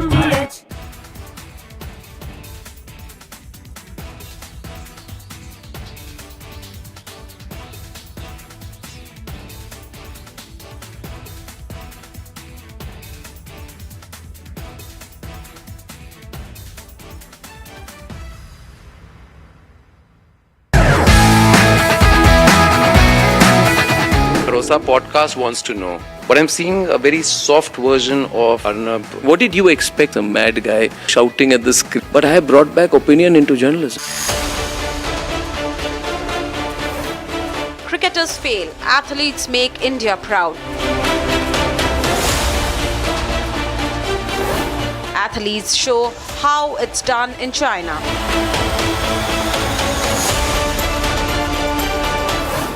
Historic China medal haul for athletes. Debating tonight at 9 p.m. Presented by, co-powered by Crystal Crop Protection, देश का किसान, देश का हीरो. चमकी चाट से क्या बना है? सैंडविच, लस्सी और छाछ. हर घूंट में चमकी चाट. अब बताओ, स्वाद आया? आया. असली स्वाद सिर्फ चमकी चाट.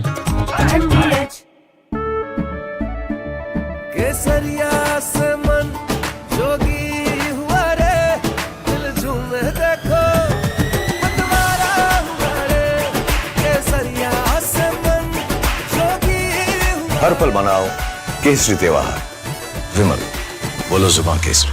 थोड़े में ज्यादा स्वाद यही तो है इसकी खास बात। वाओ मामा, क्या स्वाद है। अरे मेरे राजा, राजा और मसाला, प्यास बुझाए ठंडक लाए सबको भाए जीरा से। MTH का जलजीरा जीरा से। जीरा से असली रिफ्रेशिंग, असली स्वाद, असली मजा। AU करंट अकाउंट के साथ मिलता है free UPI QR overdraft facility और एक ही ऐप से बैंक के सारे काम। AU सोच बदलो और बैंक भी।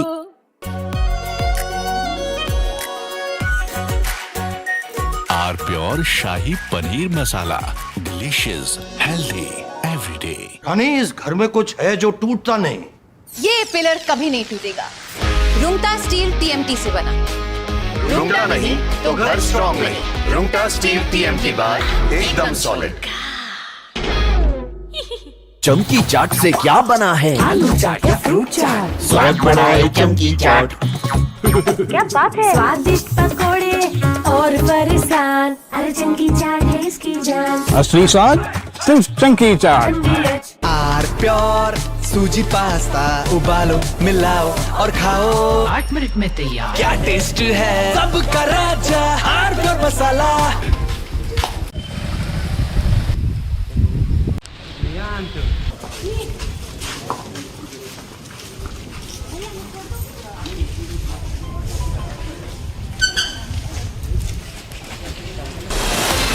From Asia's largest news headquarters,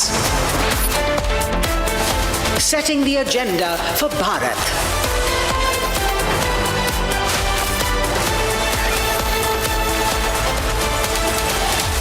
You're watching Republic.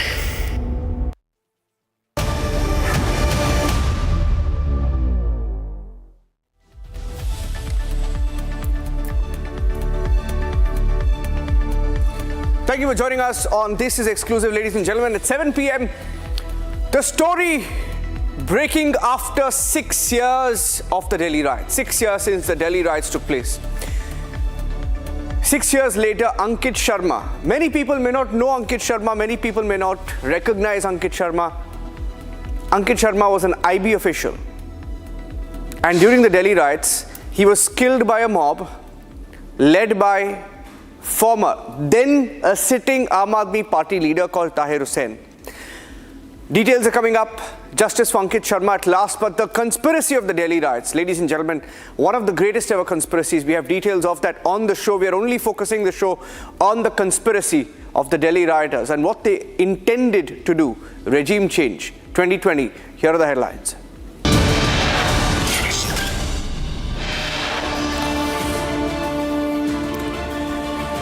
Sheikh Hasina announces return to Bangladesh. Her party, the Awami League, and her supporters confirm to Republic that yes, she will be going back.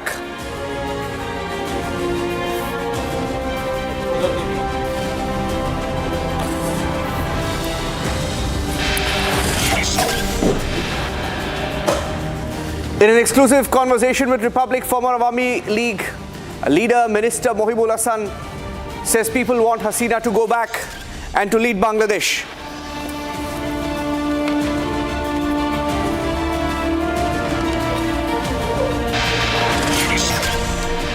Court has convicted former Aam Aadmi Party leader, Councillor Tahir Hussain for the murder of Ankit Sharma, IB official, in the 2020 Delhi riots.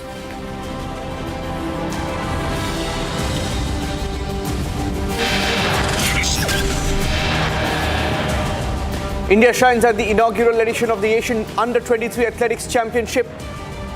Finishes fourth on the tally, clinching 16 medals, including 3 golds.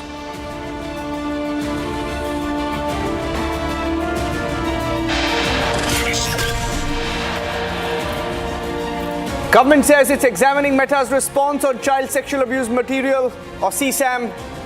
Meta has responded. Action will now follow.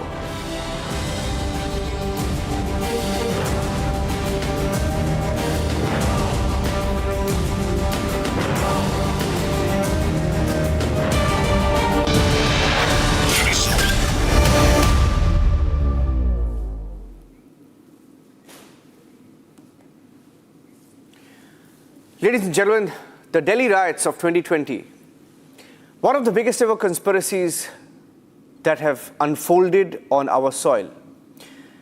And 6 years since then, the story of Ankit Sharma has been one of the biggest headlines. Ankit Sharma, and then an IB official, was killed, and 6 years later, Tahir Hussain, who was a then Aam Aadmi Party leader, a then Aam Aadmi Party councillor, he's been convicted for the murder of Ankit Sharma along with 10 others.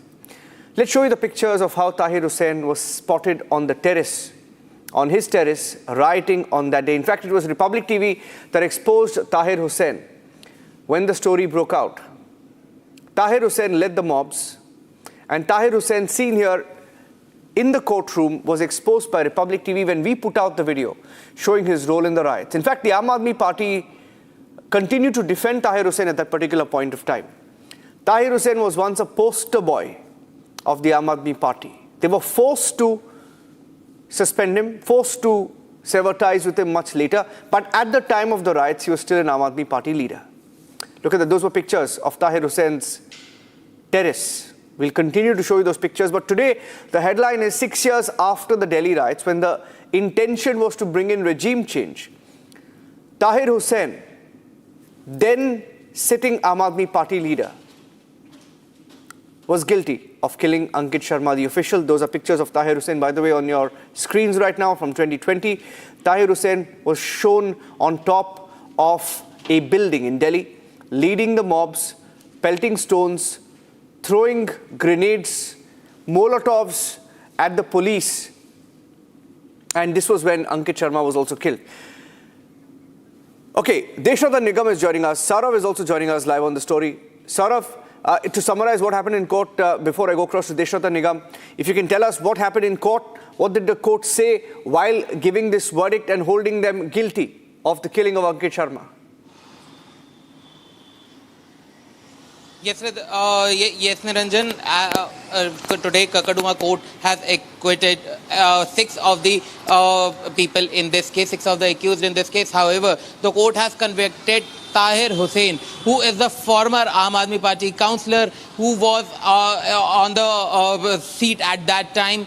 He was convicted by the Karkaduma court under the sections of murder, kidnapping, inflammatory speeches, and rioting. And apart from Tahir Hussain, more 4 people are also convicted in this case. And the court has acquitted all of the accused from the conspiracy charges. However, the court has said that Tahir Hussain was the mastermind of this, and that is why he got convicted, and he is accused. He is the prime accused in this whole case. After 6 years, I want to tell our viewers that this conviction came, and now the justice is served, as 5 of these people have been now acquitted by the Karkaduma court in this rioting case. And the serious sections have been put up by the Karkaduma case in this regard, and the sections of murder, rioting, inflammatory speeches and kidnapping were put up by the Karkaduma court today on the former AAP MLA AAP councillor Tahir Hussain.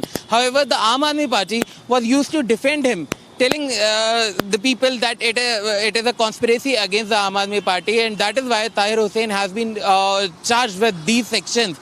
But today, Karkaduma court has cleared all this, and the Karkaduma court has convicted Tahir Hussain along with 4 others in this Ankit Sharma death case, Niranjan. Okay, stay with me.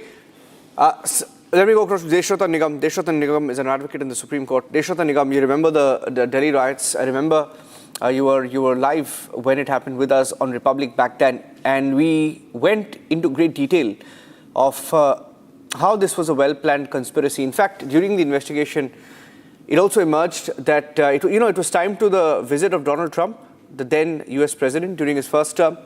The idea was to bring in regime change. Now, that was the intent. And the role of all these parties that gave silent support, some gave covert support, some gave overt support, and some thought they'll never get caught. But the truth is now out. You have the pictures of Tahir Hussain, and it's now emerged that he was also one of the killers of Ankit Sharma. Well, Niranjan, in fact, whatever we have seen today is the culmination of the truth we already knew. The Delhi riots were anti-India, anti-Hindu, anti-government. And they were well planned with the conspiracy of during the time of visit of Donald Trump to malign India and to create chaos in India. Because if a country cannot protect its people during the time of international visit of the leaders like Trump, then India's image really goes down. But however, everything was dealt properly by the people. However, if you look at it, the only similarity I see of Delhi riots and brutality is the October 7 that happened in Israel and the way Hamas, butchered the people out there. Here it was a well-planned conspiracy. Acid was thrown on the paramilitary forces from the rooftops. If you recall, Amit Sharma, the DCP, was stabbed by women. When he went to talk to them, he removed his helmet. And therefore, the entire thing, there were WhatsApp groups instigating, calling people, pre-planned, in the northeast Delhi, things were planned and executed. Hindus were caught on roads, their cars were burned, societies and the colonies were attacked. And this is a culmination and the justice has been done. Probably sentence will be announced tomorrow or someday recently. And I believe a death penalty should be imposed on him. Yes, what we saw happening during the time of riots, and we've dealt with it along with you and other anchors on your TV channel, that in fact, before I come to that, in fact, I have personally visited Tahir Hussein's building. I have seen that massive handmade catapult which was there, the bombs which were scattered around, and the capture of petrol bombs from his residence and various other materials which were there. And the Mr. Negi, who was burned down in his shop. His shops were targeted, put a cross on them, and only Hindu shops were targeted and looted. None of the Muslim shops at that point of time were there. And therefore, I think the government of India needs to go much deeper into it. See, there are international terrorist organizations, whether they are part of this conspiracy, because it could not have been in isolation. The funding, the pattern that was there, everything needs to be exposed. And the law must take its course and give them the highest penalty, because any crime which affects the society at large, the peace at large, and promotes enmity has to be taken much seriously than an individual crime. Individual crime may affect a family, that also needs to be punished, but a crime of such kind of brutal murder targeting a Delhi police officer who is responsible for law and order and attacking, stabbing a DCP, these are very, very serious things, attacking and the base or the root of the law and order system, creating fear not only in the minds of people but the police. Therefore, I believe the judicial system is aware of this, and the material on record will ensure that he gets the highest penalty, which in my belief is the death penalty. The reason why we are, ladies and gentlemen, getting you details of the story is many may not remember what happened back then, but we remember every visual that came in. Tahir Hussain was a poster boy of the Aam Aadmi Party. In fact, he was very, very close to Arvind Kejriwal at that point of time. And let's also tell you that the Aam Aadmi Party gave support to Tahir Hussain back then. And it was such a well-crafted conspiracy that in the course of our reporting in the last 6 years, we've also peeled the different layers of the Delhi riot conspiracy. This is Sharjeel Imam. In fact, I want to play that video out. It's a 7-minute video where Sharjeel Imam, who's still in jail, by the way, was recently granted some relief for a few days by the court. But just putting out the video of Sharjeel Imam and what he said back then, a 7-minute video in which he gave out the full plot of what they intended to do during the 2020 Delhi riots. In case you're not aware of the full story, here's what happened. 2020, this is what their plan was. Take a listen to this. चीज पे इत्मीनान रख लें कि हमला मुसलमानों पर, ठीक है, इस बात पे पहले इत्मीनान कर लेंगे कि हमला संविधान पे नहीं है, संविधान तो बदलता रहता है, तो इसी को संविधान बना देंगे। आप क्या कीजिएगा, क्या कर लीजिएगा? कोर्ट ने क्या किया बाबरी मस्जिद के साथ आपको पता है ना? कोर्ट ने कश्मीर में क्या किया आपको पता है?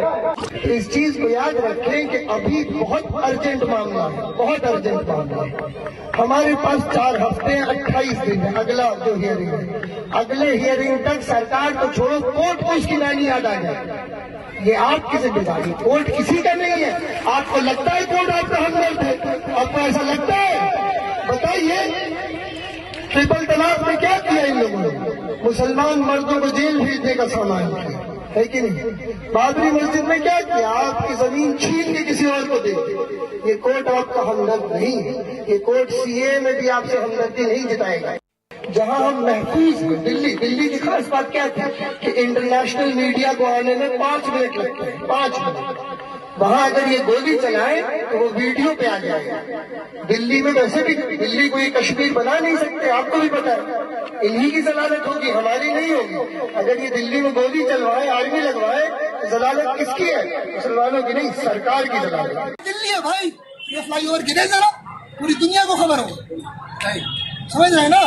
और तीसरी चीज, भैया लाठी खाने से न डरे। बिल्कुल। अगर किसी का हाथ टूटा है तो अलग बात है, किसी का पैर टूटा है तो अलग बात है। लाठी खाने से न डरे। ईयर गैस से किसी को एलर्जी हो सकती है तो भागे, सही बात है। लाठी से एलर्जी ना समझे, लाठी 2-4 तो पड़ेगी, लाठी खाने की कला भी सीख लें, समझ रहे हैं ना। इस तरह कम चोट पड़े, इम्पैक्ट कम हो, पहन के क्या आना चाहिए, समझ रहे हैं, एक पट्टा हो बीच में। जब तक ये सब नहीं करेंगे सब, हाँ भाई, जब तक ये सब नहीं करेंगे तो सारा बेअसर रहेगा। ये चिंगारी कहाँ जाएगी? आग कैसे लगेगी? आग लगाने के लिए 2 काम करना होगा, लाठी खाने के लिए तैयार रहना होगा, अव्वल, नंबर 2 ऑर्गेनाइज होना होगा।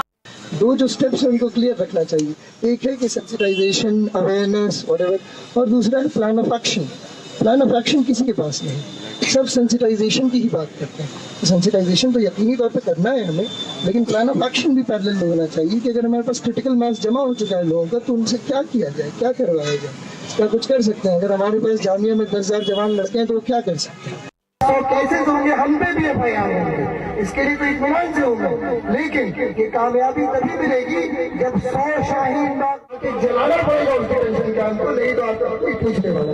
ये जो सिटीजनशिप का रजिस्टर बन रहा है और जिनको निकालने की बात हो रही है, वो किसकी जिम्मेदारी है? वो कहाँ से बेघर हुए? क्या वो बेघर इसलिए हुए कि उनको भागना था, उनको बंगाल ने भगाया था? नहीं, हिंदुस्तान और पाकिस्तान की जंग हुई थी, ये याद रखिएगा। हिंदुस्तान और पाकिस्तान की जंग के पादाश में लाखों करोड़ों लोग बेघर हुए और उनकी जिम्मेदारी अकेली न आसाम की है, न पाकिस्तान की है, न बांग्लादेश की है। ये पहले तो एक इंटरनेशनल प्रॉब्लम है, इस बात को याद रखिएगा कि ये इंटरनेशनल प्रॉब्लम है। और एक सरकार की मनमानी हम कभी कबूल नहीं करेंगे जब ये बात कम से कम 5-6 मुल्कों की है, 4-5 तो आपकी नजर के सामने है, तो क्या हम एक सरकार की मनमानी कबूल करेंगे? 2 हफ्ते से यही कर रहे हैं। हमारी ख्वाहिश और हमारी आरज़ू ये है कि दिल्ली में चक्का जाम हो, और सिर्फ दिल्ली में नहीं, जहाँ जिस शहर में मुसलमान कर सकता है, मुसलमान हिंदुस्तान के 500 शहरों में चक्का जाम कर सकते हैं, ठीक है। और काम करने का एक ही तरीका है, वो है सड़क बंद, माल बंद करो, इनका सामान हम जाने नहीं देंगे। जो सरकार हम पे जुल्म कर रही है, उस सरकार को हम पैरालाइज कर देंगे। लेकिन गोल क्या है? हम चक्का जाम करना चाहते हैं। हम दिल्ली के मोहल्लों में दूध बंद करना चाहते हैं, पानी बंद करना चाहते हैं। खुल के बोलिए यार। शाहीन बाग में कोशिश की, एक हाईवे ब्लॉक किया जो अल्हम्दुलिल्लाह 1.5 महीने से ब्लॉक थे। पहला स्टेप है कि मुसलमान अवाम सड़कों पे आ जाए। दूसरा स्टेप क्या होगा? अब उस अवाम का जो गुस्सा है उसको इस्तेमाल किया जाए। कैसे इस्तेमाल करेंगे? एक सबसे आसान चीज है, पुरअमन तरीके से सड़कों को बंद करो। इतना आसान काम है। तो अब मैं दिल्ली की बात पर आता हूँ। दिल्ली में हम यहाँ से आने के पहले ही 5 दिसंबर 6 दिसंबर से ही हमने पर्चे बांटने, हम JNU के मुस्लिम तलबा के हमने पर्चे बांटने शुरू कर दिए थे NRC CAA पर।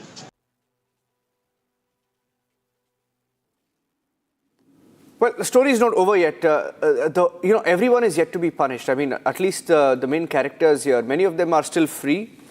People like Yogendra Yadav, Deshwata Nigam, quickly, I'll just get one last word from you. People like Yogendra Yadav and many others who are a very critical part of this plot are still out.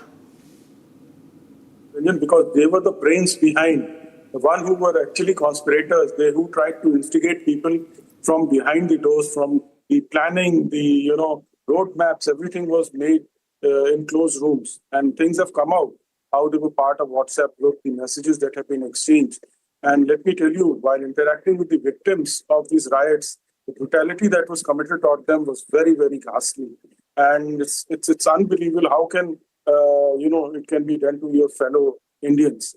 and everybody needs to be punished. As you rightly said, they are still roaming around, being politicians, being some of the bureaucrats. They were there. The one, who for the drop of a hat, they write letters to the prime minister and presidents. Let us also examine them, and because chain is too long, it cannot be isolated. And the level at which it has been done with the Hamas kind of a style that was, adopted by these people with huge amount of planning with so-called intellectual people of the Muslim community. And the whole problem was that the peaceful, loving Muslims, as we call it, never came out against them. That is something which worries me and which really, makes me wonder as to what extent the radicalization has taken place in this country of the Muslim community. It is the Muslim community that has to come out, control these people, give every kind of information that they have to the authorities so that this trial and the other trial which are going on may be taken to its logical conclusion. Yes, you have to believe in Constitution, but you can't say that Bharat tere tukde honge, inshallah, with a Constitution in your hand. Now, Constitution and the law and order and the Delhi police is capable of, handling them and controlling the law and order situation. And I again urge the Muslim community, come out forward, and the people who were involved, give their names, give information to the police so that everybody who's roaming free, who thinks he can get away with the kind of rascally crimes that they have done, they should also be punished. It is only then the trust between the two communities can be built.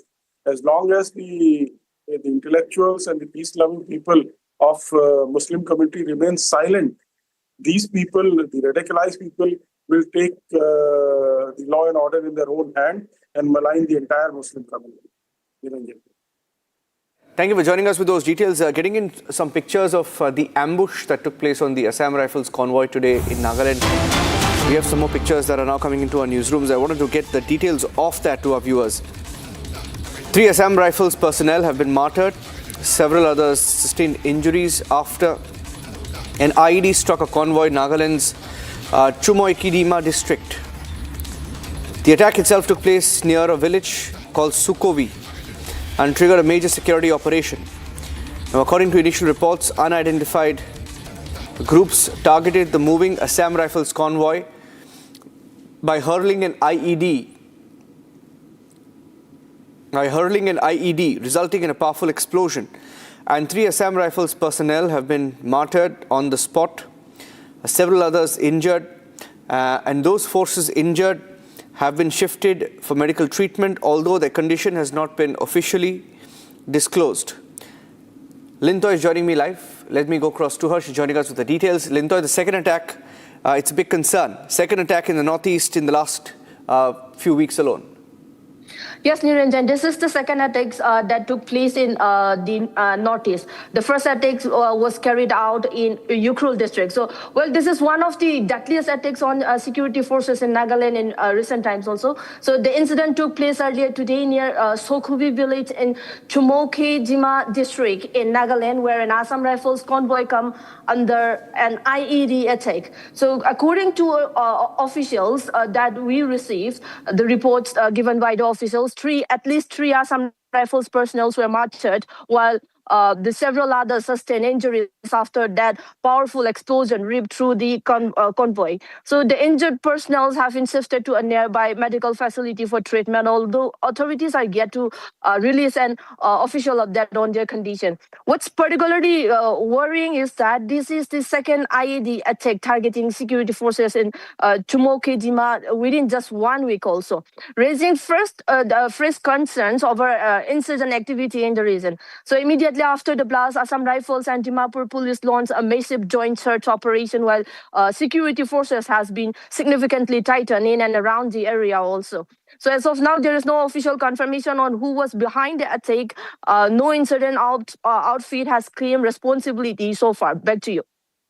But there are some reports, some claims being made that the NSCN and also ULFA may be behind this attack. Of course, nobody has claimed responsibility, but some veterans and some in the know, some experts in the know, claim that there could be a role. Yeah. Yes.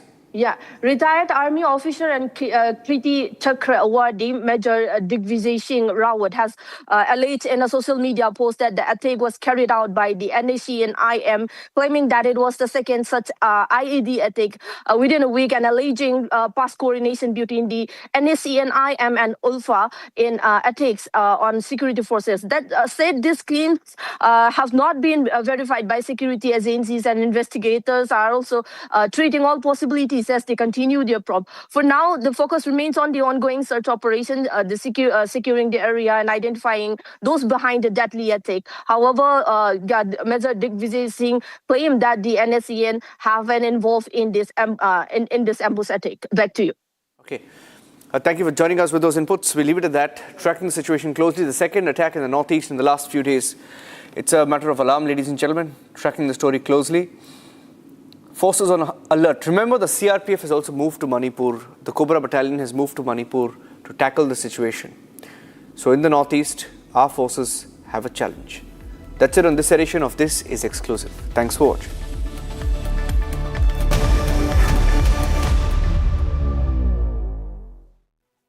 थोड़े में ज्यादा स्वाद ये तो है इसकी खास बात। वाओ मामा क्या स्वाद है। अरे मेरे राजा। सबका राजा आर्थिक मसाला। 13,000 placements last year. At Amity, we are committed to nurturing passionate, hardworking and proactive professionals. चमकी चाट से क्या बना है? आलू चाट या फ्रूट चाट। स्वाद बनाए चमकी चाट। क्या बात है। स्वादिष्ट पकोड़े और परेशान। अरे चमकी चाट है इसकी जान। असली स्वाद सिर्फ चमकी चाट।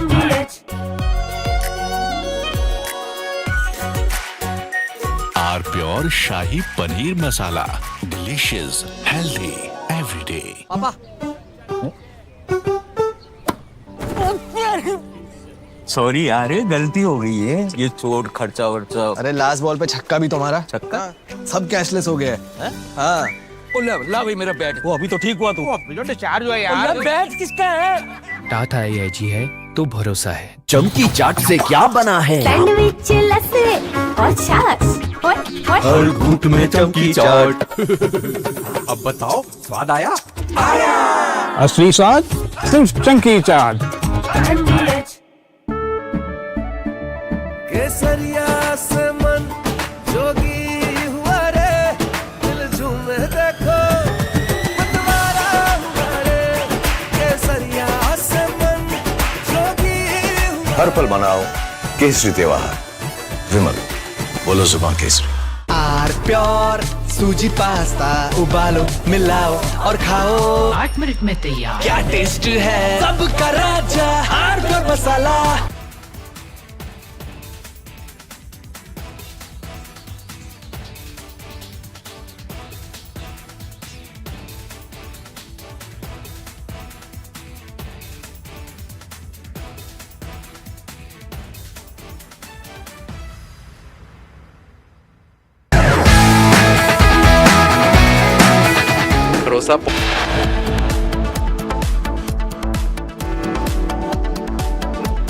थोड़े में ज्यादा स्वाद ये तो है इसकी खास बात। वाओ मामा क्या स्वाद है। अरे मेरे राजा। सबका राजा आर्थिक मसाला। पापा। सॉरी यार, गलती हो गई है। ये चोट खर्चा वर्चा। अरे लास्ट बॉल पे छक्का भी तुम्हारा। छक्का? सब कैशलेस हो गया है। हाँ। ला भाई मेरा बैट। वो अभी तो ठीक हुआ तू। डिस्चार्ज हुआ यार। बैट किसका है? टाटा AIG है तो भरोसा है। चमकी चाट से क्या बना है? सैंडविच लस्सी और छाछ। हर घूंट में चमकी चाट। ड्राई फ्रूट और दही बड़े। चमकी चाट से स्वाद बढ़े। असली स्वाद सिर्फ चमकी चाट। बड़े बड़े इम्तिहानों से गुजरता है, वक्त तराशता है जिसे, तो जाने क्या क्या न करता है। जब तक खुशबू सबसे बेहतरीन न बन जाए, आराम के लिए नहीं ठहरता है। जब तक लाजवाब न बन जाए, उसे नहीं इत्मीनान है। तभी तो रिचमैन बनना नहीं आसान है।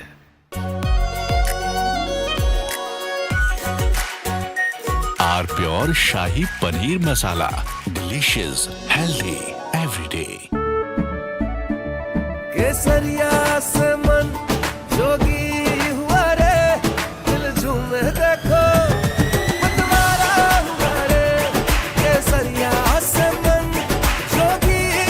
हर पल मनाओ केसरी त्योहार। विमल, बोलो जुबान केसरी। प्यास बुझाए ठंडक लाए सबको भाए जीरा से MTH का जलजीरा जीरा से। जीरा सिप, असली रिफ्रेशिंग, असली स्वाद, असली मजा। आर प्योर सूजी पास्ता उबालो मिलाओ और खाओ 8 मिनट में तैयार। क्या टेस्ट है सबका राजा R pure masala.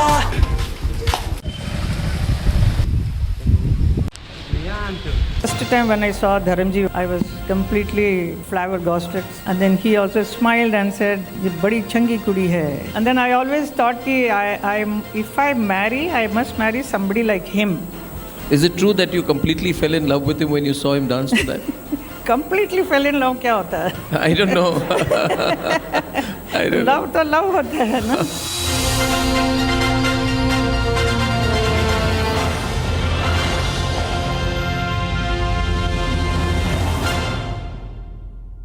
Co-powered by Crystal Crop Protection, देश का किसान, देश का हीरो। चमकी चाट से क्या बना है? आलू चाट या फ्रूट चाट, स्वाद बढ़ाए चमकी चाट। क्या बात है? स्वादिष्ट पकोड़े और परेशान, अरे चमकी चाट है इसकी जान। असली स्वाद सिर्फ चंकी चाट। 13,000 placements last year. At Amity, we are committed to nurturing passionate, hardworking and proactive professionals. थोड़े में ज्यादा स्वाद यही तो है इसकी खास बात। वाओ मामा क्या स्वाद है, अरे मेरे राजा।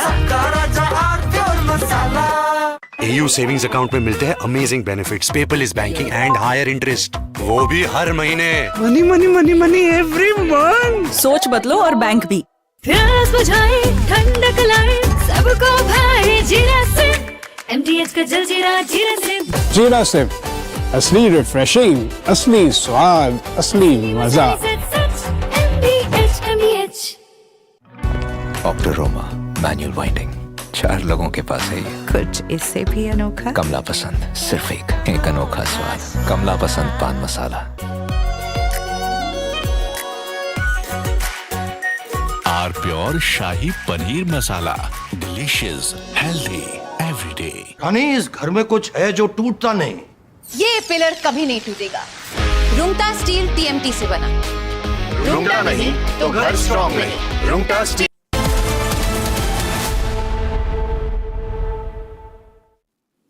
Good evening, viewers. You're watching Super Prime Time with me, Rakshita Mishra. Let's get started with the top stories we're tracking for you.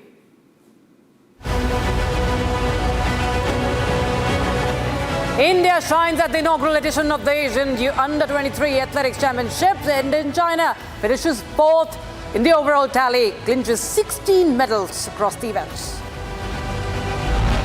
The government says that it is now examining Meta's response on child sexual abuse content, adds appropriate action to follow. Supreme Court seeks SIT report in Ayodhya donation theft case, directs the team to issue notice to Ram Mandir Trust. After Uddhav Sena, Sharad Pawar's NCP split next. Sources indicate 5 Lok Sabha MPs likely to make the switch to NDA. US strikes central Iranian region, hits air defense systems, coastal radar sites, missile and drone capabilities along with small boats. Iran launches Iron for an Eye operation after fresh US strikes, targets US bases across Kuwait, Jordan and Bahrain.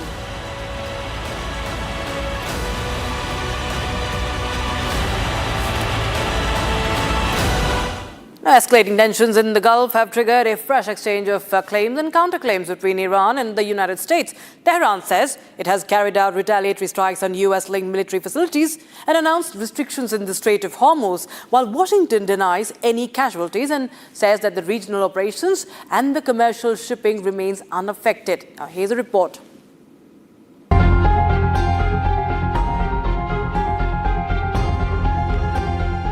Iran claims it launched retaliatory strikes on US military facilities in Bahrain and Jordan, calling the attacks an act of self-defense. The US has not confirmed any damage. CENTCOM says there were 0 American casualties in the reported attacks. Iran's Revolutionary Guard says the Strait of Hormuz has been closed until further notice. Washington says commercial shipping continues safely. The IRGC claims it targeted Bahrain's Sheikh Issa Air Base, including helicopter facilities and a drone command center. The claims remain unverified as of now. Iran also says it struck Jordan's Prince Hassan Air Base, claiming fuel and ammunition storage sites were hit. Meanwhile, Iranian spokesperson lauds Iran's courage. Listen up what he has to say. سرزمینی که قرن‌هاست در میان آتش و خون ایستادن را از دماوند آموخته است. این بار نیز اشک را با شکوه درآمیخت و جهانی را به تماشای وفاداری ملتی نشاند که داغ‌ترین داغ نیز زانوانش را خم نمی‌کند. از تهران تا قم و از نجف و کربلا تا مشهد و رضا گویی جغرافیا از حرکت ایستاده بود تا تاریخ وقار و عظمت یک ملت را نظاره کند. میلیون‌ها دل به یک نام تپید. میلیون‌ها قدم یک روایت را نوشت. نه فقط در کوچه‌ها و خیابان‌های ایران که در حرم‌های نورانی در میان مردمان دلداده عراق و در دل آزادگان جهان اشک‌ها به هم رسید و دست‌ها در دعای وداع به آسمان بلند شد. Tehran has warned that any attack on its supreme leader or senior officials will be met with a swift and decisive response. Iran's foreign ministry says understandings with Washington have been entered a crisis phase, accusing the US of breaching its commitments. عقلانی است.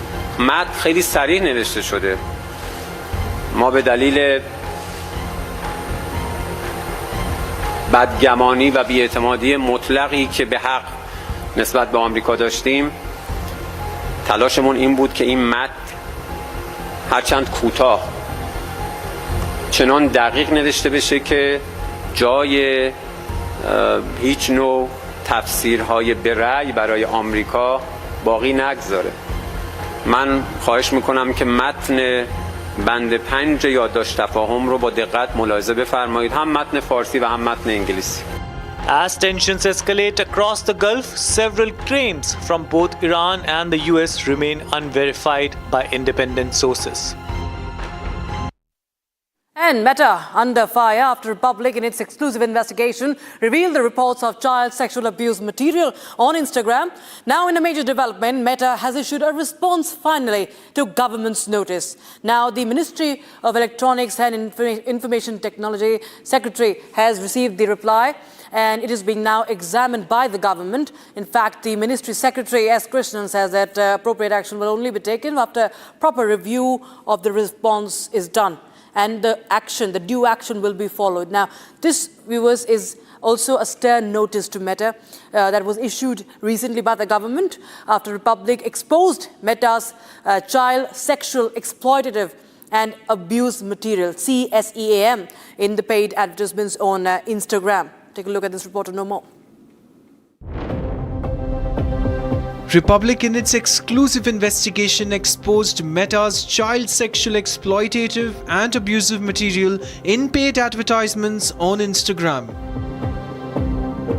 A major development has come where Meta has given a response to the government's notice on child sexual abuse content. MeitY Secretary S. Krishnan said that based on an examination of the reply, appropriate action would be taken. The government had earlier issued a stern notice to Meta after Republic exposed the CSEAM scandal in paid advertisements on Instagram. MeitY directed the company to immediately disable all such advertisements and content while seeking a detailed explanation within a specified deadline. 3 videos were seen online where 5 to 6-year-old child was seen, child aged around 10 years was being abused. In one of the video, 8 to 10-year-old child was seen in distress following the child abuse. The issue gained national attention after Republic reported on the presence of C-SEAM-related advertisements on Instagram. Following the initial reports, Republic carried out an independent investigation into the case. It was found that several such advertisements were still accessible on Meta's platforms despite the issue being brought into the public domain, raising questions over the effectiveness of the company's moderation systems. Even after the expose, various pedophilia content was available online and were not removed by Meta. With Meta's response now under examination, the government's next course of action will depend on MeTI's findings. The case has once again put the spotlight on platform accountability and online child safety.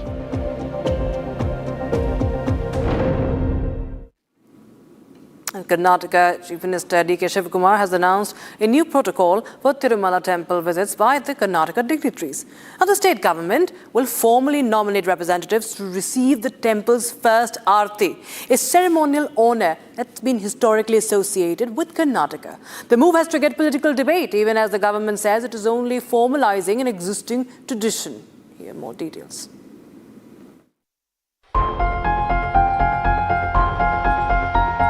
Karnataka Chief Minister D.K. Shivakumar has announced a new protocol for official representatives visiting the Tirumala temple. The Karnataka government will issue an order giving priority to designated state representatives for the temple's first Aarti. According to the new protocol, if the designated special officer is absent, preference will be given to an authorized Karnataka representative. The list includes ministers, MLAs, chairpersons, senior government officers, judges, and other officially nominated dignitaries. He added that the move is intended to ensure that those serving the government and the people receive the opportunity to perform the ceremonial service. But the move has triggered a political debate. The TTD board member Bhanu Prakash Reddy opposed such protocol, calling it politicizing religion. Arati Darshan is a traditional honor accorded to the Maharaja of Mysore, not to politicians. He even said that he will bring up the issue in upcoming board meeting and make sure religious places are not dragged into politics.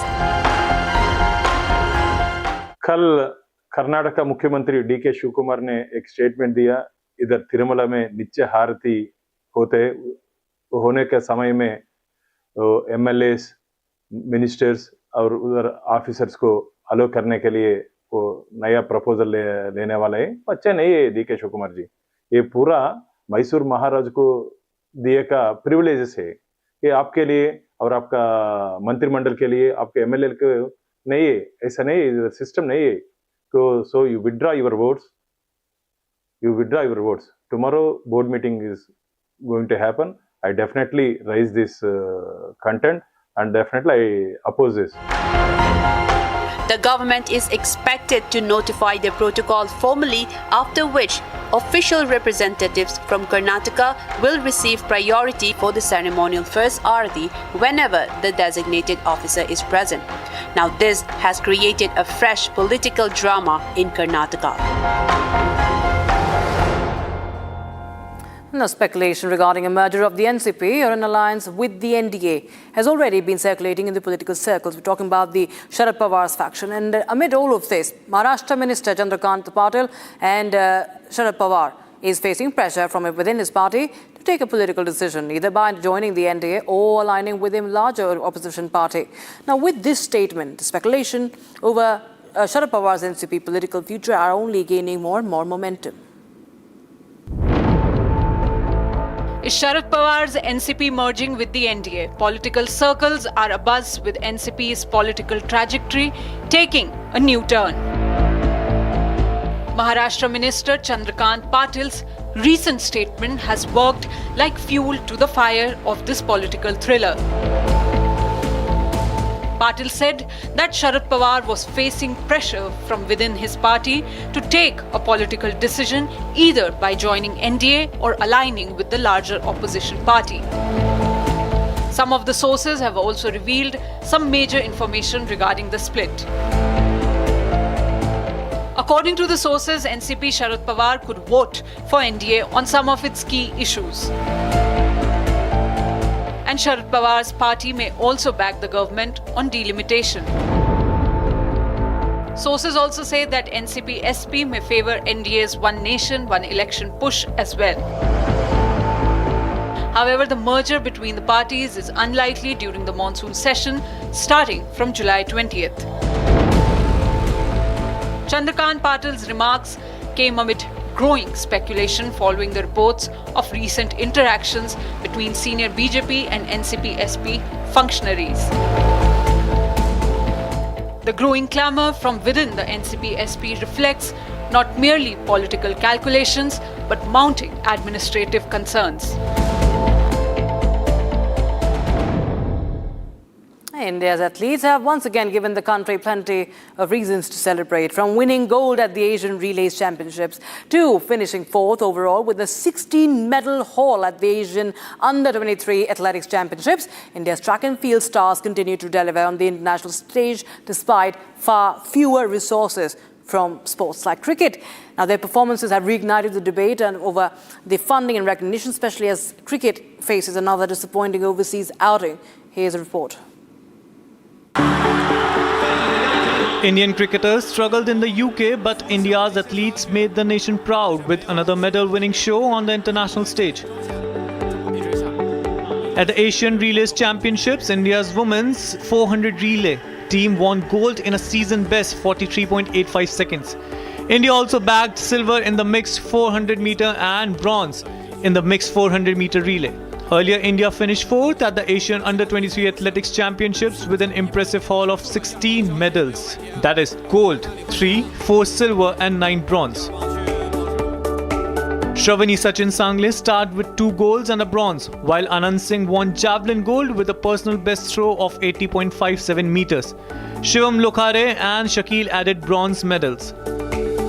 ये सबसे बड़ी जो मुझे लगता है ना, जो grass root level पे है वो सुविधा बढ़नी चाहिए हमारे इधर खिलाड़ी जो इंटरनेशनल हो जाता है तो उसको सब चीज मिलती है, मगर ग्रास रूट लेवल पे उसको वो सुविधा नहीं मिल पाती जो उसको बहुत जरूरी है, क्योंकि हमारे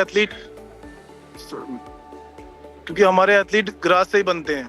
वो मतलब स्टार्टिंग में उनको अच्छे कोच मिल जाए तो उनको सही गाइडेंस मिल जाती है, क्योंकि हमारे इधर कोच बहुत हैं मगर टैलेंट किलर भी बहुत हैं, जो बच्चों का बचपन में टैलेंट किल करते हैं, तो उनको अच्छा कोच मिलेगा तो वो सही गाइडेंस करेंगे। The success has once again highlighted the gap in support. The centre has allocated 4,479 crore for all sports, while the BCCI's corpus stands at over 11,346 crore rupees. Despite limited resources, India's athletes continue to deliver medals and glory on the world stage.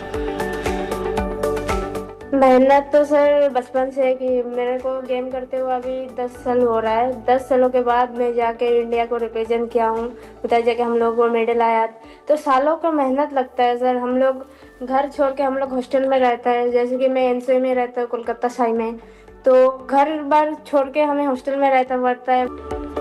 While cricket searches for answers after another overseas setback, India's athletes have once again shown they deserve greater recognition and even greater investment.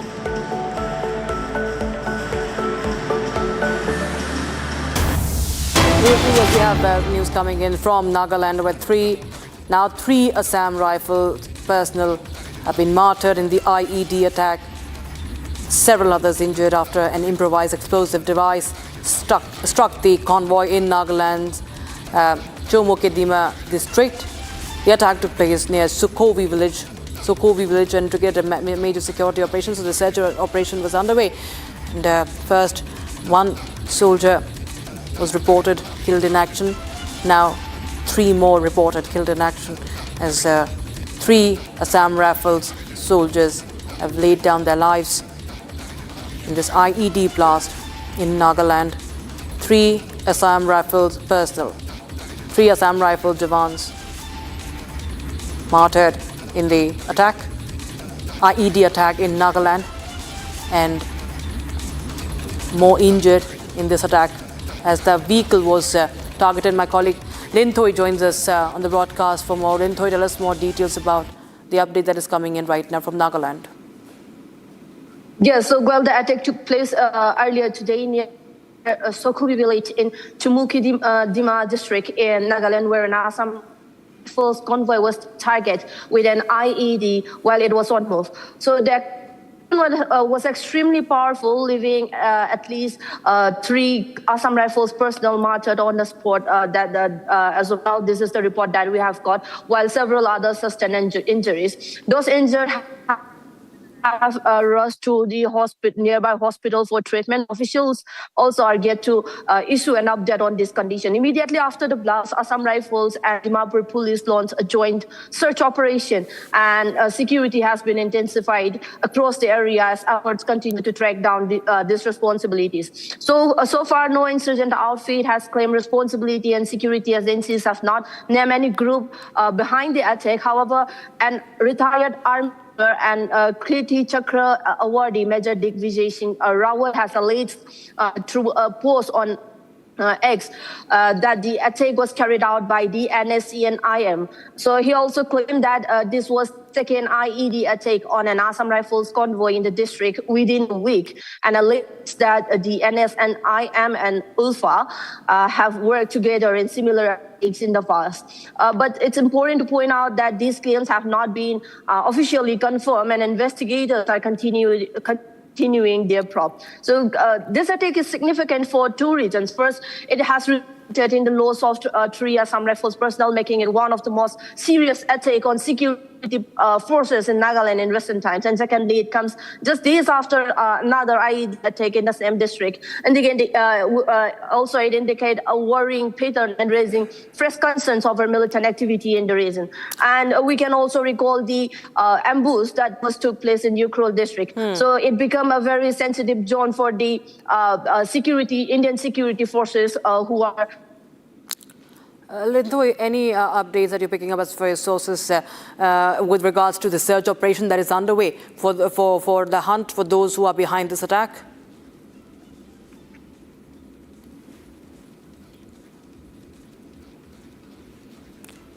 Lin Thoi, can you hear me?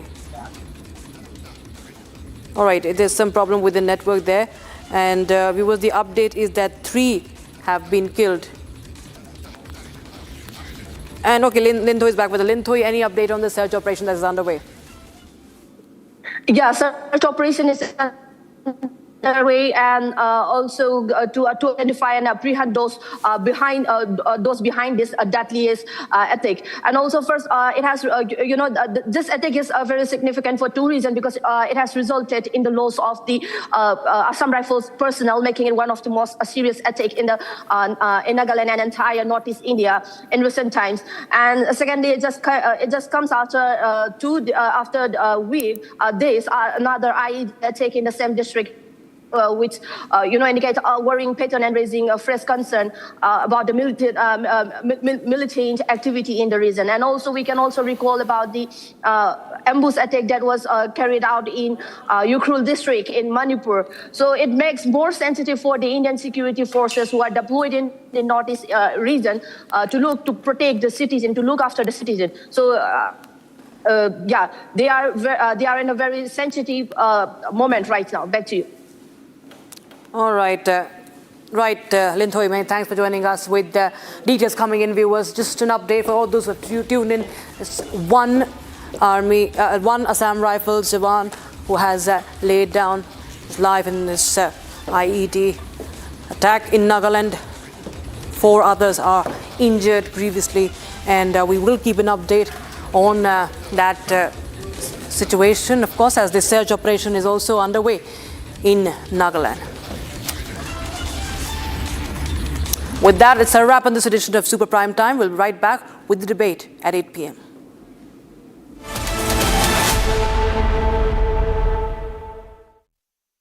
Co-powered by Crystal Crop Protection, देश का किसान, देश का hero. AU savings account में मिलते हैं amazing benefits, paperless banking and higher interest, वो भी हर महीने। Money money money money every month. सोच बदलो और बैंक भी।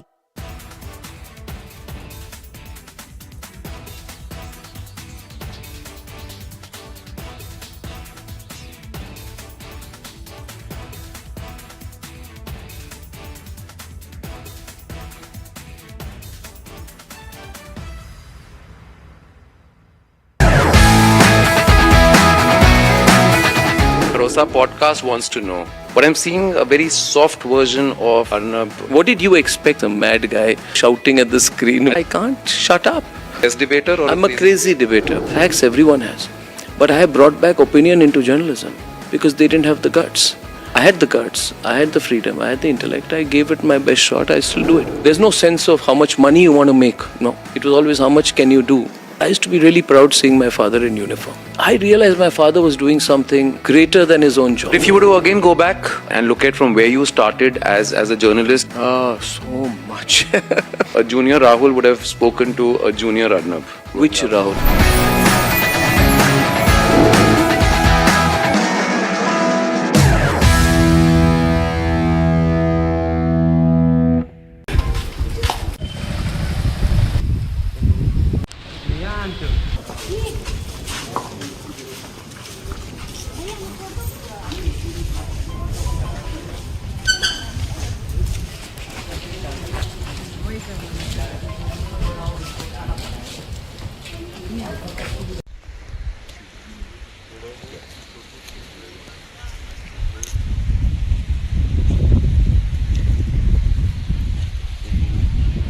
की घटना है, यही घटनास्थल भी आया हूँ। जो रात में घटना घटी उसमें महिला यहाँ घर में अकेली थी। हाँ, रात में 2-3 बजे की घटना है, मैं यही घटनास्थल भी आया हूँ। जो रात में घटना घटी उसमें महिला यहाँ घर में अकेली थी, उसके बच्चे बाहर थे, पति उसका जो है डेथ हो गई है। उसके घर में 2-3 बजे के आसपास कुछ लोग घुसे, 5-6 लोग बता रहे हैं, और उसमें जो है उनके साथ उनके घर में पूरी सर्च किया और उसका सामान चांदी वांदी लिए हैं, और उसके साथ बलात्कार की घटना भी किया गया है।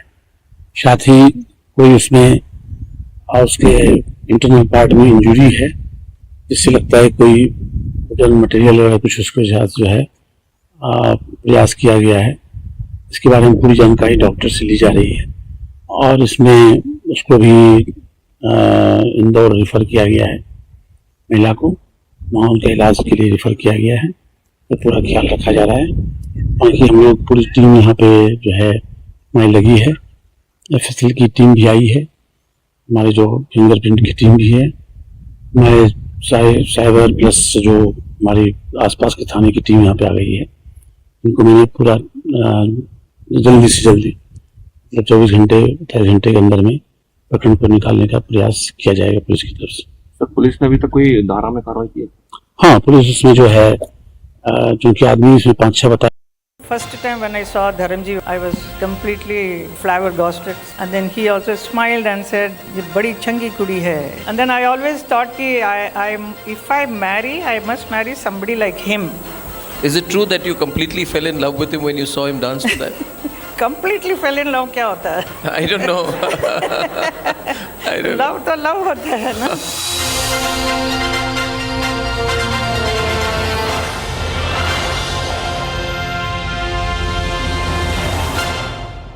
चमकी चाट से क्या बना है? आलू चाट या फ्रूट चाट, स्वाद बनाए चमकी चाट। क्या बात है? स्वादिष्ट पकोड़े और परेशान, अरे चमकी चाट है इसकी जान। असली स्वाद सिर्फ चमकी चाट। पापा,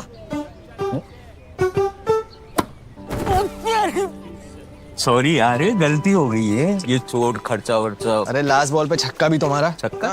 सब कैशलेस हो गया है। हाँ, ला भाई मेरा बैट। वो अभी तो ठीक हुआ तू। जो डिस्चार्ज हुआ यार। बैट किसका है?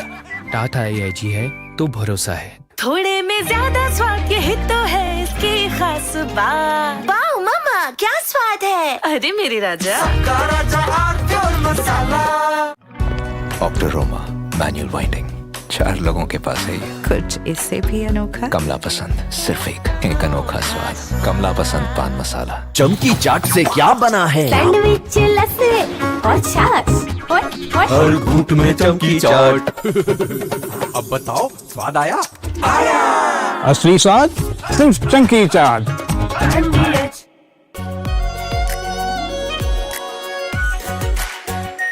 R pure shahi paneer masala, delicious, healthy, everyday. चमकी चाट से क्या बना है? सैंडविच, लस्सी और छाछ और हर घूंट में चमकी चाट। ड्राई फ्रूट और दही बड़े। चमकी चाट से स्वाद बढ़े। असली स्वाद सिर्फ चमकी चाट।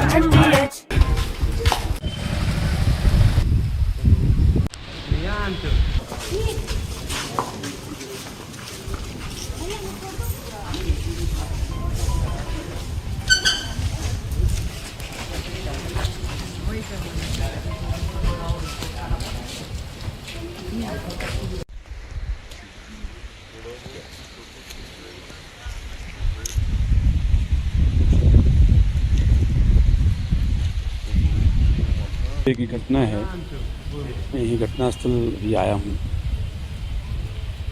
जो रात में घटना घटी उसमें महिला घर में अकेली थी। हाँ, रात में 2-3 बजे की घटना है, मैं यही घटनास्थल भी आया हूँ।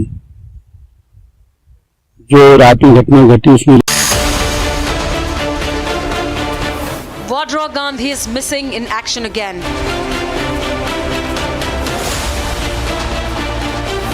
Where did he go? Who did he meet? Even own party can't contact Rahul Gandhi. Debating tonight at 8:30 p.m. Presenting by Zoho Business Software, trusted by 15 crore users.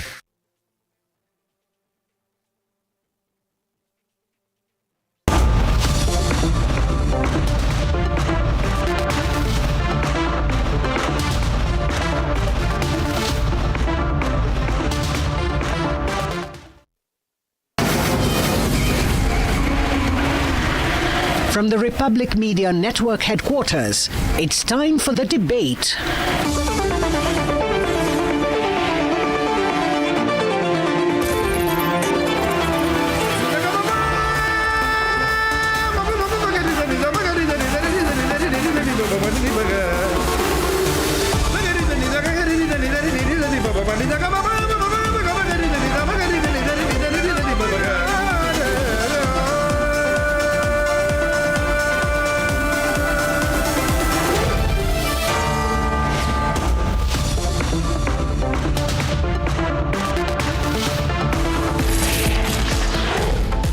The show tonight, they killed Ankit Sharma.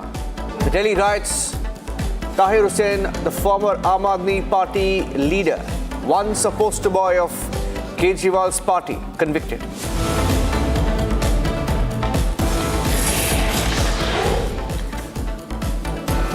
Rahul Gandhi missing again. The BJP says he's MIA from Wayanad, which is struggling post the landslides and the tragedy. His sister, the sitting MP, also missing.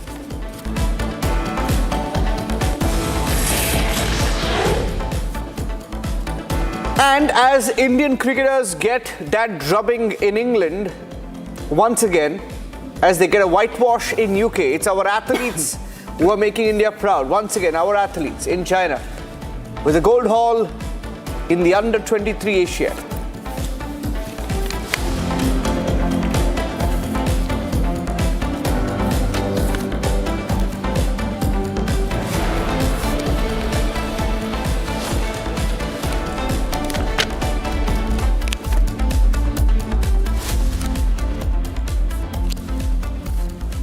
All right, welcome friends.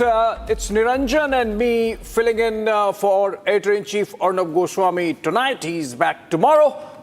And our focus story, judgment coming in and justice finally delivered to the former IB officer Ankit Sharma, who was killed during Delhi riots in the northeast Delhi that happened in 2020. There was a massive conspiracy behind those riots, and this is first of the judgments coming in which former AAP councillor, leader of the Aam Aadmi Party at that time, Tahir Hussain, has been convicted. The amount of punishment is yet to come, but Tahir, along with 10 others, have been found to be guilty of the murder of Ankit Sharma. They waylaid him, they dragged him, and the mob then lynched him, stabbed him 51 times as per the post-mortem report, and killed him and then threw his body in a drain. It was the murder most foul, the most gruesome murder perhaps of Delhi at that time during that mob violence. But what is important is, friends, Niranjan, that these might just be the foot soldiers, because the larger conspiracy case is still on, and that's the reason why we are debating it tonight, whether the prosecution, with this success in getting these accused convicted, is a step closer to nailing the conspiracy that aimed not just at creating communal discord in the country, but perhaps, remember, it was on the eve of the visit of Donald Trump in his first term as US President, whether this was aimed at tarnishing the image of the country in the eyes of the world. Abhishek, we clearly remember when the story broke out and the visuals that came in, it was Republic that spotted Tahir Hussain on the terrace. Tahir Hussain, when you look at the pictures, and maybe we can run those visuals, you saw him on the terrace, that image of him wearing a red sweater, leading a mob, throwing Molotovs, throwing stones from the terrace of a residential building. That was a turning point in the case.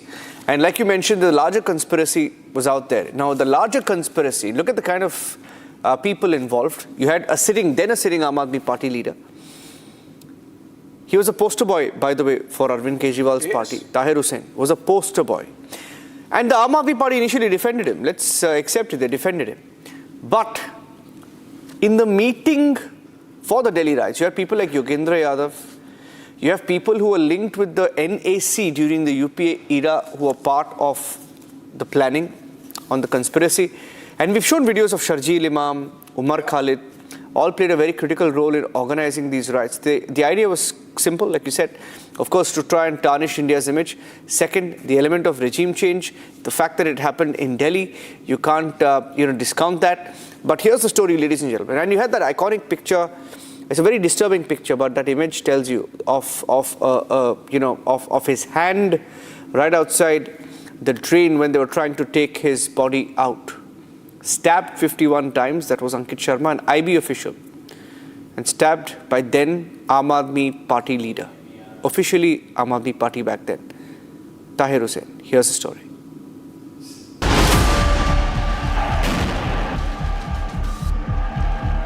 Six years after the Delhi riots, a Delhi court has convicted former AAP councillor Tahir Hussain and 4 others for brutal murder of IB officer Ankit Sharma. Tahir Hussain has been convicted under sections 188, 153A, 147, 148, 149A, 365 and 302 of the IPC. आज एक बात बहुत स्पष्ट हुई court में, जब court के evidence सामने लाए गए और बयान सामने लाए गए कि किस तरह से ताहिर हुसैन ने अपने पास वेपन भी रखे थे, उन्होंने मॉब को इंस्टिगेट भी किया था, उन्होंने अंकित जो एक आईबी का अफसर था उस पर अटैक कराने के लिए भी कहा और अंत में उसका कत्लेआम करवाया. The former AAP councillor has been found guilty of promoting enmity between 2 different groups on grounds of religion, race, rioting while armed with a deadly weapon, kidnapping or abducting with intent to secretly and wrongfully confine a person, and most serious of them all, murder. In this case, basically, 5 persons is convicted, 6 persons is acquitted, and still we have not received the copy of the judgment, so I cannot say what is the consideration taken by the court and what is the consideration which was not taken by the court. So right now 5 persons has been convicted. I will definitely file the appeal, it is no doubt, but now after getting the judgment, we will go through the judgment, then I will file the appeal in this case. The judge has also convicted 4 others.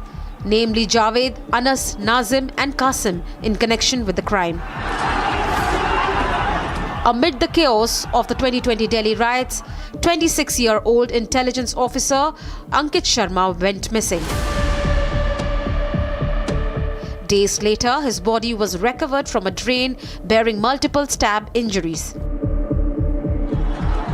The gruesome killing became one of the defining images of violence that was carried out in the capital.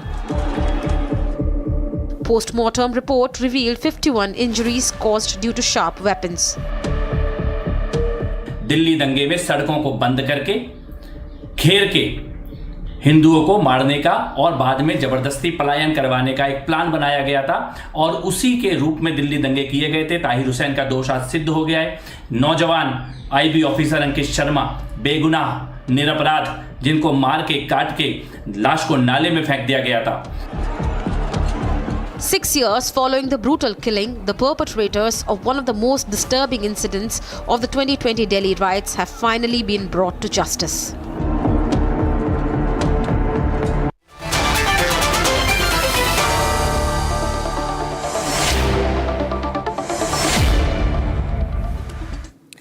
Okay, so joining us on the debate this evening are Radhika Kheda, national spokesperson of the BJP, M.R. Venkatesh, political analyst, Ratan Charda, he's an author, joining us live from Mumbai, Parvinder Singh Sethi, he's an analyst, political analyst who leans towards the Aam Aadmi Party, backs Aam Aadmi Party basically. Talha Amir Rashadi, he's a spokesperson of the Rashtriya Ulema Council, and Nikhil Jain leans towards the Congress Party. Let me start with Parvinder Singh Sethi. Parvinder Singh ji, former Aam Aadmi Party leader Tahir Hussain has been convicted. He was your party leader when the crime happened. He was your party councillor when Ankit Sharma was murdered. So it is safe to say then Aam Aadmi Party leader Tahir Hussain murdered him when he was still an Aam Aadmi Party leader, right? So that effectively you can say Aam Aadmi Party leader murdered Tahir Sharma, Ankit Sharma. You'll have tried to distance from him, but you can't distance anymore. It's confirmed now. नहीं देखिए, जो ताहिर हुसैन आम Aadmi party के counsellor रहे हैं और आज court ने उनको कन्विक्ट करा है और आगे अपील की भी बात है। और ये जो जजमेंट है, मैं ये कहता हूँ कि जो पार्टी के अंदर बहुत सारे लोग होते हैं जो कोई इंडिविजुअली क्या करता है, क्या होता है, ये इसका कंट्रोल पार्टी के अंदर नहीं होता। जिस तरह आप बड़ी बड़ी पार्टी में देखो, सबसे ज्यादा क्रिमिनल बैकग्राउंड के लोग भारतीय जनता पार्टी में है। मैं तो बार बार हर प्लेटफॉर्म पे ये कहता हूं कि जो क्रिमिनल बैकग्राउंड, आप इस बात को तय करिए कि जो बेसिक क्वालिफिकेशन हो, जो काउंसलर है, जो एमएलए है या जो मेंबर पार्लियामेंट है, वो होनी चाहिए। और जिसके ऊपर भी कोई कोर्ट केस है, कोई कन्विक्शन है, उसको राजनीति में नहीं लाया जाना चाहिए। जैसे अमानतुल्लाह खान। नहीं, मैं वही बात कर रहा हूं। ये एक सिस्टम है, सभी पार्टियों के अंदर है। लेकिन जिस प्रकार उनका अपना वर्डिक्ट है कि भी मेरे को पुलिस ने पहले हटा दिया गया था वहां से, जहां पे था मैं वहां पे प्रेजेंट ही नहीं था, उनका कन्विक्ट है। लेकिन लोअर कोर्ट इन्फ्लुएंस्ड होता है और उन्होंने कन्विक्ट करा, तो उसके उनकी जो जजमेंट है उसको हम करते हैं कि वो अपील में भी। M.R. Venkatesh, you know, this is a pro-op voice and he believes that the lower courts are compromised and that's why this verdict. Now see, when you said it is the former Aam Aadmi Party leader, whether the former was an appellation for the party or for the leader, I didn't know. Because Aam Aadmi Party, which began as an anarchist party, has found its logical conclusion in murder of an IB officer. What did you expect of these lumpen elements?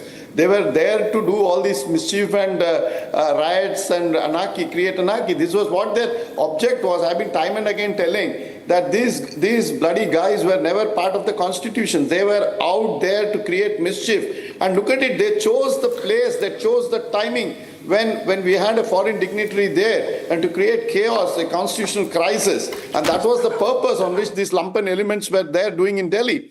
And I'm very glad that the lower courts have seen through it. But I am slightly disappointed that the needle of suspicion or the conspiracy which pointed out to a larger conspiracy where greater number of people were involved have not yet been unearthed. There are there are information in the public domain which suggests various names जो हम हिंदी में बोलते हैं संगीन नाम है और इस संगीन जुर्म से जुड़े हुए हैं. They are not being targeted by the agencies. I hope the probe agencies will take this matter to a logical conclusion and bring them to book.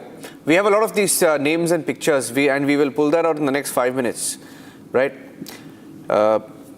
Nikhil Jain, you know, there is a certain Yogendra Yadav, right? He was there. Harsh Mandar. Harsh Mandar was part of UPA. He was officially employed by the UPA, given a role. Part of NAC. By Sonia Gandhi. Anarchy group. Call them the anarchy group. Yes. Now, the thing is, it was a political conspiracy. And you have to be shameless to defend a person like Harsh Mandar, to defend a person like Yogendra Yadav, to defend a person like Tahir Hussain. Right? Nikhil Jain, you're sitting in Delhi, an IB officer was killed.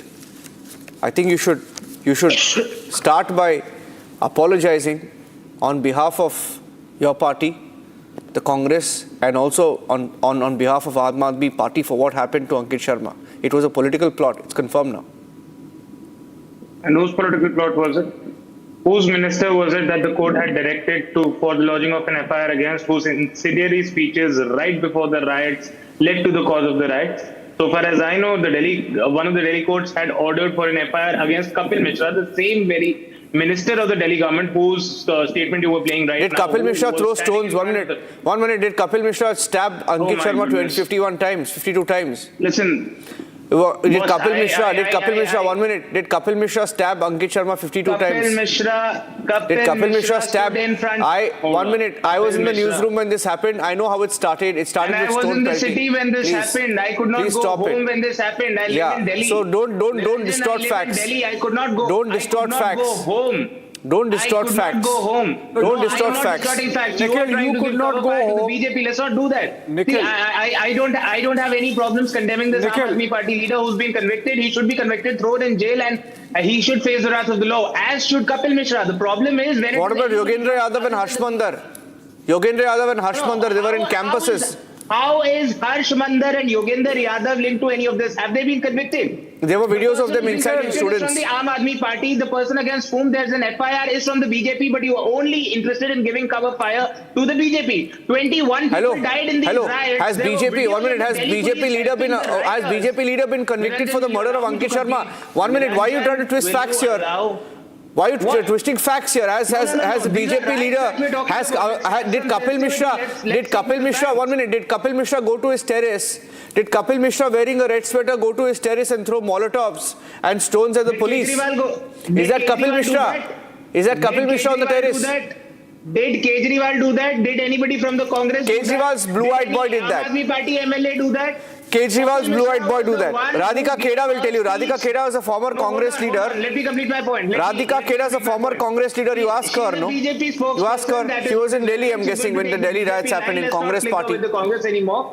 No, but one very important thing, Niranjan. 21 people died in these riots. 21 Indians, 15 Muslims, 6 Hindus. We are talking about the death of one. We are talking about one political leader from a certain party who was involved. We are not talking about another political leader from a certain party who was also involved. Let's not give this sort of cover fire. The riots were obviously wrong. First of all, don't whitewash facts. It's not 21 people or 22 people, 53 people died. Please stop it. 53 people died. Okay. 1st of April 2025 report by the Hindu is giving the figure. Yeah. March 10th of Stop March reading the Hindu. Stop reading the Hindu first of all. And on outdated articles on the Swarajya magazine. Whatever it is, because are you RSS WhatsApp see, it's completely stupid of you to say that only 20 died when 53 have died. Radhika Kheda. I'm handing it to Radhika Kheda. You proved my point, by the way, Radhika Kheda. Am I audible? Yeah, you are. Good evening to everyone. I'm astonished by the way the Congress leader or supporter, whoever he is actually defending what has happened and trying to take the blame away and trying to change the entire narrative of the debate and trying to change the subject of the debate by wanting to protect Tahir Hussain. And we all know why the Congress and the Aam Aadmi Party or the Samajwadi Party or the Indi Thakbandhan does that. Because that is their vote bank that they are protecting. Now, let us stop hiding behind political euphemism today on this channel. What happened in Chandbagh on 25th February 2020 was not an organic riot. It was a cold-blooded, meticulously planned communal massacre. Today, the Karkadoma court has officially designated Aam Aadmi Party's councillor, then Tahir Hussain, as a murderer under the Section 302 of the IPC. And let's look at the chilling, unvarnished facts that the court validated today. Ankit Sharma, 26-year-old IB staffer, he didn't just die. The court records and post-mortem reveal he was abducted, dragged by Tahir Hussain's death squad, and subjected to demonic butchery. Now, 51 injuries, mutilated by sharp-edged weapons, smashed with blunt force, thrown into a filthy drain like garbage. And the court has explicitly established that Tahir Hussain was not a bystander. The court has also observed that he acted as the chief instigator. And he was the one who actually made the bloodthirsty mob go after him and commanded them not to spare Hindus. I repeat, not to spare Hindus. This was targeted execution, which Mr. Nikhil, the Congress leader over here, is trying to protect, trying to defend. No, I'm not. And my direct charge tonight is against Mr. Arnab. Please don't speak over me. I can speak over you, sir. Maintain the dignity. Radhika, I never don't speak over me. You speak over your turn. Is this how you behave in court, Mr. Nikhil? Don't please. No, Nikhil has a habit of speaking over others. Nikhil, don't do that, no? I don't speak over anyone. I can't do that. What is with Radhika's habit of twisting what I said? I never predicted Tahir Hussain. You can speak in your turn, sir. No, because you protected Tahir Hussein's aides. Please stop it. You did protect Tahir Hussain. His accomplices. I am raising questions on Kapil Mishra, whom you are trying to protect. I don't know. This debate is not about Kapil Mishra. Kapil Mishra has not been convicted in court. Please stay quiet, man. Nikhil, don't twist it. No, Nikhil. In any case, Nikhil, have some. Yeah. Listen, you were stuck somewhere, but as good journalists, we were there on the ground. I personally visited this spot. We covered those riots. Yes. I was there on the ground. I visited the exact spot from where the body of Ankit Mishra was found. I went into those alleys and I saw the anatomy of Delhi riots. Those could not. And Radhika is right there. Those were not like they. There was conspiracy element to it for which there is a separate case going on. Nobody is denying that. And so who planned that? Look at this. Look at this. Now, just one observation. I'm just being factual how many Hindus died? How many Muslims died? How many mosques were I'm just being factual because you brought in the Hindu-Muslim angle. You brought in the Hindu. We'll do a caste census of the dead body now. Caste census karo, dead body ka. Dead body ka caste census karo. Nikhil, you brought in the Hindu-Muslim angle. You brought in the Hindu-Muslim angle. Now listen what the order says. How will you not bring a Hindu-Muslim angle? Listen what the order says. Okay, fine. Listen what the order says. He said don't spare Hindus. It's on record. Okay, listen. Hussain used those words not to. Radhika, let me quote from the judgment. So obviously it is a Hindu-Muslim right. You had Muslim perpetrators like Tahir Hussain. You had Hindu perpetrators like a Kapil Mishra. No, 1 minute. Yogendra Yadav was not a Muslim. Please stop it. 1 minute. Hello. How many Muslims died? Hello. Zero. How many mosques burned? Hold on. Hey. Nikhil. Don't. You can't get away with this trash. Okay? Yogendra Yadav is not Muslim. Yogendra Yadav is not a Muslim, as far as I know. Okay, I think he's not a Muslim. I don't know because he's part of the exactly. If you don't know, listen. If you don't know, you listen. If you don't know, you listen. Don't make it about Hindu-Muslim rights. I'm going to Ratan Sharda. Nikhil, don't filibuster this. Listen. I'm just quoting. I go to Ratan Sharda, but I'm just quoting from the judgment. The additional sessions judge, his name is Pulastya Paramachala. He has said in this conviction order that is Tahir Hussain, instigated the mob when Ankit came forward towards this mob.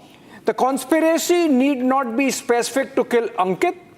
When the accused persons were acting in pursuance to a conspiracy and common object to kill Hindus, it covered killing of Ankit as well for the reasons that Ankit was killed because he was a Hindu. Remember, it was Yes, not who is written on his name disagreeing that he with was that? That Ankit is what the Sharma. riot Anyone is. could have been dragged. It so happened that it was Ankit and he was dragged and killed. Contesting that, I agree with that. This is a Hindu-Muslim Can I riot, speak so you now? had Muslim public. Ratan Sharma. Nikhil, okay, Nikhil, 1 minute, let him speak. It's his turn. It's his turn, Nikhil. They have friends like Mr. Jain who are digging their own grave by justifying murderers, by justifying rioters. Okay, I'll talk of Kapil Sharma. He wants to talk about Kapil Sharma. What did Kapil Sharma ask? Listen to what Kapil Sharma said, Nikhil. They will come to, I could have given the quote of Kapil Sharma, which you want to quote, but then you would have said, I am providing cover fire, but now it's Ratan Sharda quoting Kapil Sharma. Listen to him. Listen to me. Please ask him to keep quiet. He's been okay, talking go half ahead, the Mr. Sharda. If Kapil Sharma made such a statement, Mr. Hussain got so upset that he put stones on the terrace, he put a catapult, he pulled all the acid bulbs because Kapil Sharma said clear the roads. Are you justifying this riotous behavior, this killing, cold-blooded killing, highly crude killing because somebody said that clear the roads? Is this a justification? Aren't you ashamed? Aren't you ashamed that 53 people lost their lives? Aren't you ashamed that CA was made an excuse to create a riotous situation? Everybody knows the investigation says the plot was hatched during CA agitation in Shaheen Bagh. There are WhatsApp messages. So when WhatsApp messages go during the agitation, which is supposed to be peaceful, to save the constitution, to save Muslims who are not at all linked to any kind of CA. 1 minute, Nikhil, can you please not speak over him? Nikhil, do one thing if you want to speak. Nikhil, if you want to remove your... That even on this place, we are whatabouting out a person who is plain criminal? Is this the logic of your thought? That somebody says cut off India's chicken neck and he's a freedom fighter? Exactly. That he has voice of freedom? Why are you putting him in the jail? Then you come and defend them also? Next level of we don't need enemies in the country. They are sitting inside of the TV rooms defending those people who are out to create riot, who are out to break India and who deliberately planned the entire riot. Nikhil, don't monopolize this debate, We are halfway through, don't monopolize. We have to get in Tala Rashidi also. We have to get Parminder back. Okay, we have to get Amar Venkatesh again. And I want to go to Tala now. At least keep respect for the profession. Mr. Sharda, you are listening and noting things I never said. आपने उसको लिया, आपने उसको बनाया, आपको defend किया, हड्डी विश्व पे आके डिफेंड कर रहे थे कि ताहिर ने कुछ नहीं कहा, मासूम था, वो तो बचाने निकला था. Today when this convicted CBS done wonderful job, Nikhil, do one thing. Nikhil, if you have this habit of speaking, Nikhil, if you really want to speak, if you want to keep speaking continuously, 1 minute, Nikhil. See, Nikhil, there are two options. Either we reduce your audio or you reduce your own audio. Okay, if you're on Zoom, put yourself on mute. Can you please ask? Put yourself on mute and then keep talking, no problem. Stones, catapult, guns and knives because somebody gave a speech. What stopped me from giving a speech? Is the answer stone and kniving for a speech? Was the right not much more planned?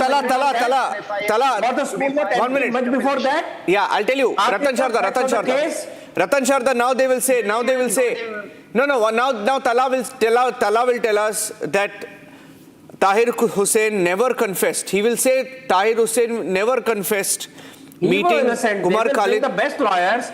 Who will pay for it? That is my question today. They will go to the best, most expensive lawyers to save these criminals. And they will say, Sharjil Imam.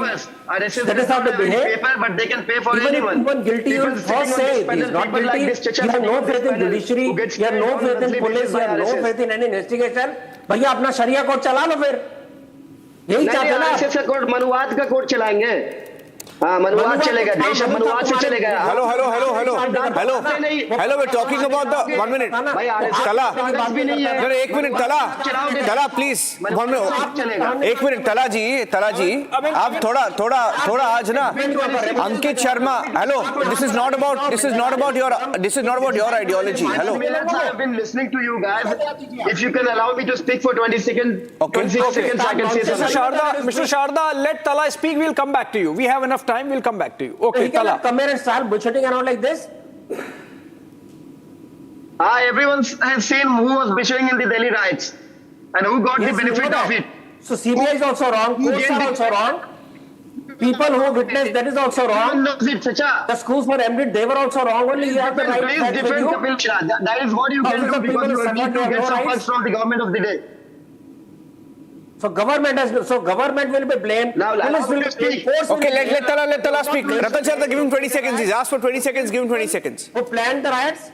20 seconds. Okay, your 20 seconds starts now, Tala. Sir, my only take is that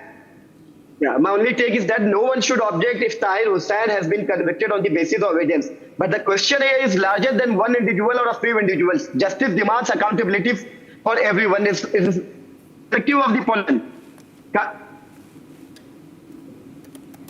We lost you there. The allegations regarding inflammatory.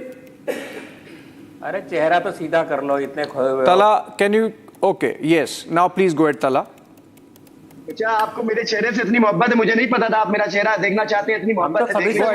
Tala, make your point. Tala, make your point. You're wasting time, man. The point is the allegations regarding inflammatory speeches by political leaders like Kapil Mishra, whose statement was being played on the channel. That's the bigotry of next level. That Kapil Mishra, Delhi court had ordered FIR to be filed against Kapil Mishra. But what happened to that? Selective justice only did. Doesn't FIR is equal to murdering people? Engineer riots, that is what you're saying? About the FIR that should have been filed against Kapil Mishra, he should have been convicted. But Kapil Mishra is being portrayed as the hero of the day. Guns or I think somebody picks up a gun like Shah Rukh Khan, puts in the police and he becomes hero.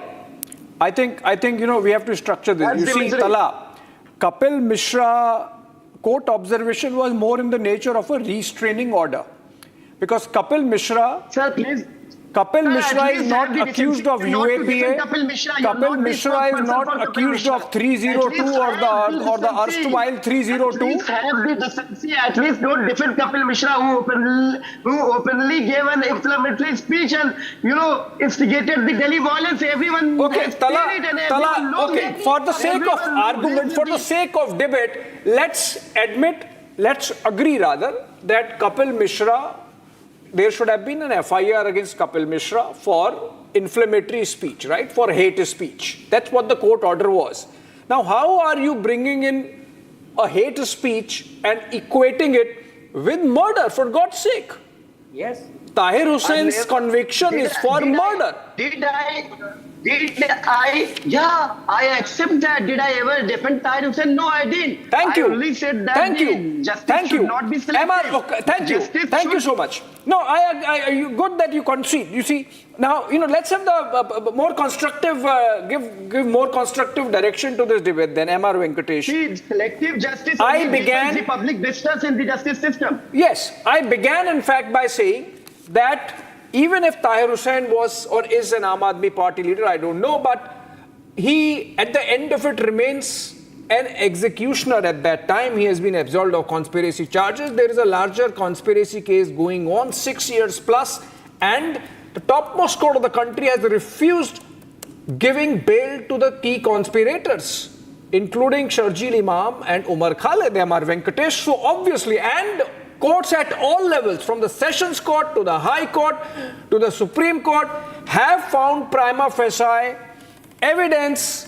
of conspiracy, of mobilization, of planning to break CCTV cameras before the mobs appeared, of carrying out targeted mob lynchings and violence, and that case is still on. And the fact that the Supreme Court also has not given bail shows that they find some merit in the evidence that the prosecution has marshaled till date. M.R. Venkatesh, so the next step should be to get the key conspirators convicted. Absolutely. And the list is very, very small in my view. And that I will personally feel that given the level of conspiracy, it did not stop with this lallus and panjus. It did have handlers who were both available within Delhi, outside of Delhi, nationally, internationally, and those people must also be brought to book. This was not an ordinary riot between a Hindu and a Muslim.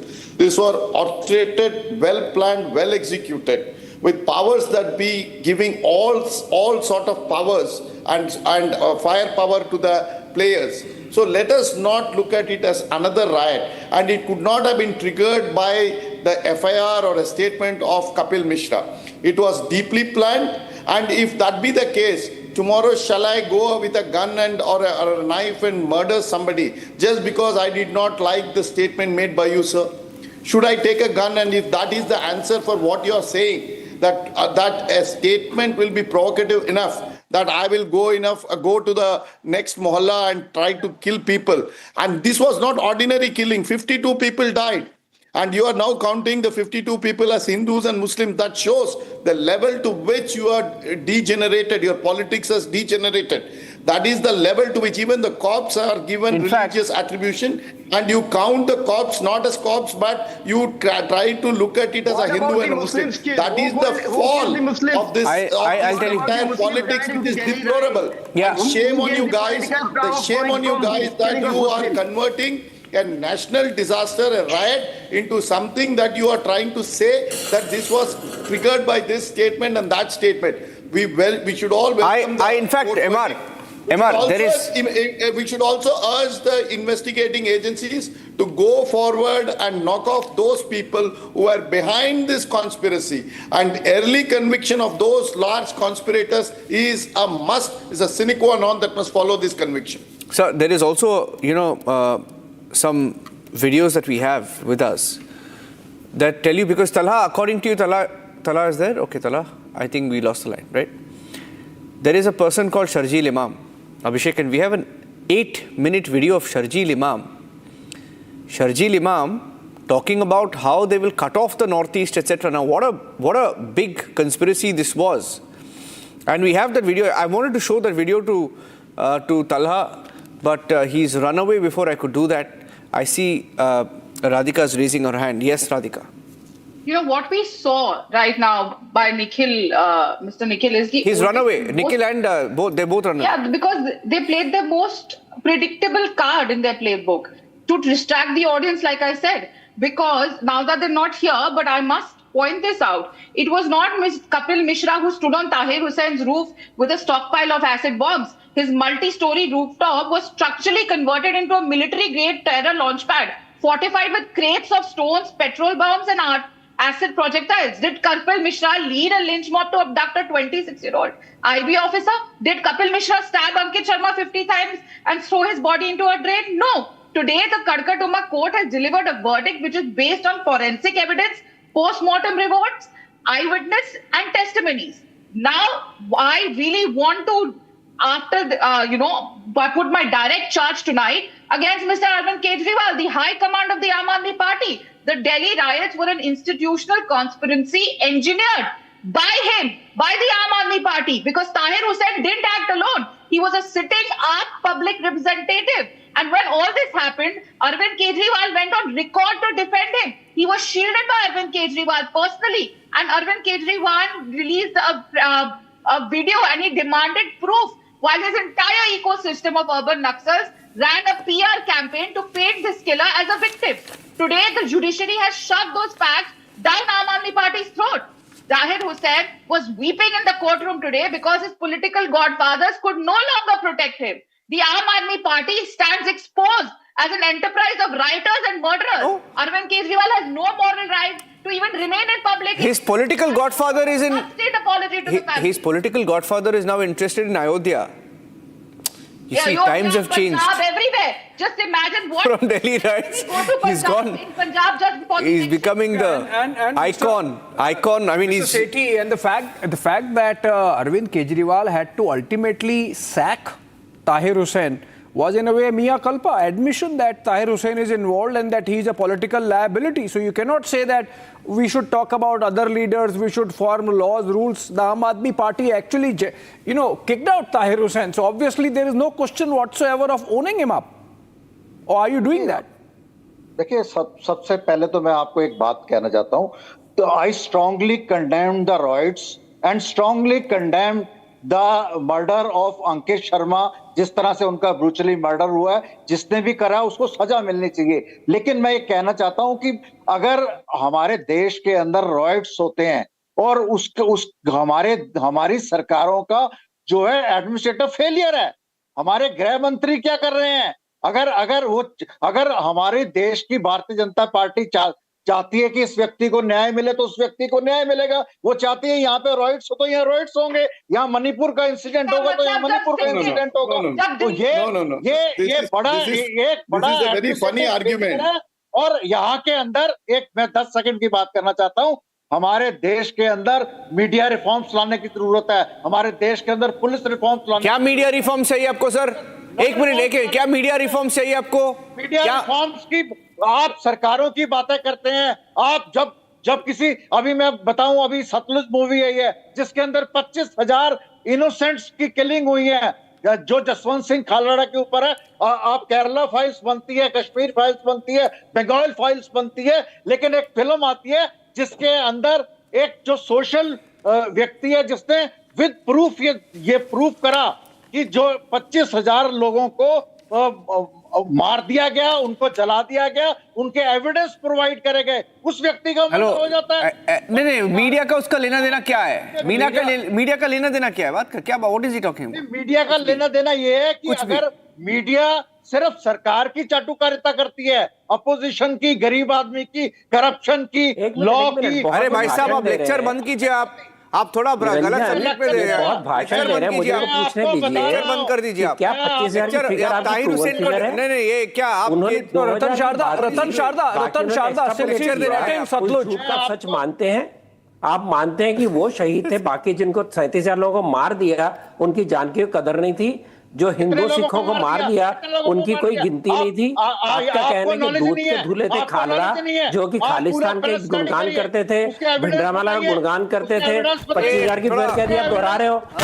आपको शर्म आनी चाहिए कि आप कैसे झूठ को लगातार सच बचाने की कोशिश कर रहे हो। आप सारे यहाँ डिबेट को साइडलाइन कर रहे हो। सतलज की डिबेट हो चुकी और हो जाएगी, हमने भी लिखा है। अगर आप में दम है तो आप बताइए कि 25,000 के आपके प्रूफ है क्या? नहीं है तो लोगों को गुमराह क्यों कर रहे हैं, क्यों भड़का रहे हैं भावनाएं, आपको क्यों आप बातें कर रहे थे? आपका पंजाब की कांग्रेस सरकार थी, हमने फिर भी इसका हमने कहा कि कांग्रेस सरकार राष्ट्र के भले के लिए हमने कंडेम किया हर बार जब भी वहां पर हमला हुआ, जब भी कांग्रेस लीडर मारे गए, संघ के लोग मारे गए। आप तो खेलते पॉलिटिक्स, आप में दम नहीं कि पंजाब के अंदर। पंजाब के बारे में आपको क्या पता है? आप इतना ज्ञान दे रहे हैं, आप इतना ज्ञान दे रहे हैं तो भगवंत मान को ज्ञान देना था ना आपको। भगवंत मान को ज्ञान देना था। सैक्रिलेज जब वो वीडियो देखा है आपने, भगवंत मान का वीडियो देखा है? पंजाब के बारे में और सिखों के बारे में इतना ज्ञान फैल रहे हैं आप यहाँ पे, आपको पता है भगवंत मान के बारे में क्या पता है? वीडियो के बारे में इतना बात कर रहे हैं आप, इतना ज्ञान दे रहे हैं। जवाब दीजिए, यहाँ डिबेट को डिबेट मत करिए। Parliament asked him to prove 25,000 names. Mr. Sethi, highlighted those names. Mr. They were Sethi, not. Ratan Sharda, खालड़ा worship those people. That was a very भाई साहब, लेक्चर मत दीजिए। हेलो, आप लेक्चर मत दीजिए। हम वो जर्नलिस्ट थे, सुनिए, हम वो सेम जर्नलिस्ट थे जिसके एडिटर को अरेस्ट किया गया था। आप हमें अकाउंटेबिलिटी के बारे में बात मत कीजिए आप। और हम सब आपके जैसे जो नेता है ना, सबको हराया है कोर्ट में। प्लीज जाइए, आप जाइए प्लीज, लेक्चरबाजी मत दीजिए यहाँ पे ताहिर हुसैन का Ankit Sharma, IB officer has been killed and this Aam Aadmi Party supporter is giving us ज्ञान about media accountability। अच्छी तरह से जानता हूँ। और वहाँ पर बंद कीजिए आप। I think we should fall for this trap। Waste of time, waste of time, waste of time। Pull back, आप जाइए, आप pull back। You know that was a very provocative digression। We are not discussing Satluj. That's a very different topic। I would say the debate on Satluj is basically a choice between Bhindranwale and KPS Gill. Viewers have to decide which side they are on, but that was not the debate tonight. Tonight, the debate was about justice for Ankit Sharma, and a very firm step has been made in that direction with the Kadkaduma court in Delhi delivering that judgment today and convicting Tahir Hussain and 10 others. But the larger conspiracy behind Delhi riots is still to unravel, and the case is in the courts. We'll keep close tracks. Niranjan, we are moving to the next one. Missing in action. Rahul Gandhi has not been seen at any public event for the last 20 days. These are the same 20 days, friends, in which the Punjab Congress has gone through a turmoil. There is a leadership crisis, and the Punjab Congress is on the verge of breaking. There has been a crisis in a natural calamity in Wayanad, the earlier constituency of Rahul Gandhi, and the present constituency of Priyanka Gandhi Vadra. And the Gandhi Vadras are completely AWOL. absent without leave, missing in action, and all this when monsoon session of parliament is on our head. Now, Congress party was asking why the Prime Minister has been visiting so many foreign countries, because he's been on foreign assignment, diplomacy, and a lot has happened and been delivered for the country. We need to ask, where is India's leader of the opposition?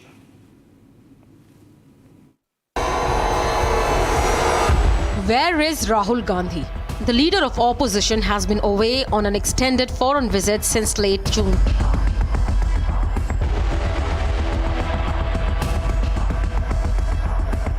During this period, the devastating Wayanad landslide shook Kerala, but Rahul Gandhi remained away. The political turmoil inside the Punjab Congress also unfolded without its senior-most leader inside. Even as the opposition prepares its strategy for the monsoon session, questions are growing over the absence of its leader.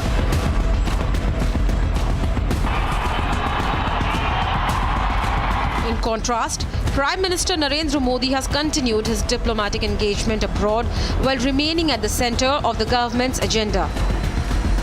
At such a critical fork of big political changes, the big question is not just when Rahul Gandhi returns, but where has he been?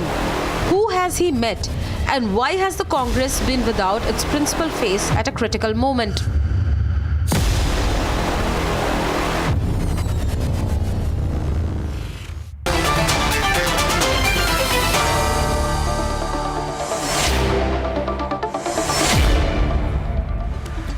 Radhika Khera continues to be with us from the BJP. Professor Jyotsna Tirunagari is the national spokesperson for the TDP. Pankaj Sharma is a senior journalist, leans towards Congress, and Major Ashish Chaturvedi of the Samajwadi Party. Now, Radhika Khera, it's his personal choice. I mean, he can go wherever he wants, right? If he wants to go on a holiday with his family, he can do that, right? So what's the problem? When Uttar Pradesh rejected, specifically Amethi rejected Rahul Gandhi, it was Wayanad that rescued his dying political career. It was Wayanad that gave him political asylum. Yet today, that very same constituency has lost lives to a devastating national disaster. All they get from the Vadra Gandhi sibling is a cold, detached token tweet from an unknown foreign resort, or wherever he is. Now, while the people of Wayanad are buried under debris, screaming for help in one of the most horrific landslide tragedies, where are the elected representatives? And if you remember, when Rahul Gandhi gave up the Wayanad seat, he promised the people of Wayanad that I will always be there for Wayanad. My sister is now going to take care of you, but I will always be there. So where is Mr. Rahul Gandhi today? Where is the current member of parliament of Wayanad, Priyanka Gandhi Vadra? They're missing in action, as always. And for over 3 weeks, the whereabouts of the leader of opposition have been shrouded in dark, mysterious veils of secrecy. While 3 of his own highly publicized domestic student outreach rallies in Prayagraj, I believe in Patna, had to be cancelled, the rumor mill within his own party confirms, I spoke to a couple of senior leaders, that passport stamps from London, Germany and Iceland are where he's hanging around. And you know, it's an open secret in the corridors of the Congress Lutyens Delhi that even senior leaders of the Congress party like Jairam Ramesh and Pawan Khera cannot establish contact with their own dictator, while his own sister's constituency and the constituency that saved him is suffering. And you know, what is even more shocking is that Pawan Khera released a statement today saying, why does Mr. Gandhi or Madam Gandhi have to go to the place? There cannot be VIP visits. The government is working. There should be no VIP visits. Well, boss, then why do you question anybody else? मतलब ठीक है, तपस्या में कमी रही, इतना समय लगा उनको राज्यसभा की टिकट मिलने के लिए, but this is how he's defending people who he can't reach out to. I'm sure Mr. Pawan Khera was more reachable to the Gandhi family when he was hiding away from the court, waiting not to be arrested. Even he was more reachable than the Gandhi brother-sister duo. Yeah. It's shameful. Okay. I want to ask you a question. I want to ask you a question, Abhishek, because I spoke to a few people in the Congress, just curious about where Rahul Gandhi goes or what he does. I won't name the leaders, but one of them told me, of course, on condition of anonymity, that it is a problem because when they try to get in touch with him on critical issues during such visits, they can't. They don't know how to get in touch with him. Okay. Now the problem is, how is it that even the topmost leadership of the Congress, outside maybe his immediate family, has no clue? And I asked him, how does it happen that nobody knows? They say, see, he's got security. And this security goes with him, let's say, if he's going, for example, from here to Oman, right? Or let's say from here to Mexico, or Cambodia, or wherever else, right? Okay, let's say Mexico. So the layover is in, let's say, Qatar, right? So the security goes with him till Qatar. And then from Qatar, he's on his own, MIA, right? Now, is that how it works? I mean, for the leader of opposition, is there a protocol, anything that will require him to perhaps share details now? I'm asking you as a journalist because you've covered Well, yes, Parliament. some for leader of opposition, Niranjan, but as a journalist, I can tell you that the Gandhis have extra layers of security, given the threat perception around them, and Rahul Gandhi, of course, happens to be one such person who has threat perception around him. So, this security going missing or Rahul Gandhi giving a slip is very serious. And it has been flagged, I can tell you. It has been officially flagged more than a couple of times by the SPG earlier. And now, of course, the SPG cover is not there, but when it was there and I knew the former SPG director, and I was told that it has been flagged more than a couple of times, the manner in which the security breach has been... Can I add one line to this? You know, Rahul Gandhi, except other than the security that he gets from the government, he also has his own private security, which is managed by KB Baiju, who used to be a former SPG security personnel during Rajiv Gandhi. Okay, that explains it. Yeah, so now the same team, I'm telling you this sort of fact, even half the time they are not aware of where Rahul Gandhi goes. Oh. That was something that was flagged to the Gandhis, and the SPG has written it in its blue book that this is the number of times that Rahul Gandhi has given a slip to the official SPG cover, and it ends there. But Pankaj Sharma, how do you explain that the Congress leader goes missing like this, and the leader of opposition of the country? No, he was not missing. Some people are just interested only in creating a malicious Vadesh narrative against Rahul Gandhi. And the Congress party, government surely has all the information about Rahul's movements whenever he travels abroad. See, no one can escape the transit logging of his or her passport at various immigration checkpoints while leaving India, during travel in different countries also, and while entering India on his or her return. All this is always documented, and passenger list of all the flights are available to all the concerned governmental authorities. So okay, sorry to be interjecting, Mr. Sharma, but it's not just missing. It's missing in action. So when the Punjab Congress is going through this scale of crisis, when Wayanad is going through such scale of natural calamity, do you expect the leader of opposition to be there or not?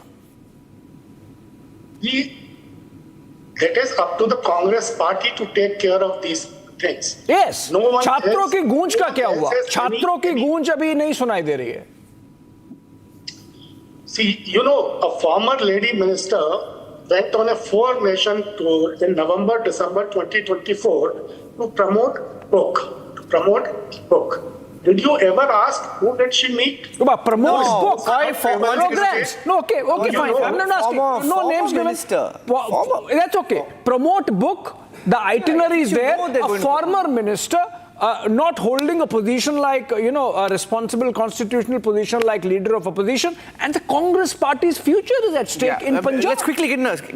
Can you pay personal visits abroad or not? Do you know the government of India does not maintain a database of personal or private foreign trips undertaken even by union ministers? He couldn't call off his trip and come out early. Why don't our nationalist government make these early? You're talking about, 1 minute, you're talking about buying union ministers. There are people who can buy parties. What purpose?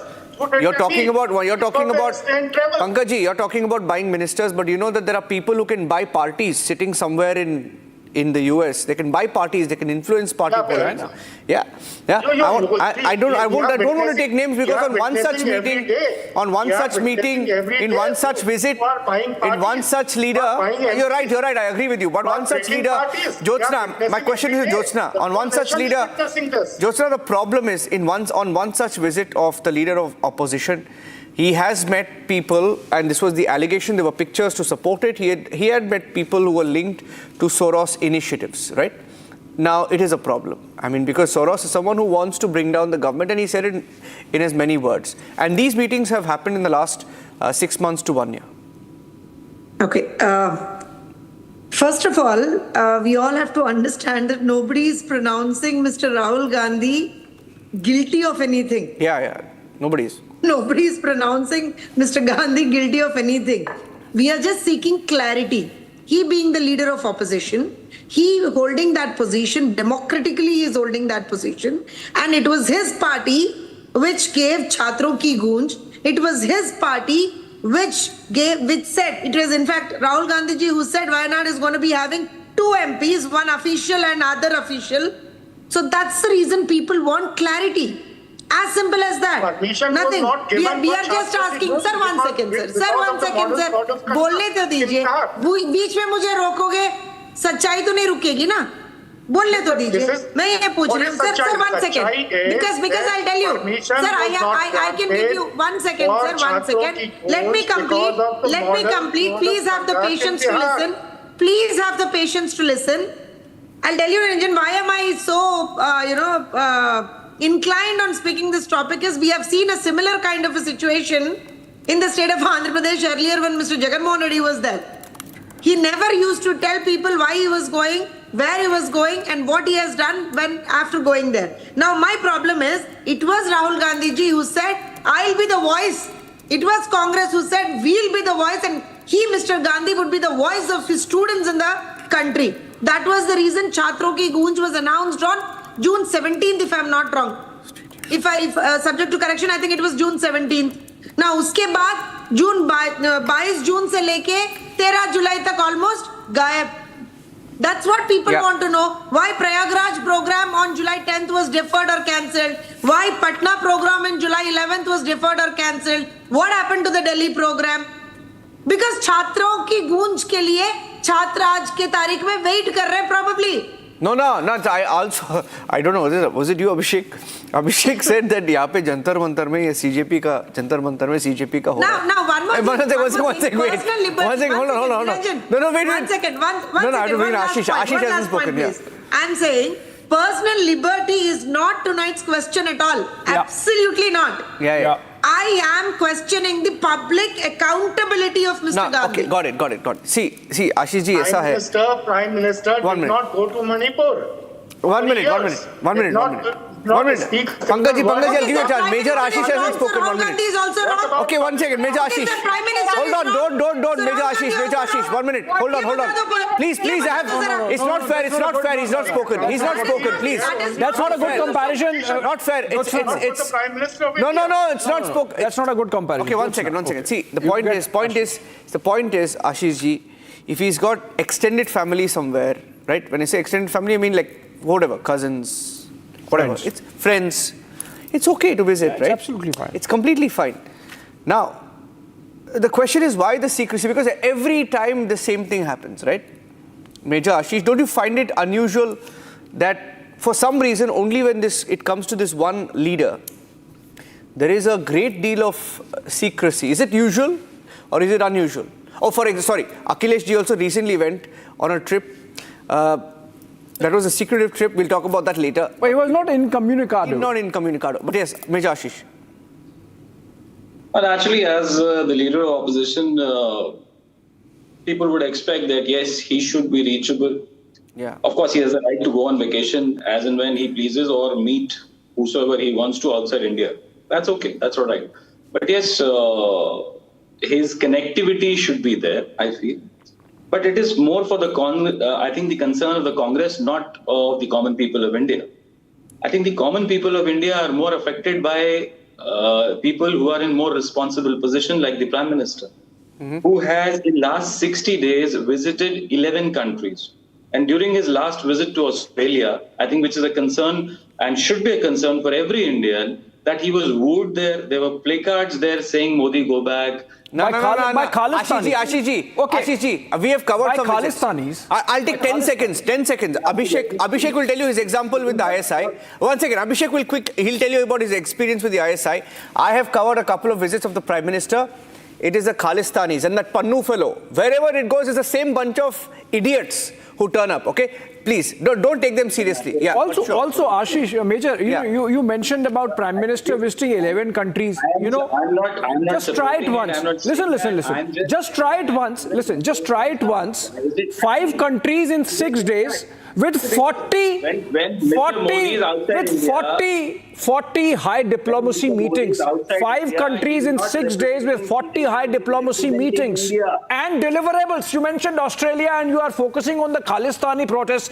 Remember, 2008 is when India's civil nuclear deal was signed with the United States, and a regime was put in place so that India could do trade in nuclear materials with other countries, the NSG, the Nuclear Suppliers Group. Australia has signed that uranium trade deal now. So these are, high voltage diplomacy visits with tremendous amount of deliverables. Give him 10 seconds to finish. Okay, Ashish, I'm complete. saying he's not. See, once he's outside India, he's not representing BJP. He's representing the India. country. And that is why I said it is a matter of concern for Indians. I'm not giving it a political, shape to that he's from BJP and he's being, wooed there. I'm not saying that. As an Indian, I'm saying because he's Prime Minister of India, he's not Prime Minister of BJP. Okay, political elections or political controversies aside. But that's still Prime Minister that's still not the right comparison. On Prime Minister of India, and if he is being run out of time, Radhika and Jyotsna, completely run out of time. 59 ho gaya. Next debate 9 o'clock ko start karne tha. Abhi pura khatam ho gaya time. I have to take a break. But you know why India did not have a fuel crisis? Why India did not have an LPG crisis? Is it because of the Prime Minister's visits, or is it because of Rahul Gandhi? Not because Rahul Gandhi has taken a break. Rahul Gandhi is meeting people. That's why we didn't have any LPG crisis. Maybe, yes. Right. Yeah. That is what Major Ashish was trying to say. Okay, we'll take a short break, ladies and gentlemen. We have a very interesting debate coming up next on our athletes who've actually shown cricketers how it's done. Stay tuned. 13,000 placements last year.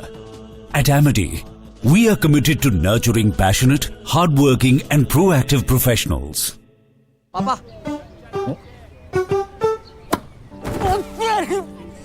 Sorry यार गलती हो गई है ये चोट खर्चा वर्चा अरे लास्ट बॉल पे छक्का भी तुम्हारा छक्का सब कैशलेस हो गया है हाँ ला भाई मेरा बैट वो अभी तो ठीक हुआ तू जो डिस्चार्ज हुआ यार बैट किसका है टाटा AIG है तो भरोसा है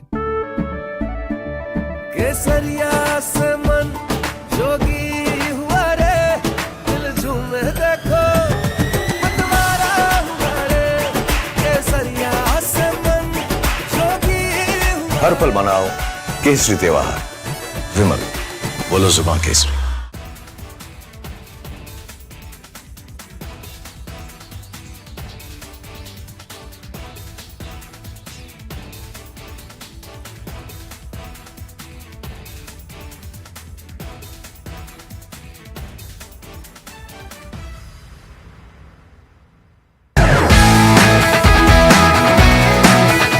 Rosa podcast wants to know, but I'm seeing a very soft version of Arnab. What did you expect? A mad guy shouting at...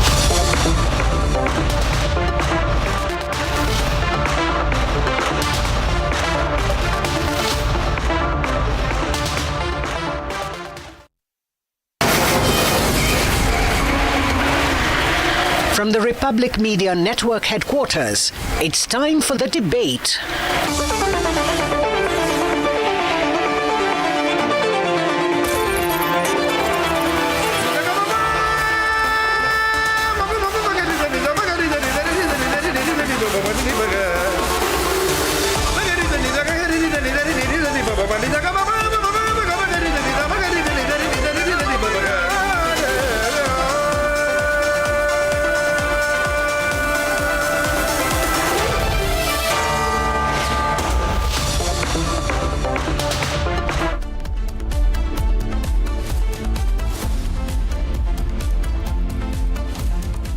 Right, welcome back, friends. Media is generally accused, Niranjan, of picking up sensational stuff preferring political debates over those that concern the progress and development of the country or the society. We at Republic have made it our mission to pick up issues which are about people at large, about masses. And tonight is one such. Athletes of India in the under-23 Asiad have done wonders. They have brought laurels. And they are live with us now. And Niranjan, I just want to say one line, Abhishek. I just want to say, ladies and gentlemen, if you're watching this right now, you should applaud these under-23 champions. We're cutting across live, and we are proud to say that Republic is the only network at the airport to receive them live. We are the only network to receive them live. Over to Ankit, and then we'll talk all about it. Ankit, over to you. It is sad that, the athletes are not getting the due credit they deserve. Do you think in the upcoming years, if things go well, things might change in the country, the scenario might change? No. It's not going to change. She's so confident that the scenario in the country is not going to change, and cricket is always going to be the leader. कैसा लग रहा है? Sir, I'm feeling actually very happy. और आपने पूछा हम क्या change करना चाहेंगे और क्या गोल है. I will say कि अभी एशियन लेवल में है, तो I want कि वर्ल्ड लेवल में भी होना चाहिए कि इंडिया का कुछ नाम होना चाहिए. तो अभी तो चाइना जापान है, हम चाहते हैं कि यूएसए को भी हम हराएं. So this is one of the goals I think that we should work on. And yeah. Can we just get more voices in from there? How's the feeling, guys? You are the coach? Yeah, I'm a coach. I'm an Olympian. Yeah, coach of the team. And this is the first time the Under-20 Asian Championship held at China. And we have a very good team. We got 4x4 relay gold, mixed relay gold, and 5,000 and 10,000 meters silver medalist. And one individual girl, Shravani, she got three medals. So this is a great initiative. Great. We can see the future of the Indian athletics, and we are hoping for the more medals in the future. Guys, how was the reception in China? Can you just tell me how was the reception? Were you all getting a warm reception? Yeah, everything was good. They treated us so good, and it was good.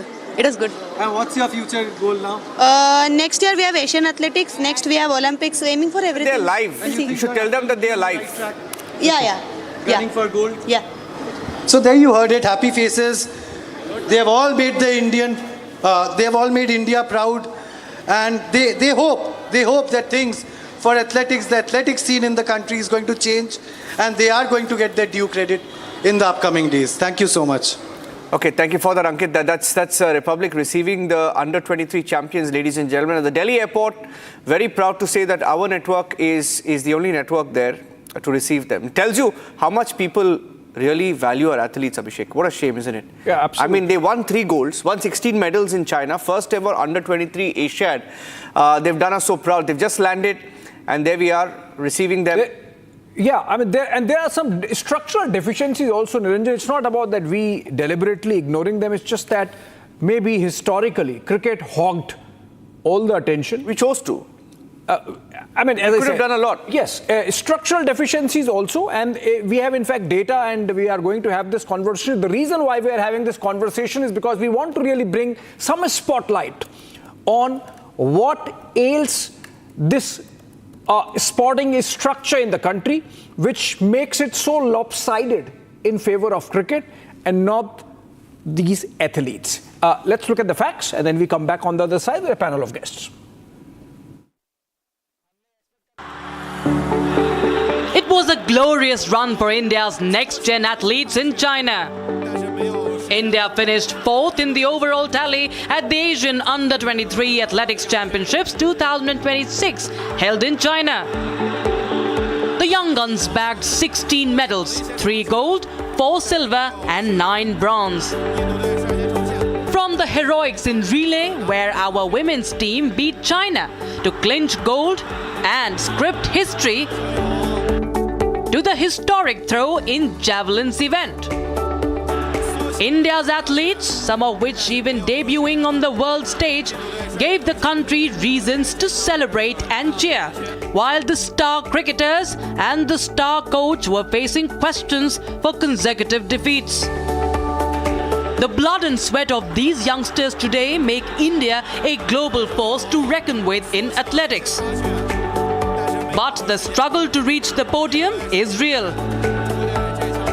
ये सबसे बड़ी जो मुझे लगता है ना जो grass root level पे है वो सुविधा पड़नी चाहिए हमारे इधर खिलाड़ी जो इंटरनेशनल हो जाता है तो उसको सब चीज मिलती है, मगर ग्रास रूट लेवल पे उसको वो सुविधा नहीं मिल पाती जो उसको बहुत जरूरी है।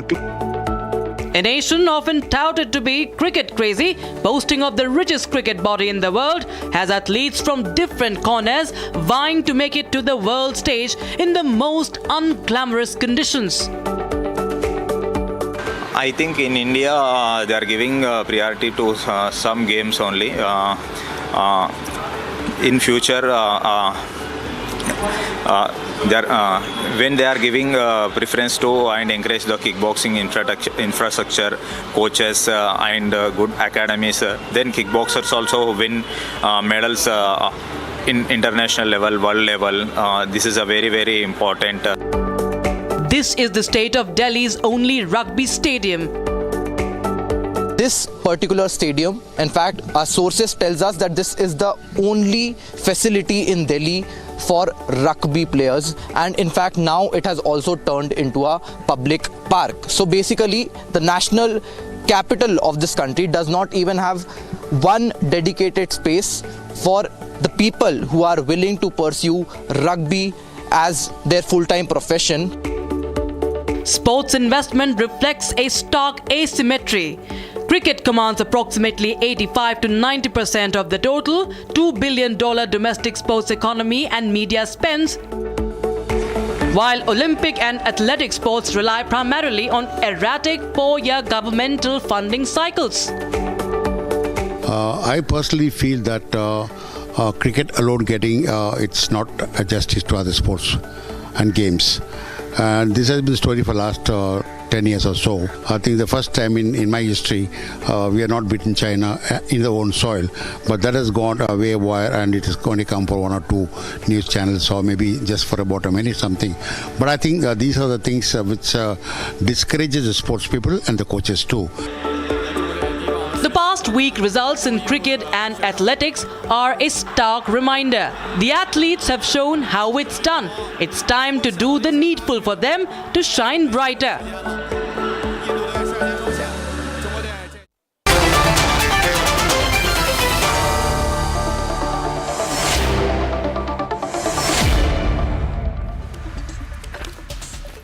Okay, joining us on the debates.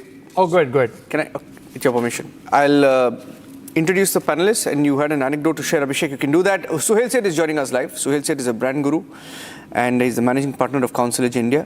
Shekhar Vijayan is a sports commentator, and Ranjit Bajaj is a founder of Minerva Academy. He's also the coach of the Indian football team under 19, and they feel that we need to do more for athletes, right, and other sports outside of cricket. And those who say that you can't really blame cricket. Atul Vasan is a former India cricketer. Chandrasekhar Luthra is a former senior sports journalist, and Enakashi Rajbanshi is a former woman cricketer. She's live from London today. But I just wanted to contrast the pictures, Abhishek, to the kind of reception I saw. And I'll just play that video in just a bit. Yeah, we should.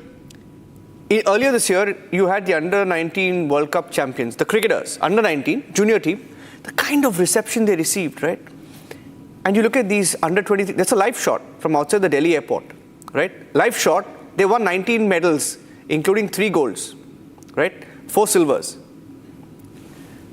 No media houses there except for Republic. There is no official there. There are no bouquets, right? And there's a very small team, and there's a Tiranga there, and we're all very proud of this. I mean, it doesn't matter who comes or doesn't, but it's our duty to talk about them. We will celebrate them. But Abhishek, over to you. You had an anecdote, and then you can go to Suhail. I'll come to the anecdote just in a bit, Niranjan, but if I could open with Atul Vasan. Mr. Vasan, we are not sort of tonight slamming cricket, but is the elephant in the room with 89% of sporting economy cornered by cricket? It becomes the villain by default, because then there is nothing left for the rest of the sports. And that's the debate we are having tonight, Mr. Vasan.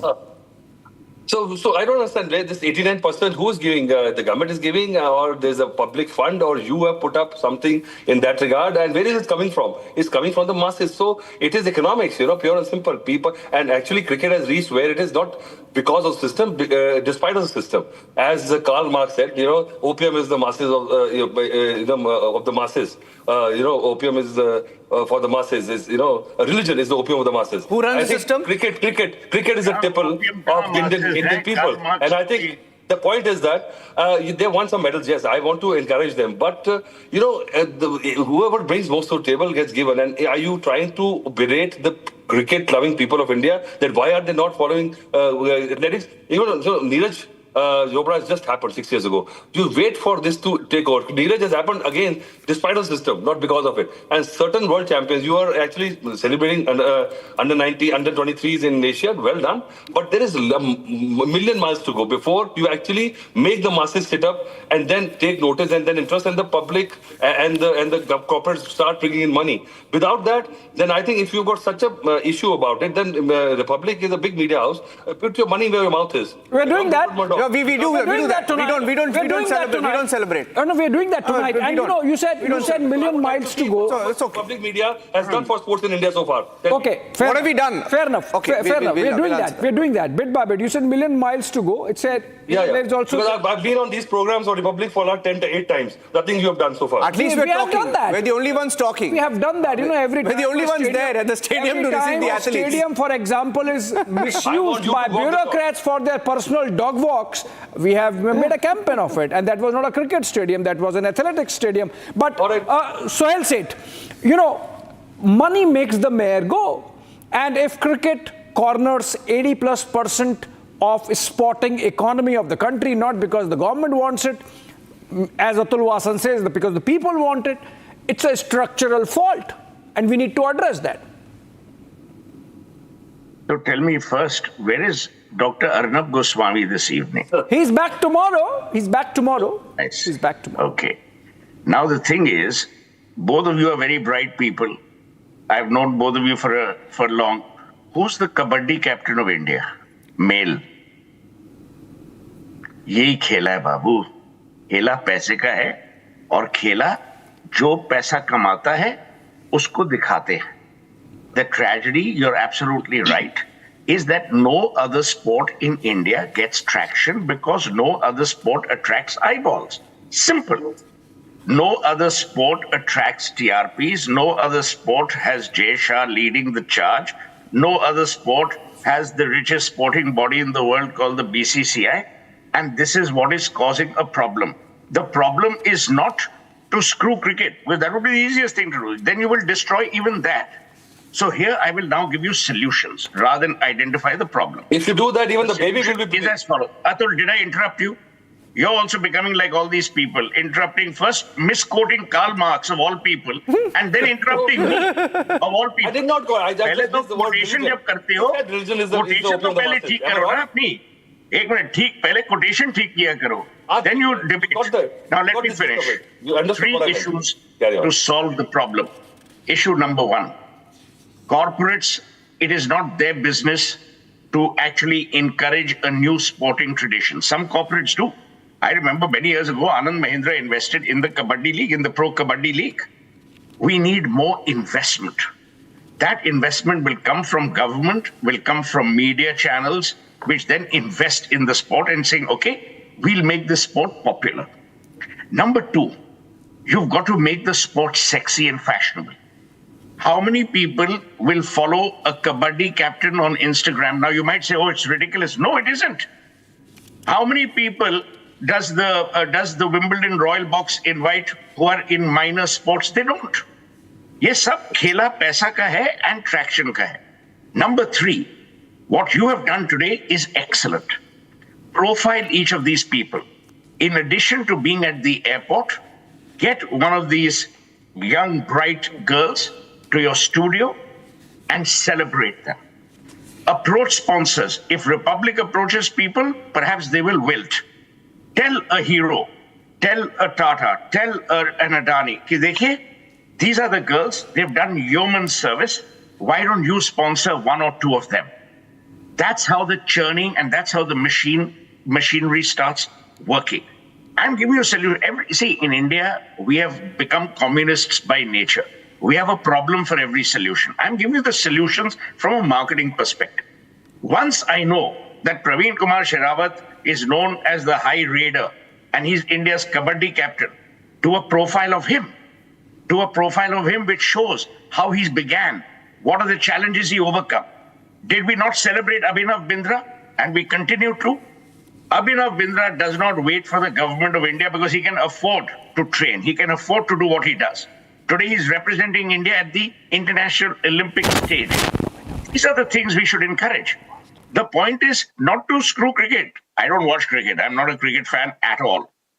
But I still believe cricket is what unites the country. Cricket is what is seen and followed across India and across the Indian diaspora and even now in places where cricket is not played as a uniform sport. So these are the things we should do. We should celebrate, we should encourage, and we should invest. Until you celebrate, encourage, and invest, you will not be able to make that change that you so significantly want. In fact, if I were BCCI, instead of parking money with these associations in the states, which are most of them are useless, I would invest in one or two sports other than cricket. Why? I would say BCCI, creating a sporting India, not creating a sporting cricketing India. पर इसके लिए आपको अकल होनी चाहिए, आपके दिमाग में अकल और आपके सीने में गुर्दा होना. सीने में wherever the gurda is. Well done. But I don't want to sound like Atul Vasan misquoting now body organs. So the point I'm making is these are the things. Seriously, Niranjan, you're a good boy. These are the things you all should do. And Republic should say, Republic ready to create the Republic of Sporting India. And as a first step, celebrating persons X, Y, and Z. So we do that. Let me tell you. You know, this is what they do. Yes, sab aap karo na. So absolutely, absolutely. No, we the whole day. Sohail, you're a very busy man, and I understand you can't watch the channel through the day, but through today, we've got these athletes, the gold medalists. It's not today. Do it. No, do it. we do it. We do it on 15th of August. We have a program called Proud to be Indian. 26th of January, we have a program. It would be. Do you know your sporting Indian stars? Or Okay, do you know good idea. I'll take Point that. taken. Point taken. Point taken. The first Indian sporting star would be Sherawat. The second Indian sporting star would be how his retirement treated Atul Vasan. The third would be some ऐसे करके आप where करो all your ना. body parts are. Okay, You know just a exactly second. where all your organs are. Okay, stay with me 1 minute. Before Ranjit, I want to go to Ranjit, but Ankit is with two champions there, the gold medalists. I just want to go across to him. He's at the airport. Ankit, over to you.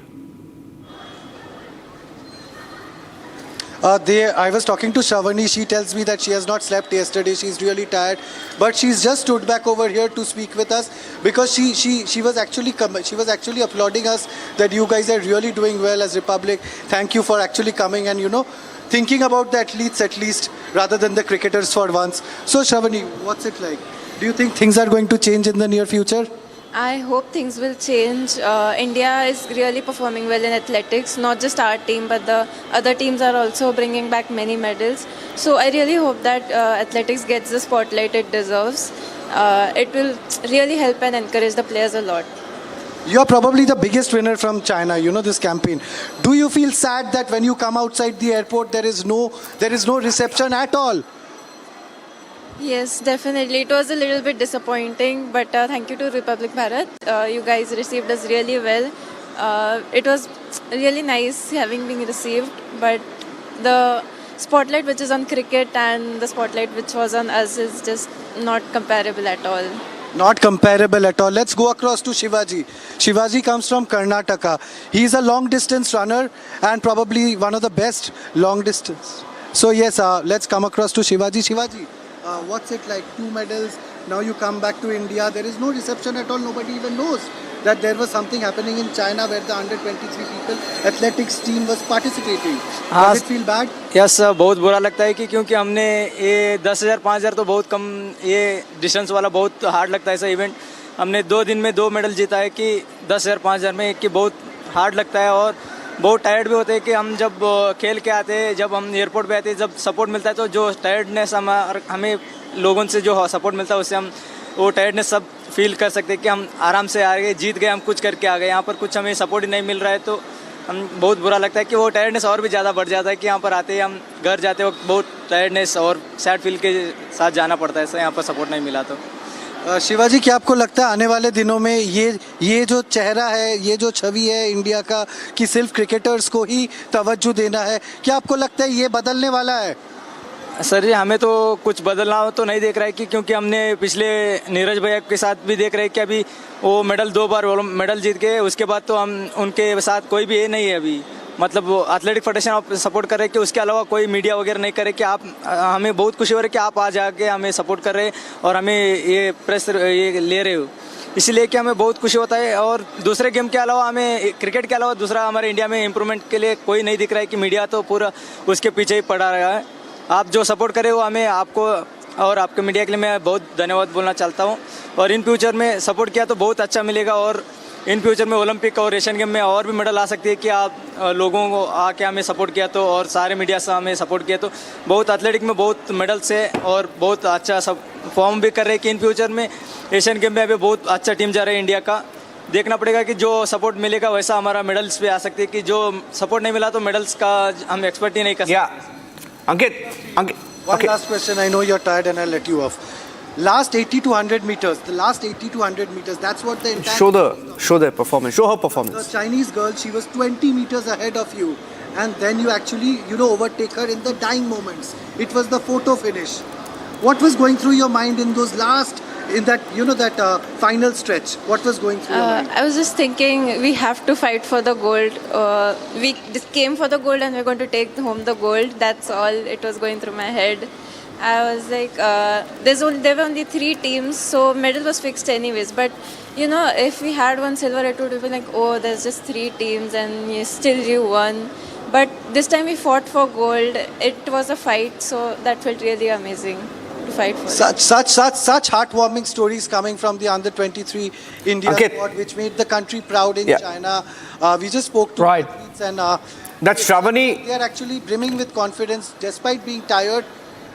Yeah, Ankit, just going back to the debate. I'll come back to you. Yeah. That's Shravani, Sachin Sangle, Sandramol, Sabu, Pravalika, Narimalla and Nofisa Khatun, who clocked together 3 minutes 33 seconds to beat host China in 4x400 meters relay. I'm going across to Ranjit because I saw him raise his hand when Suhail was speaking.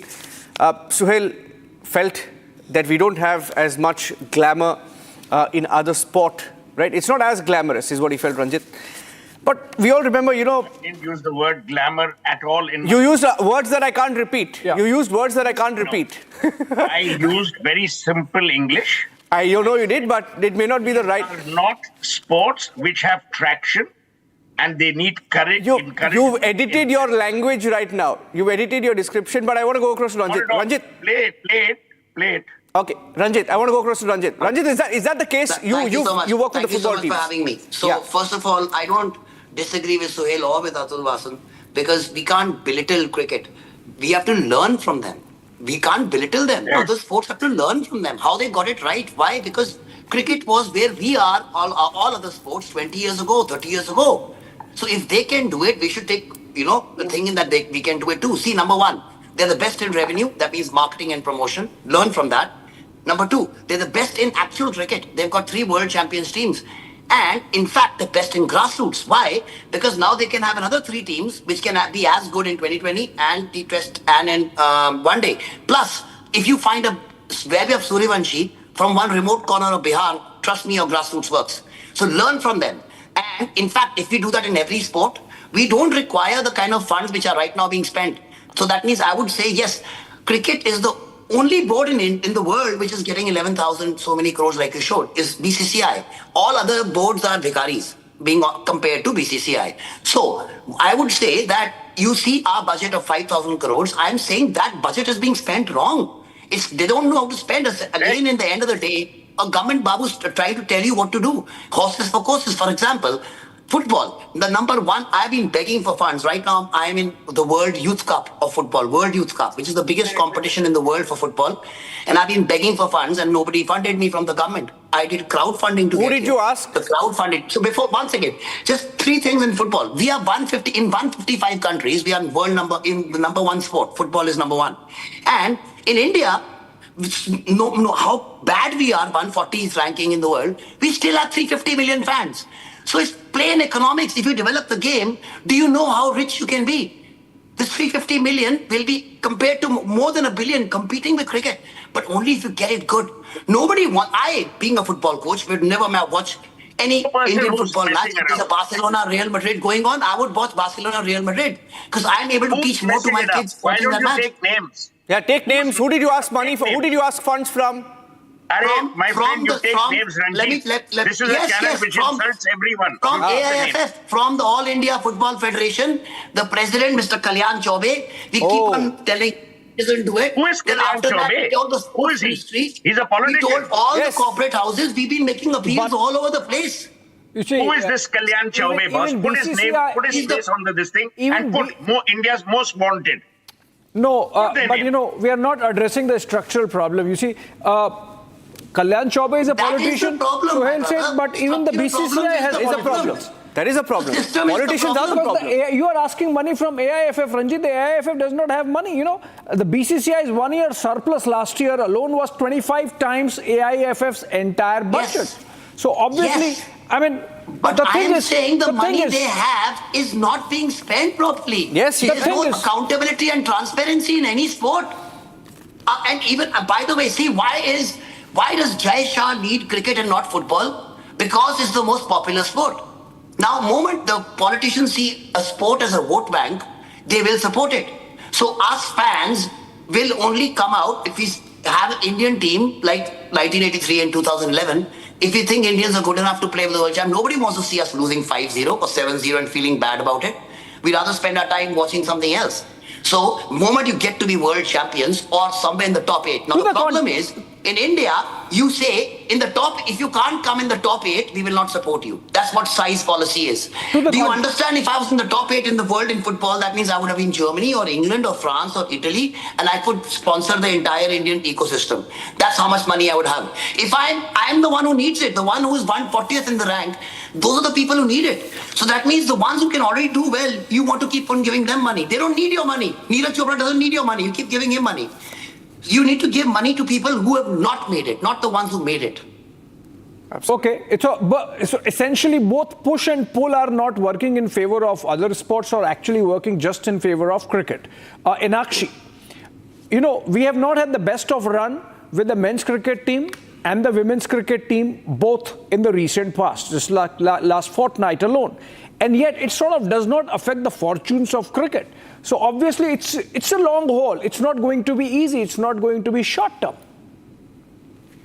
Yeah, so speaking how cricket has not been doing well in the UK, but that is not the case because the Indian women's team just won the first ever women's test at Lord's. We're not speaking about it. And it was iconic. It took 142 years. It took 150 tests, men tests that happened at Lord's. And after that, the first women's test happened at Lord's. And we won it. India won it just now. An hour ago, I was there at Lord's by 270 runs. But everybody in India is only talking about how shit cricket has been in the last 2 months. That's not the case. Yeah. You cannot decide basis one team. You have to look at both genders. Okay, they didn't have a great run in the World Cup, but they did come back in the test and test home. It's not a home test, it's an away test. And they have never lost a test in England, the women's team. But so, it's not about like everybody else say, we cannot belittle cricket. And it's not just about men's cricket. It has to be equal. It has to be men's and women's cricket. You cannot make decisions basis how the men's team has been performing. Why is everybody in India only saying that India has been doing so bad in the UK? That's not the case. Okay, one match you won, and it's a big one, of course. Women generally do much better than the Indian. Shekhar. So how do we get other sports into play without belittling cricket? That's the crux of the debate. Okay. Okay, there are two Shekhars. There are two Shekhar Luthra or Shekhar Vijay. Shekhar Vijay. Yeah. So Abhishek, I think there needs to be a balance between sport. So we have noticed that cricket is always winning begets winning, right? When you win, obviously there's more exposure, there's more branding which happens, and there is obviously a system in place.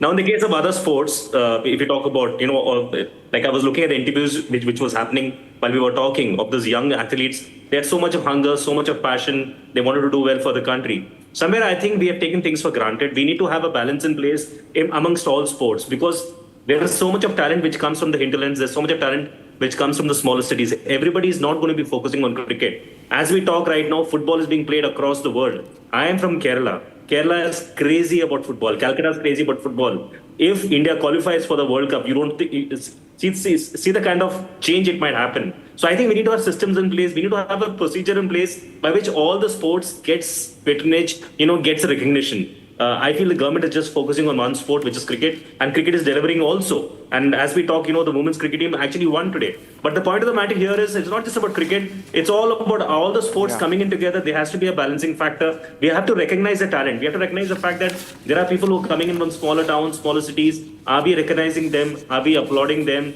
Are we giving the right infrastructure? I remember on Republic TV itself, we had come in earlier and spoken about a situation where there were monkeys which were found in the stadium. Yeah, we have those visuals. We can see that. Yeah. Yeah, monkeys which are found in the stadium. So what is the kind of infrastructure we're talking about in terms of vis-a-vis other sports? Just a while back, we saw cows in the rugby stadium. Cows in our rugby stadium. India's only rugby stadium, there are cows there. Crazy. We show those pictures as well. Infrastructure, the ecosystem has to be created. We have to appreciate, acknowledge the athletes. Athletes have it's not easy for them to come from where they have come, and you can see the smiles on the face. It says it all. But I think the bigger picture is what is the system, what is the ecosystem, how are we appreciating them, how are we applauding them, how are we talking about them, are they a part of our everyday discussions? That's important. We need to recognize that. If we don't do that, we'll forever be talking about cricket till the cows come home. Yeah. Or on the rugby field. I'll tell you. Okay. In the times we live in, I think dare you say anything to the cow, even if it enters your home. So be nice to the cows. Yeah. Okay, Chandrasekhar Luthra, he's a cricket journalist, primarily covers cricket, but he's also been on many such debates.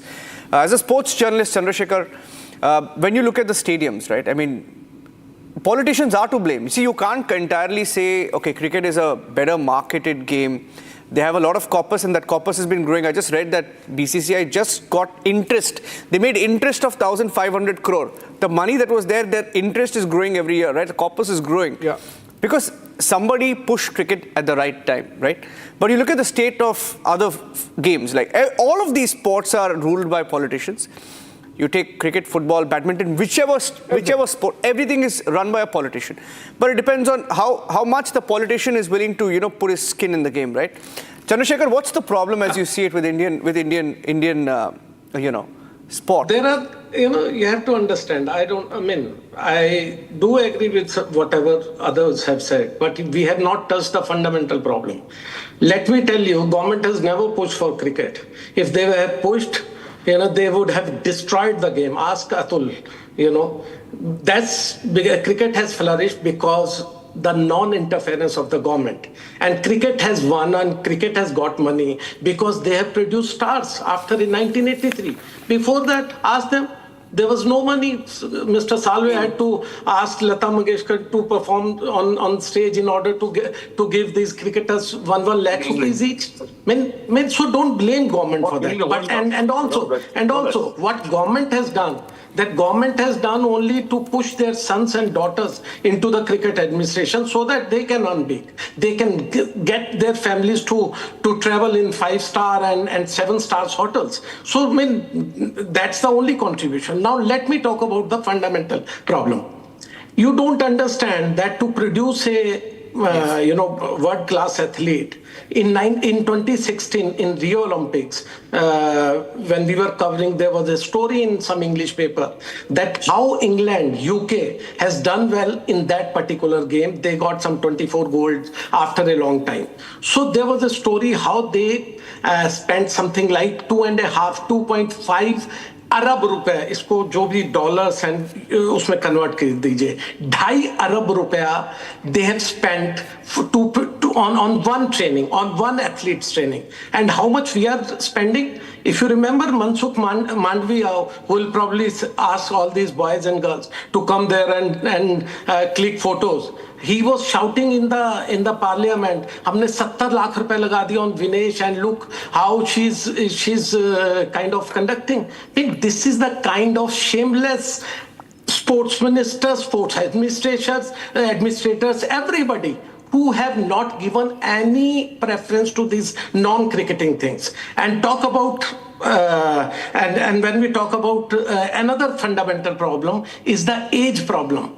Age Fudging is so much in athletics. I've done NIS training. I'm a cricket coach also. I have done a lot of other Olympics and games. But the problem is that when we are at 12, 13, 14, 15, and because our athletes have fudged their ages, they are at 19, 20, 25, they do well. But after that, when the stage comes for a big leap, from 19 to 25, say that you have to actually jump. We have produced so many junior champions, but only couple of them, Neeraj Chopra or somebody else has only come up because of their own efforts, because of their good training and lot of corporate backing also. Third problem, and then one more thing, when we talk about Suryavanshis and all, let me also point out that according to BCCI's own records, I have tweeted that, see that, according to their own records, when they first registered Suryavanshi,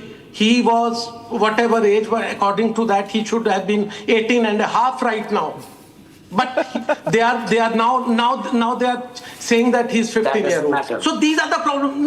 I'm not blaming anybody. I'm saying, why don't BCCI come out and say, let me complete. Okay, sure. Why don't BCCI come out and say that what has happened to all those 5 players against whom Mr. Bishan Singh Bedi, late great man of Indian cricket, he filed an FIR and police is still investigating. These players are still playing IPLs. And last thing is that when we talk about these athletes and not giving them money, let me tell you, your PM Care Fund, which is obviously not, which is obviously an opaque body, which is no accountability, they can get the salaries of our soldiers, yours and mine. But your corporate bodies will not give their CSR funds to the sports bodies because of the simple thing, because government is not interested. Why don't government makes it compulsory? We have to get some callers also in now. But Sohail wants to get in. Sohail, I'm getting the unedited version of what you said. You said, other sports need to be made sexy. Now, how would you do that? There is a problem. Use that word, by the way. I want to say something. Any wrong word, please. Yesterday, I saw the Wimbledon finals for the 45th year in a row. It's a performance sport. We are 1.4 billion people. We've had some amazing tennis players. What did we win in Wimbledon? We had Ramanathan Krishnan, we had Leander and Mahesh Bhupati. Naresh Kumar, who sadly has passed, was a doyen of Indian tennis. Did they get any support? The Amrit Raj brothers even set up a tennis academy in Chennai to help the sport grow. Nothing happened. You feel embarrassed and ashamed that a country like ours cannot provide even one person in a performance sport. My objective is not to belittle any other game, because you don't become great by screwing other people, by belittling other people. It is not about sexy or glamour. It is about what wins. And as Ranjit said, and as Chandrasekhar, the less hair shaker said, we have to make sure that the government is not involved, because they don't give a damn. Who supported cricket in India? Go back into the history. The Maharajas. Is it colonial hangover then? Is it colonial hangover then? So aap log to nahi Maharaja ho. The media is the new Maharaja of India. To interfere. You have the money. You are not in government. We are all I wish we were. Ek minute. I'm talking in simple Punjabi. There is enough don't go there. There is enough siapa. You sort out the kalesh. You sort out the siapa. No one wants to bell the cat. I got a suggestion. You know why? I think people don't want to bell the cat because you don't want to rock the boat. What did Lalit Modi do when Chidambaram refused permission for the IPL finals? He moved them to South Africa. Yes. You need people with courage. You need people with fortitude. You cannot crawl when you're asked to walk. This Kalyan Chaubey, you put his photograph here. It is a shame that Indians are going to the World Cup finals spending almost nearly $500,000. He went to the World Cup final. He went with Kalyan Chaubey went to the World Cup final. Now, if you ask Kalyan Chaubey to spell can I just he retort? won't be able to spell it. Lalit Modi took the finals to Sarkar because he had the money. एक तो जो अमीर होते हैं India में उनको लगता है कि गरीबों की अकल नहीं है, पैसा खर्चना उनको आता नहीं है, उनको पता है कैसे खर्चना पर पैसे नहीं उनके पास. So I think एक तो one suggestion is good that if all the sports associations are run by these federations, you have no chance क्योंकि जिसका काम उसी को साजे और करे तो थोता भाजे. I think the government, and this is a good idea, is that why not take the top corporates of India and ask them to adopt one sport. Jindals have done it, Tatas have done it, and let them run it as a professional corporate. It's been happening. Because right now what's happening? Been happening. Right now what's happening is it's been happening. Our sporting budget. It's been happening. 1 minute. Let me finish. Conquered the Everest and the Tatas. One suggestion. I think Sohail, Atul, the problem you have to admit. I'm talking about what Tatas have done. No. Yeah, I know that. They've done amazing. Soccer before half you guys That's were why I born. give them example. That's why I give them example. Modi and Aditya Kashyap created Super Soccer before half you guys were born. Tata Steel has a Tata Steel Archery Academy. I know that. That's Archery. what I'm saying. I'm on the same page. Let me finish. Yeah. Sometimes we can agree with you. I know. I give example. We can agree with you also. I've unleashed the genie. I knew I mentioned Tatas because we've done it anyway. My thing is that we've got a small sporting budget in India for other sports, but we are spreading the butter so thin that nobody is getting a taste of it. I think if we stop doing that, and Luthra is right, that this age fetching is a problem. These associations and federations are a problem. And we have to stop spending money on these sports where it's just we are doing it to look good. And we've only got few sports where we actually can do much better with our genetics and all that. And that is where we should put the money in. Sponsoring, see, our corporates like Amul, the ones who even spend on football, they are busy sponsoring Argentina and Spain instead of ever spending money on Indian football. The same thing happened with Gaijus last year. They sponsored the entire World Cup. Biden sponsored the World Cup. Listen. It is not about sponsoring one team or something, spending money on Argentina or something. I am saying government is not interested, or their priorities is somewhere else. Getting no, but one second. Nation one election. But Mr. Luthra, their priority is not to make these corporates accountable. If they can have just a little bit of amendment, or if they just 1 minute. No, 1 second. We want to also Mr. Luthra, mandatory again under the CSR money, and provide jobs to all the people. Everything. What Luthra is saying is very important. Sachin Pilot, when he was a minister, he did the worst thing, and I'm saying it publicly, when he put a cap on CSR, saying up 2% you have to spend on your CSR. Yes. Companies which are spending 10% were forced by activist shareholders to spend 2%. Vasan rightly said about corporates. Let me give you a list for all your viewers. Who are the corporates? Tata's, Reliance is doing stuff with Olympics, Adani to an extent, again with Olympics, JSW, Parth Jindal set up a whole sports training academy. Yes. Let me tell you, there are enough good people. We need to celebrate more good people. And the only way it will happen is if the media is also supportive. Yeah. If the media also celebrates their celebration of other sports. I never use the word minor sports. Every sport is a major sport. Completely we agree. must bring that change today, Niranjan. 100%. I agree with you. Sohail, I agree with you. And in fact, let me tell you one thing. I remember. Start the show every I'll tell you. I'll tell you. No, two small stories. Sohail, two small stories. Mr. Luthra, 1 minute. Two small anecdotes I'll tell you. Sir, two small anecdotes I'll tell you. And both of you, Chandrasekhar Luthra and Sohail, said when I joined Arnab in another channel in the year 2010, one of the first stories. Times now. Okay, whatever channel. First story that I remember I spotted, and I told him, sir, we must do this story, was a story of a team of girls from Jharkhand who were playing a tournament without boots.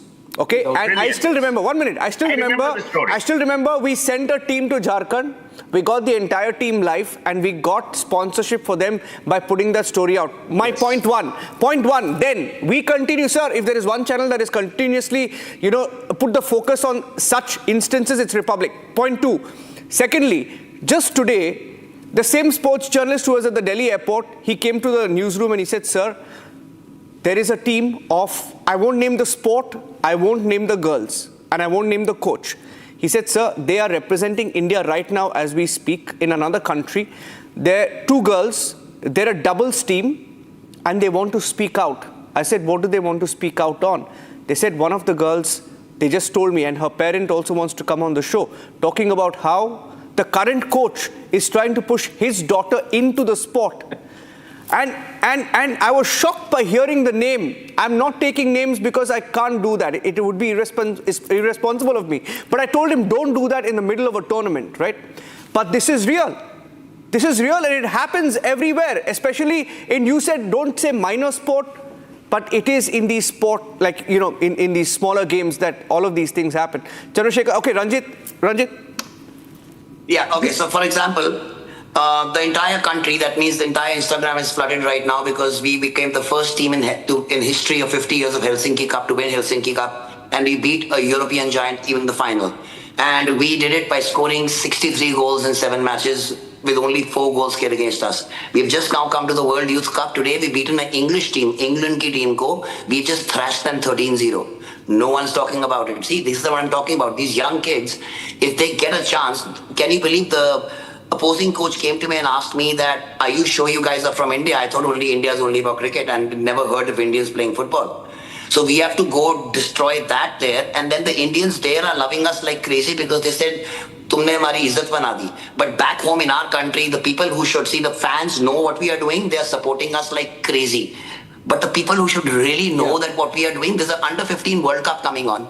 Okay. And they're not even prepared for it, whereas the other team has got 40 matches under their belt. And they just remembered about it now, and they're now calling for people, and they're, how do they select people? Okay, no, coming to by advice, someone's advice, there's no accountability, or transparency, zero transparency. That's why we don't do well. Now, if we want to do well in the Under-15 World Cup, we've offered our services, nobody understands. We've won 8 World Cup tournaments, 8, nobody's done that. Okay. But they don't want it because I speak out against the Federation all the time. My advice to you, you want this sorted? Send a Republic team to New Jersey on the 19th. Send us the videos, we'll do it. Just send us the videos, we'll do it. Send us, just send them, do it. Ambush this Chaube fellow and ask Chaube 3 questions. A, whose money are you here on? Number 2, why is Indian football in such a pitiable state? Number 3, what are you going to do about it? Shame him. That's the only way to happen. They did it. I'm sure. They came up with a brilliant idea. They changed their name from All India Football Federation to Bharat Football Federation. That was their idea 2 weeks ago. That was their brilliant plan. Catch him on that. And put his name that day, saying the man responsible for India not being in America for the World Cup football. Aise karo na. Okay. I'll do the advertising for free, the strategy for free.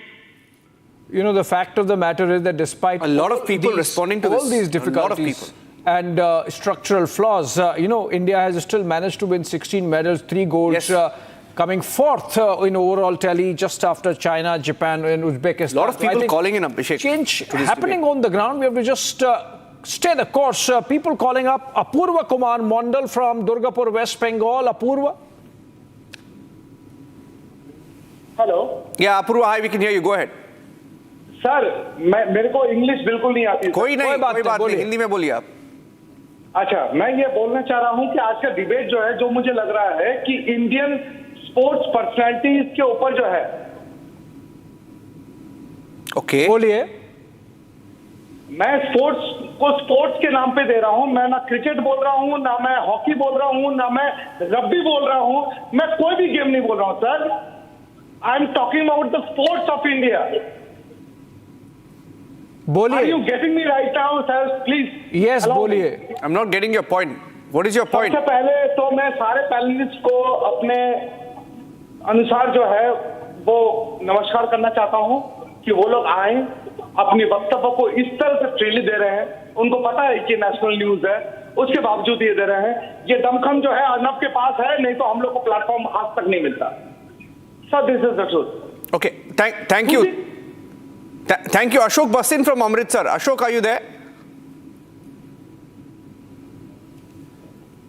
Ashok Basin is the next caller. Ashok, are you there? Okay, if he's not there, Rohit Pavade from Mumbai. Rohit. Ashok, are you there? You'll have to keep your television on mute, my friend. Ashok Basin is the next caller. Ramesh Swaminathan from Chennai. Hello, Ramesh here. Yeah, Hello, sir. Go ahead, Rameshji. Thing is, I'm 80 years old. Okay. The thing is, we were watching when I was young, watching cricket match. It was only 8 teams used to play. And winning a cricket match was a great thing. And not only winning, you used to find who will lose. But that is more important. You have to be to manipulate the game. Australia should not win. West Indies should not win. India should not win. So then only India can win. That was our condition when World Cup we are playing. Now, the thing is now things have improved, so we have also started competing with other countries. But we should not see only from cricket alone. The many sports are there. What is the encouragement you give to chess? Vishwanath Anand, you have Pragyananda. What is the encouragement you give? You have a World Cup champion. Have you done anything? You did nothing. You had. What you did? Nothing. So what is the point in giving a championship if you cannot maintain them? You have to maintain a champion. Right. Your country cannot maintain the champion when he himself brings them, and your country produces, and you cannot manage him. Then why do you have sports? You don't need sports at all. Right. No, we want to host the Olympics. There's absolutely We'll host the nothing wrong. There's nothing wrong. But there is a problem with the infrastructure. Abhishek, just a few months back, we did a story on cows, dogs, monkeys. You saw the visual of the monkey inside the badminton stadium. You see we had a video of one of the under-23 champions who won the games today. That's by the way, that's a video from Delhi. Yeah. That's a stadium. There are stray dogs inside the stadium. There are also monkeys inside the court, right? And the tracks of, all the size centers, for example. Size centers may still be up to the mark, but there are a lot of these training centers where there are broken tracks. And this is this famous video. We will never forget this video of the bureaucrat taking his dog for a walk, and all other athletes were sent out. You remember this story, Suhail? This happened. It sums up the entire state of affairs. He's been promoted. He went to Ladakh, had a great mountaineering holiday, and came back. He got a promotion. He got a promotion. He's now the MCD chief. That's my point. What did they do? They cocked a snook in your face. They did. I think Mr. Luthra was right. In hindsight, do not expect anyone to help you. You have to help yourselves. A. B. Ranjit, Niranjan has my details. Not that I can do many things, but please send me any details. I couldn't use the word dope connect to sport, but send me any details you have on AIFF, especially the youth teams, and what are the levels of sponsorship we are looking at. And finally, we are not here to say that our cricket stars are not stars. We are proud of them. But we are also wanting to be proud of every Indian who plays every sport. And if we can encourage that Indian, and if we can be participants in his or her future, that is the India we want. That's the Bharat we must deserve. We are not here to say, ye kharab hai, wo kharab hai. We are here to say, sabka bhala kaise ho sake. Absolutely. Sabka vikas, sabke saath. Absolutely. Another fundamental problem with India is when we talk about the infrastructure. There's a lot of infrastructure we have created over last 10, 15 years. But the problem is no athlete is allowed to enter there. Yeah. There are so many stadiums in Delhi where the athletes are not allowed. You have to pay and play. What kind of strategy is this, or what kind of policy is this? I think we can have SIR, we can have... One minute, Mr. Luthra. Niranjan, give us the amount of floods we have in India. Who has done something at under 12 or under 15 level. How dare, Mr. Chandrasekhar Luthra, 1 second. How dare you? 1 minute. How dare you? How dare you, sir? I have the details of the super world-class facilities. New Moti Bagh residential complex in Lutyens, Delhi. Released amount 1.1 crore. Upgradation of badminton courts. All of this money went from sports people to bureaucrats. I'll tell you where the money went. Okay? Absolutely. Civil Services Offers Institute. Sanctioned amount 3 crore. Infrastructure, I'm talking about... No, but bureaucrats took the money. In Bangalore. Bureaucrats took the money for their own bloody societies. Yes, they are doing so. Niranjan, there is no doubt. But even in the stadium, let's not make it allowed to go and 1 minute here. practice. I look at things optimistically. Yeah. I look at things optimistically. Exactly. India, we have so many floods. By now, we should create world-class swimmers. Why are we not creating world-class swimmers? So many floods. We should create world-class gymnasts. People are falling in of potholes and falling out. So the tragedy is the irony should not be lost on our country. We're a great country where disservice has been done to almost all sports. That needs to be corrected. Well, we are not saying bring cricket down. We are saying bring everyone else up. Right. You know, potholes and floods is a different debate, but the fact of the matter is, by having this conversation I was tonight, being humorous, for God's exactly, having this conversation tonight, we have brought some spotlight. At least we've connected on Suhail to other Ranjit. sports. Chalo, we've done some good today. We have brought some spotlight on other sports, and we'll continue to do that. Thank you very much. Thanks for watching. Arnab will be back tomorrow. Thank you.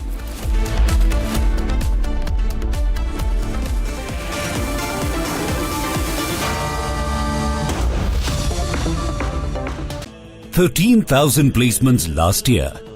At Amity, we are committed to nurturing passionate, hardworking and proactive professionals. पापा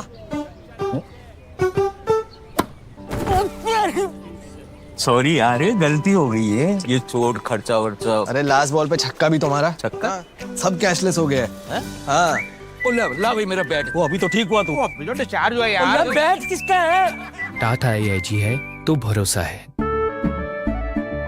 केसरिया से मन जोगी हुआ रे, दिल झूमे देखो मतवारा हुआ रे, केसरिया से मन जोगी हुआ।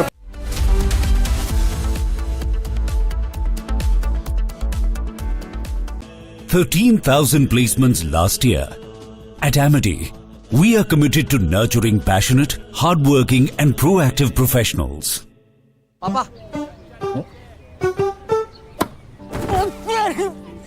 सॉरी यार, गलती हो गई है। ये चोट खर्चा वर्चा। अरे लास्ट बॉल पे छक्का भी तुम्हारा। छक्का? सब कैशलेस हो गया है। हाँ। ला भाई मेरा बैट। वो अभी तो ठीक हुआ तू। अभी तो डिस्चार्ज हुआ यार। बैट किसका है? टाटा AIG है तो भरोसा है। केसरिया से मन जोगी हुआ रे, दिल झूमे देखो मतवारा हुआ रे, केसरिया से मन जोगी हुआ।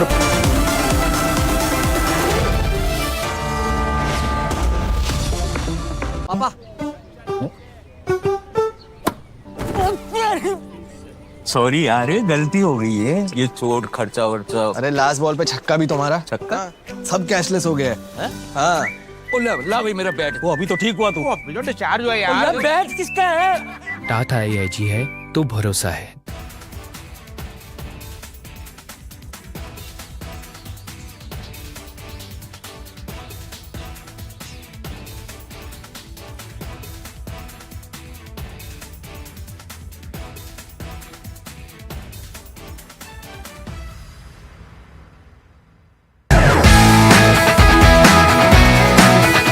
Rosa Podcast wants to know.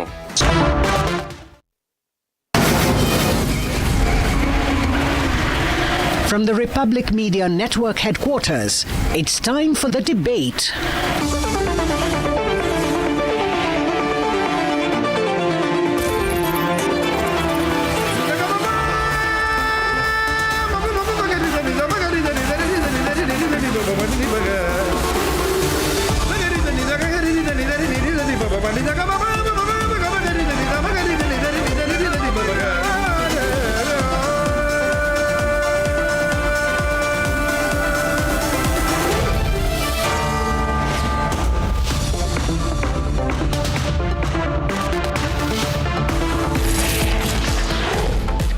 The show tonight, they killed Ankit Sharma.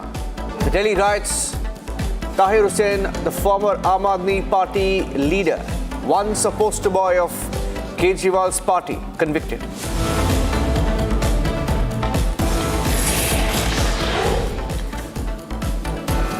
Rahul Gandhi missing again. The BJP says he's MIA from Wayanad, which is struggling post the landslides and the tragedy. His sister, the sitting MP, also missing.